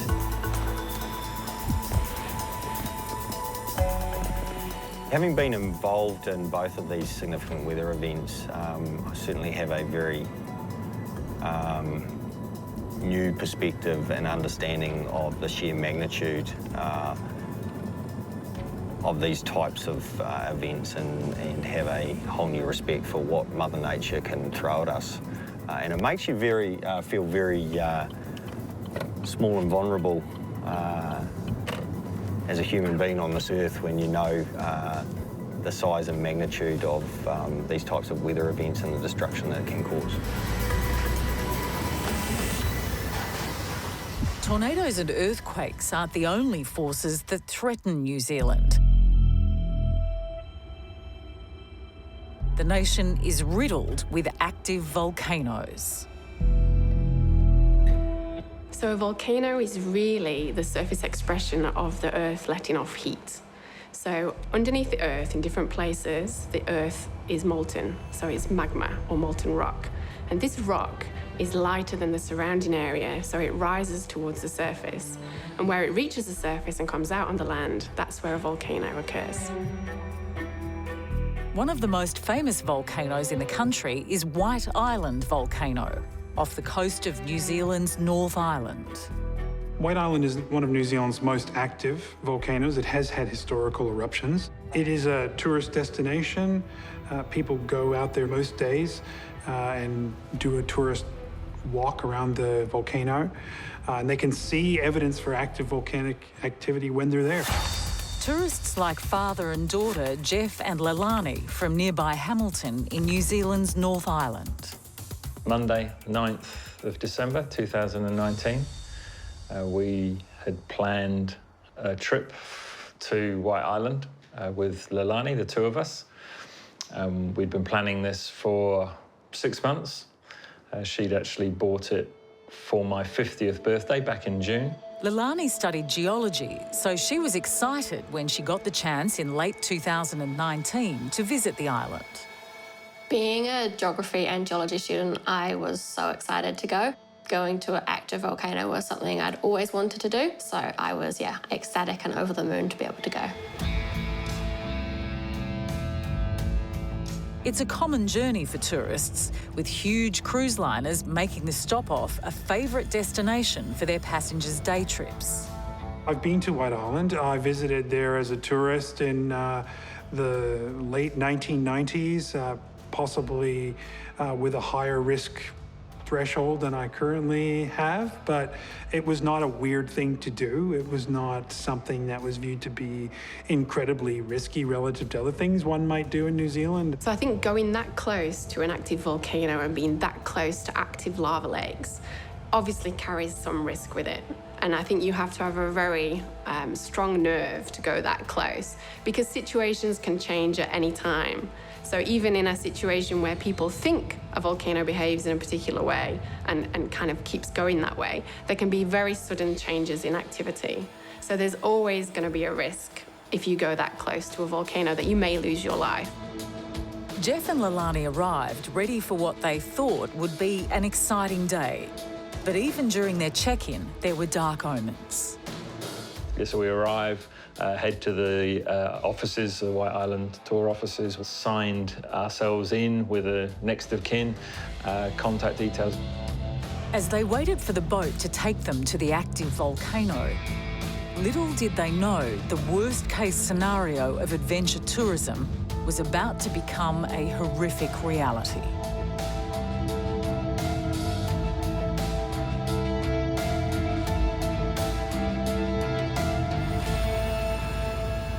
The White Island eruption occurred on the 9th of December, about 2:11 p.m. There were more than 40 tourists on the island at the time. It was almost certainly related to an influx of water getting into a highly pressurized part of the volcano, which then created a rapid buildup in pressure, which then was released via this eruption.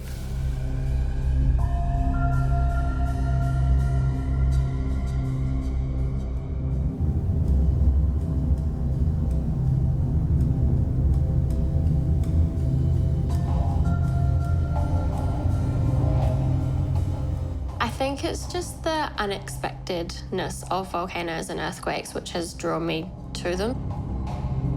Visiting the volcanic island with Leilani and her father were boatloads of international tourists, few of them aware of the looming disaster. To go that close to active volcanoes and that close to activity in lava lakes boiling away and bubbling, there's always going to be a really large risk that something could happen. Because some of these volcanoes, they don't behave exactly how you want them to be, and they don't behave how they've behaved for all the time in the past. They can suddenly change their behavior. So there's always a risk going that close to volcanic activity. That morning, one of the pilots had passed over and noticed that the crater lake was white and not the usual greeny blue. And the tour guide was very keen to see this. They talked about some kind of ash event overnight. So there definitely had been some activity, but nothing that showed any concern. Once on the island, Jeff and Leilani experienced a truly off-world landscape. As I went around the island, yes, 100%. There were gigantic sulfur crystals, fumaroles. It was everything I ever could have wished for. The crater lake was breathtaking. At no point did I think there was any danger.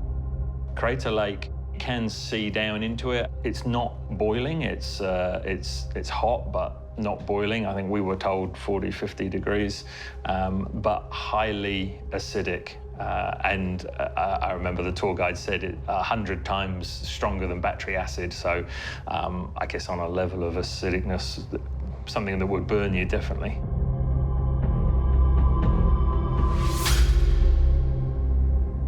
To experience the raw nature of the Earth up close was a truly sublime experience for Jeff and daughter Leilani. They returned safely to the boat and were headed back to the mainland when the volcano erupted.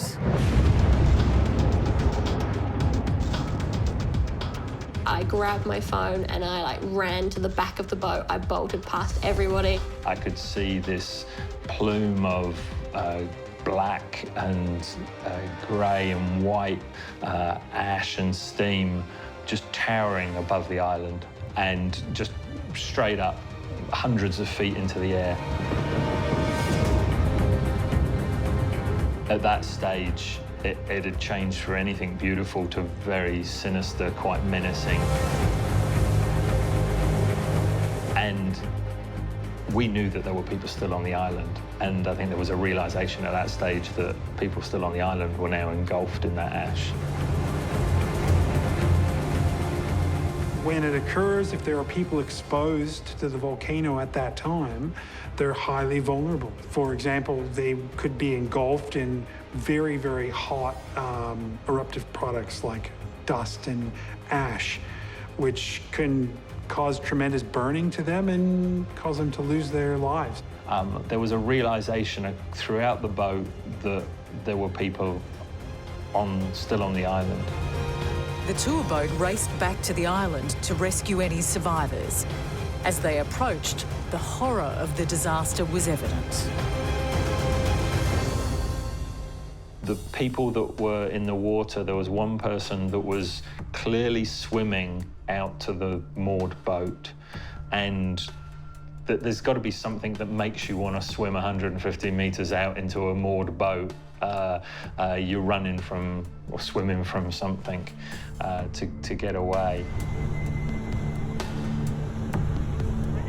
Our crew had launched the inflatable, and we could see they were picking up the people that were in the water. I've never seen the burns as bad as what they have. People's skin looked like it was just falling off. I've seen burns before and blisters, but nothing like this. It covered their whole bodies. Some people's eyes were blocked with ash and they couldn't see. They were in extreme pain. People had burns under their clothes. With a boatload of seriously injured survivors, they raced back to the mainland. So on the way back, just after halfway, we ran out of fresh water. And at that point, there was nothing else I could really do for people except for comfort them. And it was a mix of noises in the back of the whirring of the boat and people screaming. So I sat down with a few of the more critical patients that I had at the back, and I just started humming a song more for my own, I guess, peace of mind.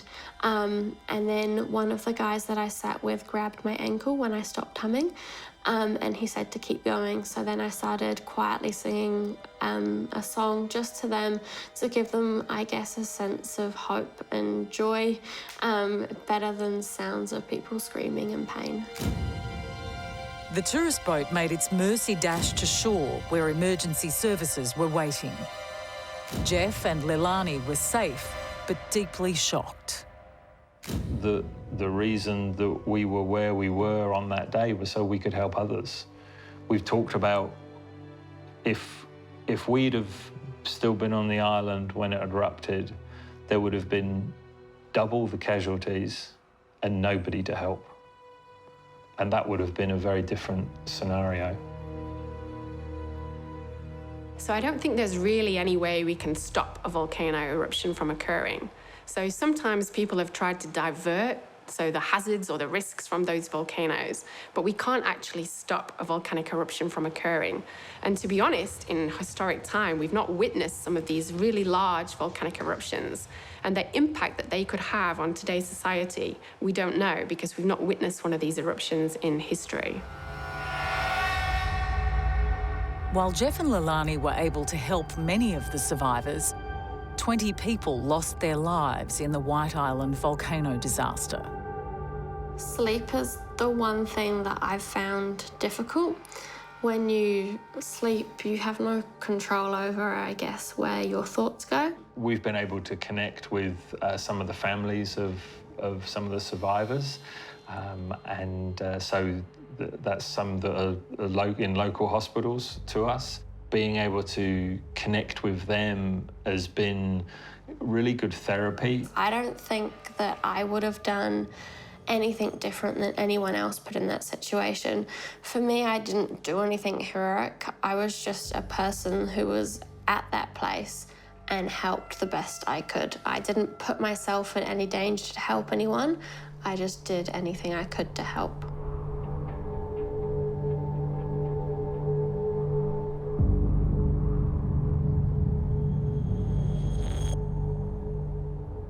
Some scientists are looking at climate change being connected to seismic activity.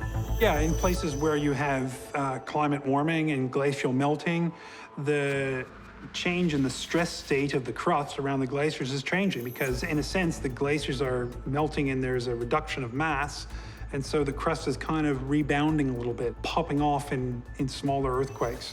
So yeah, glacial melting can trigger earthquakes. I think the last decade has proven that we're living in a part of the world that is somewhat vulnerable to significant weather events. If we look at what has happened in the last 10 years, particularly the tornadoes that have occurred in Albany and Hobsonville, the earthquakes in Christchurch, of course the most recent event, which has been our eruption at White Island in the Bay of Plenty, makes it so very important for emergency services to continue to be prepared for these types of events and how we respond. No matter where you are in the world, there are always going to be the risk of something happening. You never know what is going to happen. You could be a normal day and then everything changes. So you can try and prepare yourself as much as possible, but the reality is you really never know what's going to happen.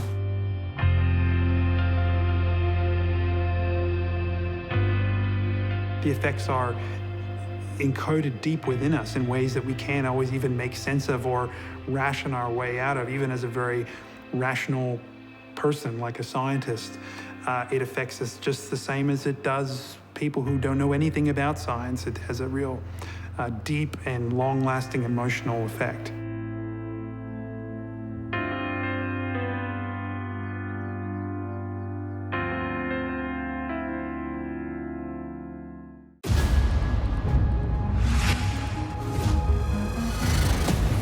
Wind, water, fire, and earth. Elements of creation. Elements of destruction. These are the forces of nature's fury.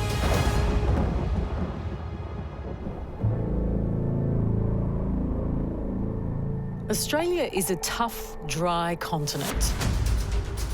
A cruel climate where the sun burns the earth red across an inland ocean of dust. When things heat up down under, nature goes mutant. Whoa! Some face a hard scrabble life farming this arid world. This would be an unprecedented drought. Yeah, it's not good. We've gone into survival mode. We've had no rain for 3 years. While in the towns and cities, many Aussies face the grit and blast of sandstorms a mile high. Whoa, yeah, now I'm getting blown away. The four horsemen of the apocalypse riding out of this red sky. Others challenge their bodies in a race across the fiery furnace of Australia's deserts. When you see a dead animal's carcass, it sort of did bring home that, oh my God, things die out here. Australia is often called the driest continent. Without the big rivers that flow through Europe and America, the middle of Australia is an arid, dry land where 80% of the country gets less than 60 centimetres of rain a year. These are the dust lands, a place where the dangerous mix of heat, dust and no rain can bring drought, destruction, even death.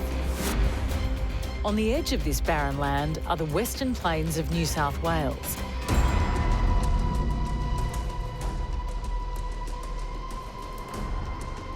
Where families have farmed sheep and cattle for generations. Now it's a place praying for rain, hard hit by the worst drought in living memory, where farmers have to hand feed their animals so they can live. Yeah, it does hurt. I'm out here every day. There's always something to do, and if I'm not out here, things don't get done. When you're drought feeding stock, you've got to be here. I've got a job to do. They depend on us. You just got to come out, do the job and go home. This is Andrew Cook, 45 years old and a father of 2. Andrew's family has farmed sheep on this land for generations. And his father, Clyde, has his heart in the soil. Well, I've been here for 70 years. We bought this property my father did in 1964. The wife and I was married in 71, and so we moved here on this property then. I've been here all my life.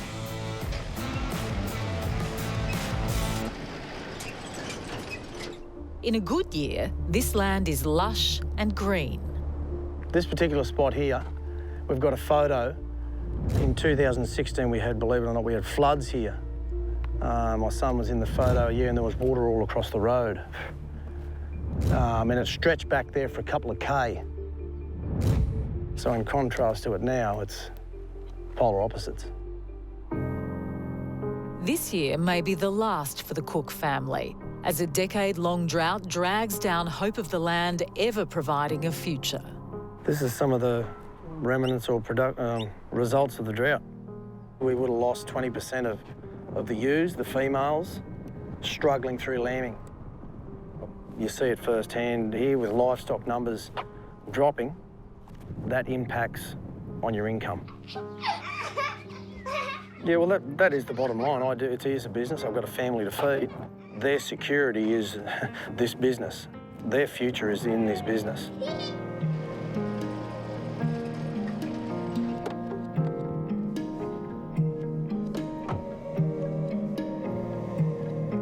.300 acres here.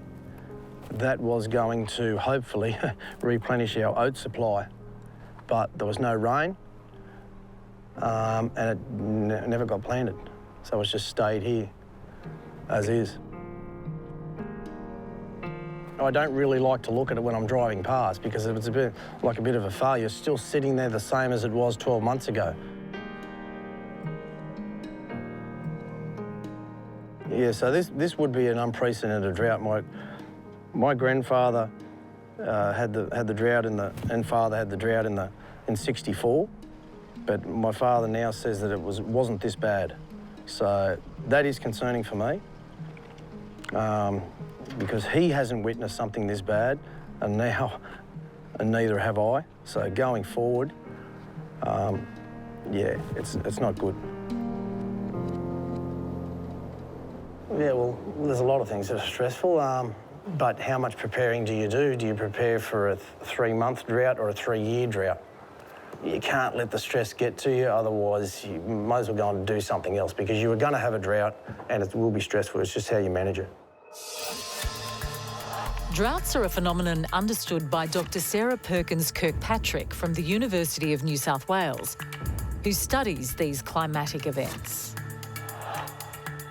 Drought can be defined in many different ways. So we have a hydrological, a meteorological, and an agricultural drought. They're defined with different indices, but basically it's a period where it hasn't rained much, if at all, for a long amount of time. And most Australian droughts are connected with bigger weather cycles that affect the whole nation. So the variability that Australia's weather and climate experience does mean that we're more prone to extreme events. We either see one type of extreme or another in terms of rainfall and temperature. It goes one way or the other. As these Western plains run out of water and dams run dry, the Cook family scratch the last available water they can from ever-decreasing reserves. How long do you reckon? Another 24 hours? Getting very, very low. It's only about 2% of water left in it. We're a bit concerned. If we weren't to be able to take anything out of it, yeah, we would have to destock because water wouldn't last forever here. Destocking meaning selling off your stock. And just hopefully that doesn't happen. If it is the last time, yeah, the end is near.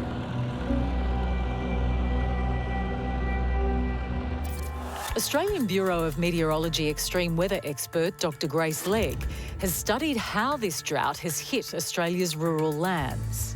The drought that we're currently seeing through parts of New South Wales and Queensland is very significant.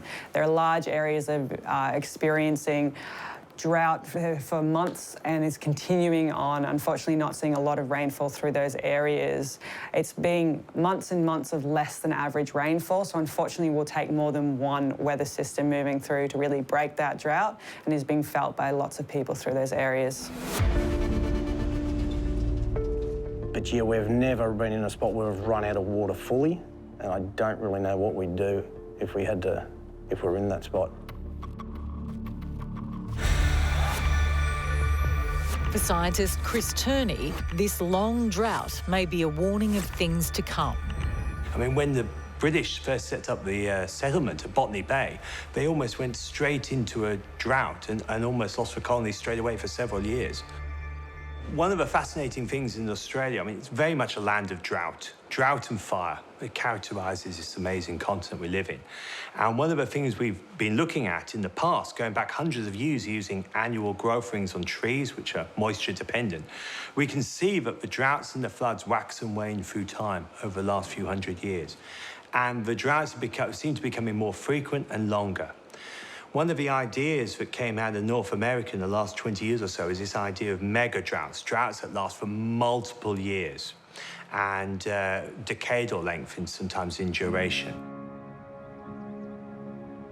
A few hours' drive from Nyngan is the drought-ruined town of Trundle.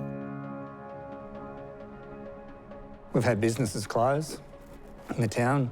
Unfortunately, today we just lost our last shop, so we don't have any food stalls left in Trundle at the moment. So we've lost 22 kids out of the school since 2014 because the work's dried up. The work's dried up, and unfortunately, what's also dried up is people's spirit and the hope that was in the town before.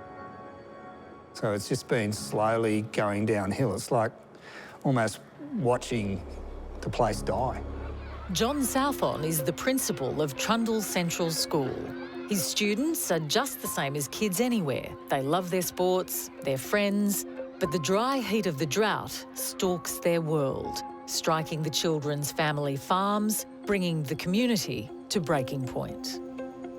Without being too dramatic, we've gone into survival mode. We're just looking at how we're going to survive because we're actually in our dry time now. We've had no rain for 3 years, no significant rain. Kids have left town because of the drought. They've had to move away because there's not the work in the town. They say they'll come back, but I just can't see that that's going to happen. The whole east coast of Australia is in drought at the moment. This is a natural disaster. At Principal John Southon's school in Trundle, the local kids are battling on and growing up fast. Kids like Oliver Dunn. My family has a farm at about 35 kilometres out of town towards Narromine, and it is a sheep and cropping farm, and it is 1,000 acres. Oh, the farm is really struggling again at the moment. We've just harvested a few crops, but there's been absolutely nothing. The dams are all dry, so that's not helping. The tanks are empty. Our family is struggling financially. Mum is working 3 jobs trying to make ends meet, so it's really hard. And while Dad's off away doing farm hand jobs and everything while I'm at home. It makes me feel pretty lonely, really, and it makes me feel like the man of the house, and all this pressure's been put on me, and it's not a nice feeling. I'm only 12. Back at Little Ollie's school, Principal Southon is doing everything he can to make the kids' lives easier. Well, in relation to the little bit of green we've kept going at the school, we've done that as a mental health strategy because these kids are walking through dried up red dirt paddocks. And then they come to school and they see the green grass and they say, well, at least this is a little emotional oasis for us. At least things are still green here. so though, like he's really helping us because he has kept all the lawns green. Yeah, he's just gone on and above what he needs to do for us, and it's really helping us because like now we just feel supported really. I think it's just massively important for kids' mental health that they see that their school is still that oasis that's trying to beat this thing. Their school's not giving up. And they can come here every day and, you know, I encourage them to take their shoes off and walk across the green grass and lie on it and do all this type of thing because, you know, that's what you do as a kid. As a kid, you don't grow up so quick because of this drought. I've got 9-year-olds that are working at 9 o'clock at night and they're talking like seasoned farmers. They're talking like 50-year-old farmers. That's not right. Kids don't grow up that quick. Kids roll around on green grass, and that's what we're trying to do.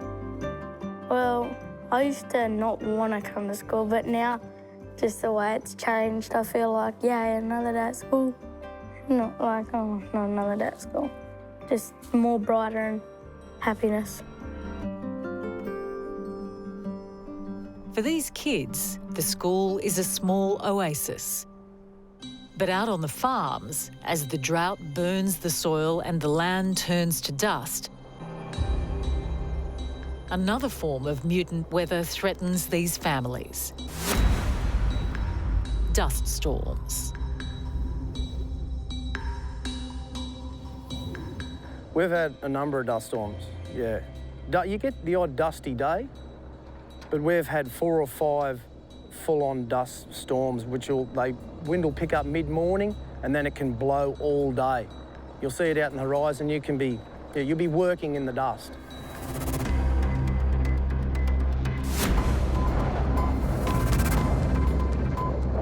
They see a build-up out in the west, rolls in over the river. I'd rather be seeing storm clouds come in than a dust storm. The one New Year's Eve, it seemed to build up and fairly rich and thick. But we've had a number now, and going out there New Year's Eve,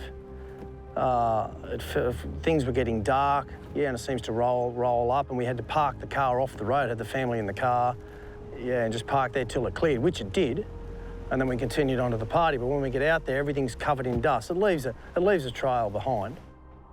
South of the drought-ruined farms of Nyngan and Trundle, the town of Mildura was hit by a dust storm in 2019 that was of biblical proportions. Hey there, folks. We have another dust storm come to Mildura. Mildura resident Nicholas Zachary was there to film it as the wall of dust crushed into his town. Though, as if by stealth, the dust storm gave little hint it was on its way. Yeah, the lead up to the dust storm the day before was just an average day, blue skies, a couple of clouds, you know, that sort of thing. Nothing unusual, no wind. Actually, even that morning was nice and calm, beautiful blue sky. But the mile-high wall of sand had the town in its path. So I left work, got home just after 5 o'clock and, yeah, got out of my car and that's what I found is a dust storm coming over the houses. I just pulled out my phone and started filming it, basically. So this happens probably at least once a month in Mildura. In some months it happens more often than just once. Yeah, this happens regularly. Yeah, pretty much. It was a wall of dust kilometres high and you could see it coming from a mile away. Can't smell it yet, but it's a-coming. In the footage that I took, it was about 4 minutes from the time that I started recording till when it actually sort of got there. Let me just pan along so you can see just how big this thing is. This is pretty damn extreme. Then the dust storm hit. It looks like the thickest part of it's coming straight through here. So just before the dust was directly overhead, huge amount of wind, and then as soon as the dust hit and it went black,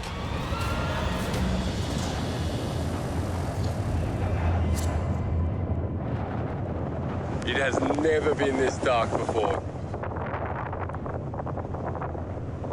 This is not cool, man. It is still 5 o'clock, as you can probably see there. I might try and get a bit closer to this street light. I couldn't believe it. 10 past 5 in the afternoon, completely black.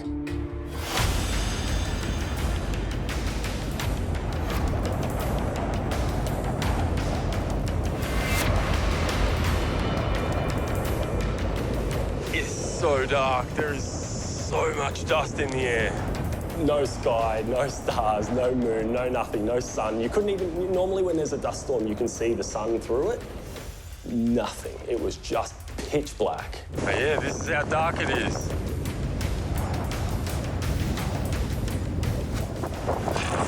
Oh. Dark enough for me to run into a tree. Scientist Patrick De Decker from the Research School of Earth Science at the Australian National University understands the bigger link between dust storms and drought. Australia is the land of contrast. There are very wet periods and there are very dry periods. With a lack of water, vegetation dies and the soils are very dry, and then material can be lifted under some circumstances by the wind. All right, I need to go inside because I literally cannot see anymore. Day went to night and the night went to hell. And that's pretty much what happened in those few minutes. The house at the end of the street isn't visible. There's a car right there, parked, completely invisible. As extreme weather expert Dr. Grace Legg explains, it's the dry heat in Australia that causes these mutant dust storms. So often in Australia, we do get a lot of what we call dust storms, which is we start to see that dust being raised up by those stronger winds, and it's normally on a cold front or some sharp change. So it's a sudden change in the area that we're seeing those winds come from. Over Australia, because we have a lot of areas that often see much less rainfall, a lot of dust builds, not so much vegetation there, so it is quite loose. And when we get those really strong winds coming through, it picks up the dust and ends up causing a lot of problems, very low visibility in them as well. These down-under dust storms are more than just a meteorological mutation. They bring hell to the families who have to live through them. In the afternoon, the wind will pick up and then we'll start getting dust storms. And it just coats everything in red dust. I've had farmers' wives say that it's beaten me. You'll have the sky that will almost look orange. And it's relentless. And dust storms are a phenomenon that are increasing as the drought drags on. Well, we now know that with the increase of temperatures, the land is parched in many places, and as a result, you've got more dry conditions, and a large proportion of Australia today is extremely dry, and this is when dust storms are going to become more prevalent. Yeah, I would say that. Dust storms are getting pretty frequent, yeah.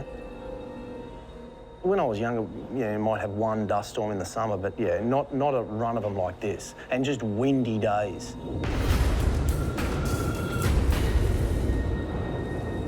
As the storm blanketed the town, it became a vision of hell. Yeah, it looked like the sort of thing you'd expect to see the 4 horsemen of the apocalypse riding out of this red sky and just, descending upon the earth. It was pretty full on. I sincerely hope that anyone with any breathing difficulties is not suffering too badly at the moment. Once it went black, it was black. It was nighttime. My watch was barely visible from, the kind of visual distance that you'd look at your watch at. Oh, yeah, now I'm getting blown away. You could feel dust hitting your body, hitting your arms, hitting your face. It's an experienced Principal John Southam has also had to survive during his time in the outback. The wind actually sounds, I know this sounds very, very dramatic, but it almost sounds like it's bringing destruction with it.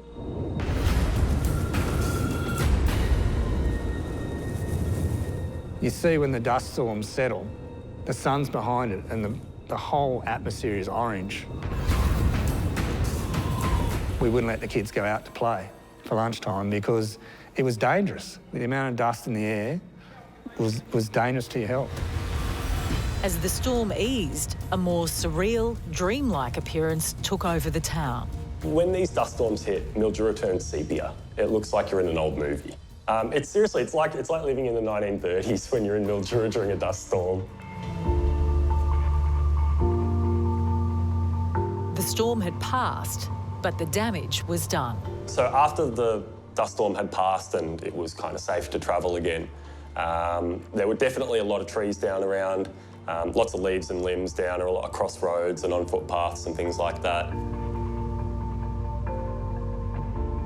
I do worry what the future's going to be like. If these dust storms continue like that, it's going to make living in Mildura difficult. It can't be good to be breathing that stuff in. With 2020 hindsight, filming in the middle of that was a silly idea. The dust I breathed in, I don't know what's in it. To live through hell on earth once is an experience no one could forget. But as the drought continues, it may become a more permanent way of life. If the drought doesn't break, I think dust storms will continue to be a problem and probably get worse and worse.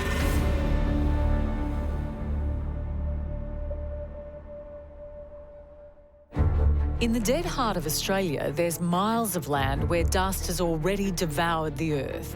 This is a place where temperatures can get up to 50 degrees centigrade. That's 122 degrees Fahrenheit. A place so hot that if you're stuck out here, exposed to the sun, you can be dead within hours.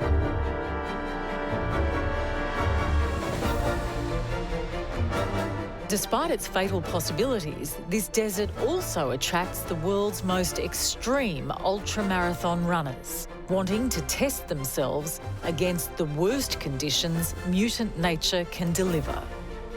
I'm the type of person who just always wants to be pushing my boundaries, being the best version of me I can be. Being out in the extreme, it's you against the elements, and pretty much it's your head against the elements. Jill Hennessy is an ultramarathon runner who is based in Sydney. She has run more than 50 marathons around the world. But the race in the middle of the Australian desert, known as the Big Red Run, brought her face to face with the dead centre of Australia's harshest climate. When you see a dead animal's carcass, it sort of did bring home that, oh my God, things die out here. The Big Red Run was organised by Greg Donovan. The Big Red Run is a 250-kilometre, 6-day ultramarathon through the sands of the Simpson Desert. Generally, it's a self-sufficient run, so people have to provide all their own food and gear and sleep in a tent every night and basically get out and run a marathon most days and a double marathon on the 5th day. 5, 4, 3, 2, 1. The double marathon Greg talks about is 84 kilometres. That's 52 miles on one day in hot desert conditions. You know, with the sort of people who take on the Big Red Run, you know, runners like Jill Hennessy, you know, you would look at a person like that and they just look like your average everyday person, but you wouldn't expect them to be ultra-endurance athletes. And, you know, what sort of sets them apart from people that don't do that is that, you know, they're really driven and, you know, they're mentally very strong.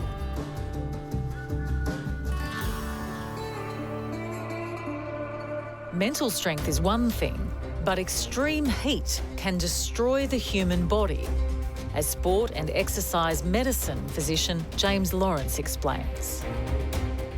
So as your core body temperature starts to rise, what we typically see is that your pulse rate goes up, your tachycardic, fast heart rate, you can start to feel a bit lightheaded, dizzy, nauseous, headache, fatigued, and that's in the realm of what we'd call heat exhaustion or minor heat illness. If our core body temperature continues to rise up above 40 degrees or even 41 degrees centigrade, then what people can experience is start to get confused, can start to become drowsy, or even go into unconsciousness or a coma. And that is what we consider to be heat stroke. And if that's untreated, then that's fatal. It was this possibly lethal heat stroke condition that was to hit Jill Hennessy on day 5 of the ultramarathon, the day when she faced the final distance of 84 kilometres, and a day when she ran out of water alone in the desert. On day 5 of Big Red Run, it was the 84K, the long day, and I'd started that day thinking it will be what it'll be. I didn't put any time frame on myself. I just went into it going, Jill, it'll be what it'll be. So like any other day, I just did the same routine. I was having gels, I was trying to drink. But as the day got hotter, like it was very cold at the start and then it got hot, I was drinking more water because the desert is dry, so you drink more. And I ran out of water.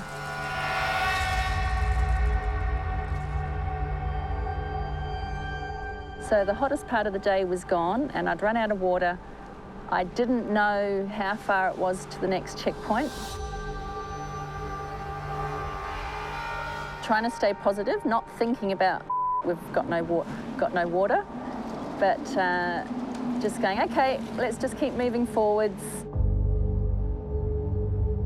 There was no one around, like there was no people. I couldn't ask anyone for water. Jill was starting to experience the possibly fatal effects of heat exhaustion. Dehydration sneaks up on you. Like and the same with hypothermia in the cold. It sneaks up on you, and they always say when you start hallucinating, it's got too far.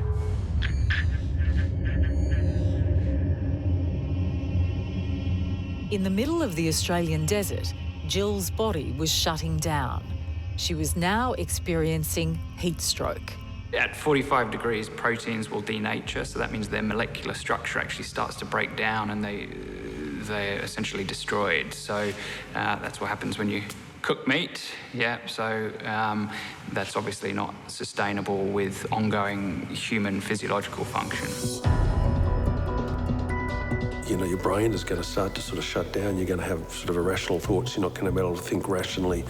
And it will come on gradually, but then, you know, sometimes it can tip over the edge and it's too late. If you have heat stroke and your core body temperature is high and that's not treated, then that essentially starts to cause organ failure and multiple organ failure, and that is why that condition is fatal if left untreated. For Jill, heat stroke was well underway as she moved forward. Overheated and exhausted, she tried to continue.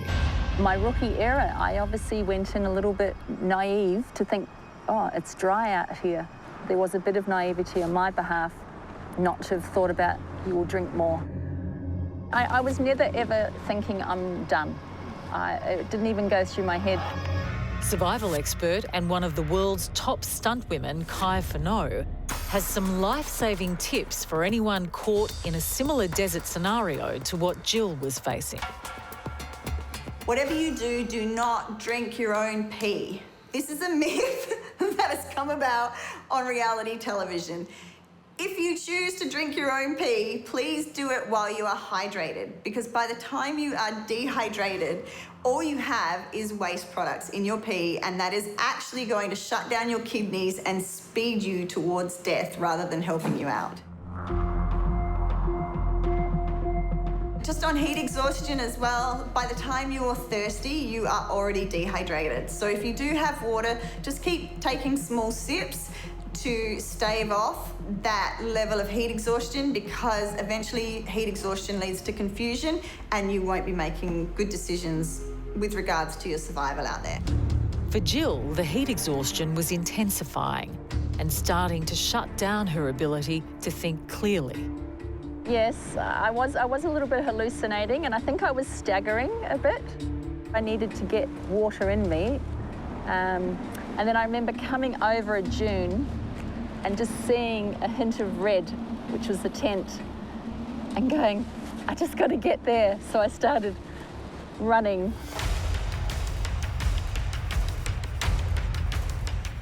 And when I did actually see that tent, it's funny how, I think it's almost a survival instinct. I put on a run, and I'd been probably walking, just feeling weak.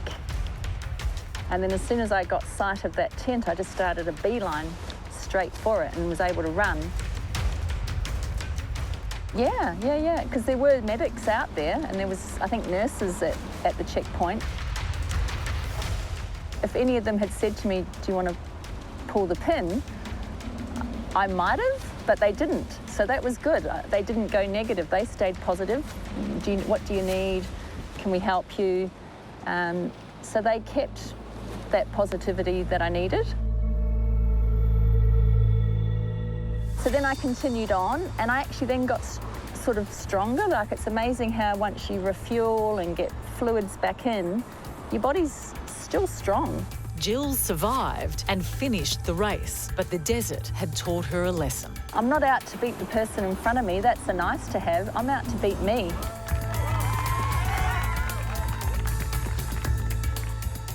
And I'm out to go, Jill, what can you do in this situation? And how are you going to deal with it? And how are you going to grow? And the things I've discovered about myself is that, yeah, I am pretty determined. I am a positive person. I don't want to let anything beat me. Elements, extremes, I'll just deal with it. Someone will say you can't do that. I'm going to show you I can do that. For those who challenge themselves in the furnace of desert racing, the right equipment is vital. As former military operative and survival expert Joanna Harmdorf explains.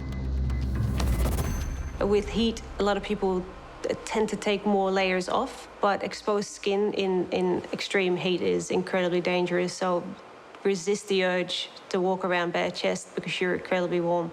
Because heat stroke, blisters, burns are going to get you quicker than the heat will. If you go out to an area with extreme heat, then head cover is essential.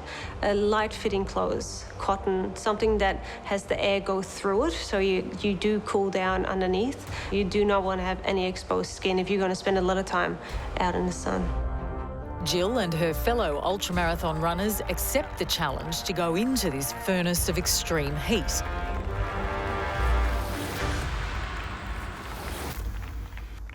But back on the farms of the Western Plains, life just gets tougher as the drought continues after 3 years without decent rain.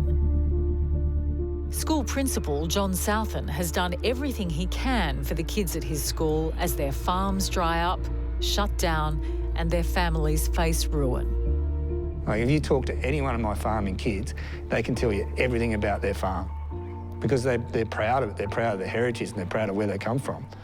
But this natural disaster is just taking that away from us. Little Samuel understands just how tough it is as the drought destroys their lives.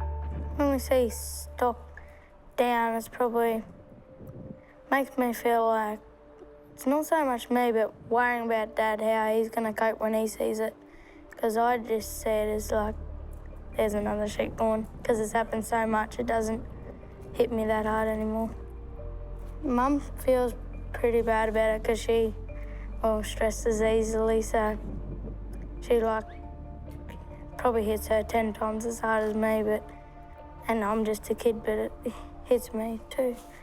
Struggle to keep going. Samuel's mother, Josephine Charlton, works at the same school that John is principal of. But with a strong farming background, she knows the pain of surviving the drought. Well, basically, it gets disheartening because you can try and do everything right, but at the end of the day, you can't put the moisture there to grow your crops. So when you're seeing these dust storms roll in, and you just know that there's obviously not enough moisture to do your normal farming. And you can be the best farmer in the world, but obviously water makes all those things happen. That's getting very scarce. Josephine also understands the fight that Principal John Southen has to go through to make the best life he can for the kids. And he's taught the kids that see his work, he's taught them to believe in that you can make a difference and you can change things if you need to. And that's a very positive thing to bring to a school.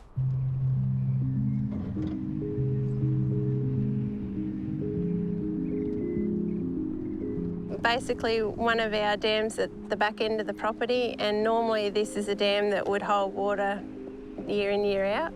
And just the impact and the length of this dry time has meant that it's actually now fully depleted, and we'll just have to look at maybe cleaning it out a bit more now and be ready for when it does rain, and hopefully we get enough runoff not too far down the track to fill it back up again.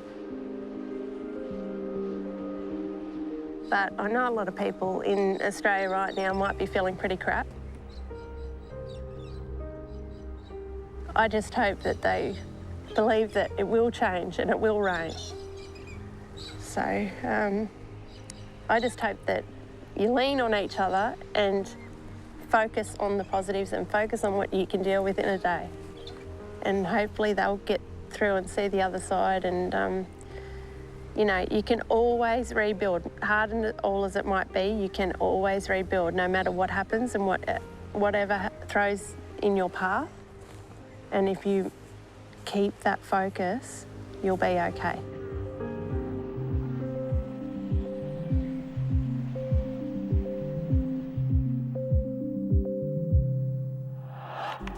Australia's Bureau of Meteorology announced that 2019 was Australia's hottest year on record, while rainfall was the lowest on record, raising questions troubling to both scientists and everyday Aussies.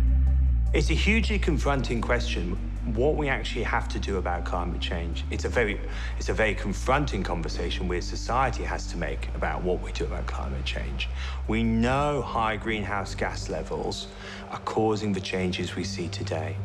We have to reduce our carbon dioxide emissions, and we actually have to not only reduce the emissions, we actually have to draw down the carbon that's in the atmosphere. That's causing the changes we're seeing today.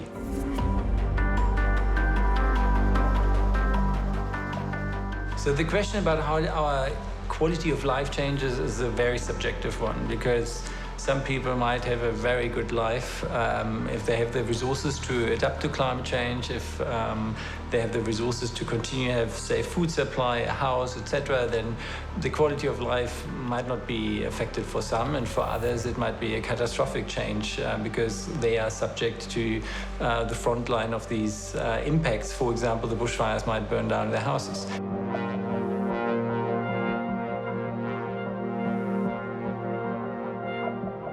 You can say that for some people in some areas, it's going to be extreme impacts all the way up to death.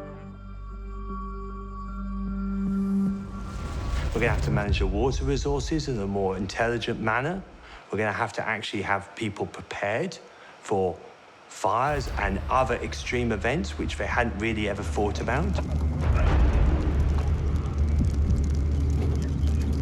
Society-wise, how are we going to actually protect the most vulnerable in our society? As a community, we have to be more aware of who our neighbours are going to be, because not everyone can look after themselves, not under those extremes. And that's a really honest conversation we as society have to have.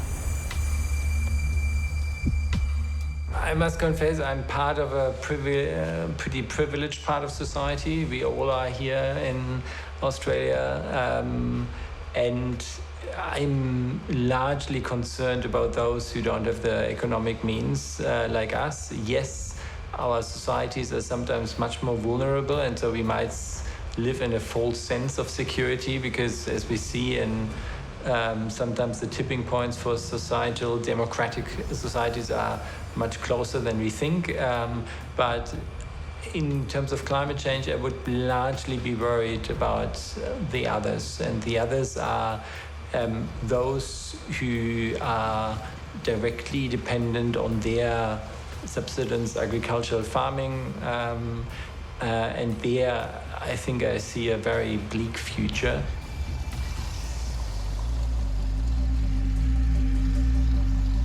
So everywhere is going to see an increase in heat waves. Doesn't matter where you are in the world, you will see more of them and they'll become more intense.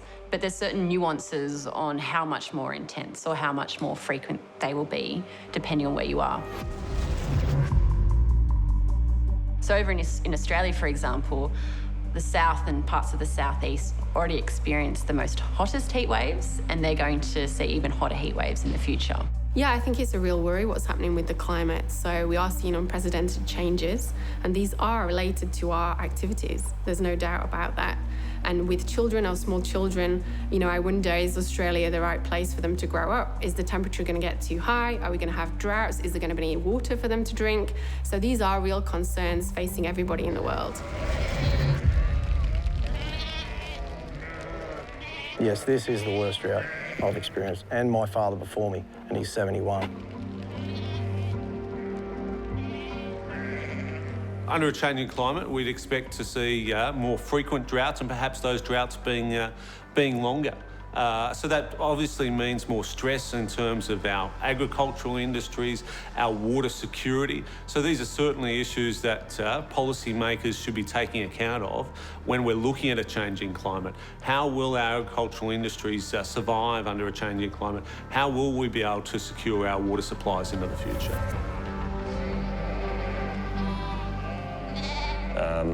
The farmers are doing it tough. Yeah, if it continues like this, it's going to make life tough for a lot of people, that's for sure. As the planet warms, Australia and New Zealand are going to experience a lot more extreme events, and they can manifest themselves in all sorts of different ways. We're certainly going to see increased drought with less chance of flooding, higher temperatures, particularly at night. Human beings need cooler temperatures to actually recover from the heat of the day, and it's those minimum temperatures at night, they're rising even faster than the maximum temperatures during the day. I don't know, but we would be absolutely ridiculously naive to believe that we don't have to look at alternatives of what we're doing. We don't have to question what we're doing. Yeah, well, I don't like when scientists speak up and say that it's getting hotter and that sort of thing, but are they right? You know, they could be right. I'm 71. Climate change is going to affect me, but I'm not going to live that long. But my grandchildren, I'm very scared for them because the consequences of sea level rise and extremely high temperatures, a lack of water. Globally, the indications are that many countries are going to run out of food, are going to be less productive. It's pretty scary. At the moment, people living in the interior, with those extreme temperatures that we've seen just the last few years, they're just surviving. They're not living, they're surviving in those high temperatures, trying to keep cool. We're probably going to see a migration of people more to the coastline. We're going to actually have to manage that in a meaningful way.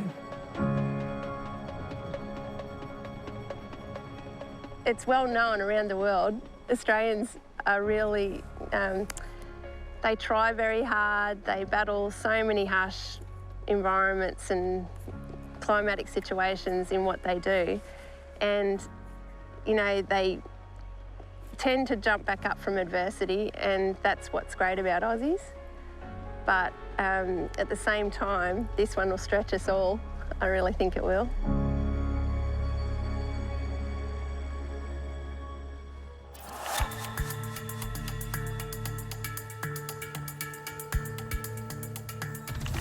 Unfortunately, it is looking like we're going to continue this sort of drier trend and warmer conditions. It's hard to say when that drought will end. That being said, though, every drought in Australia has ended at some point.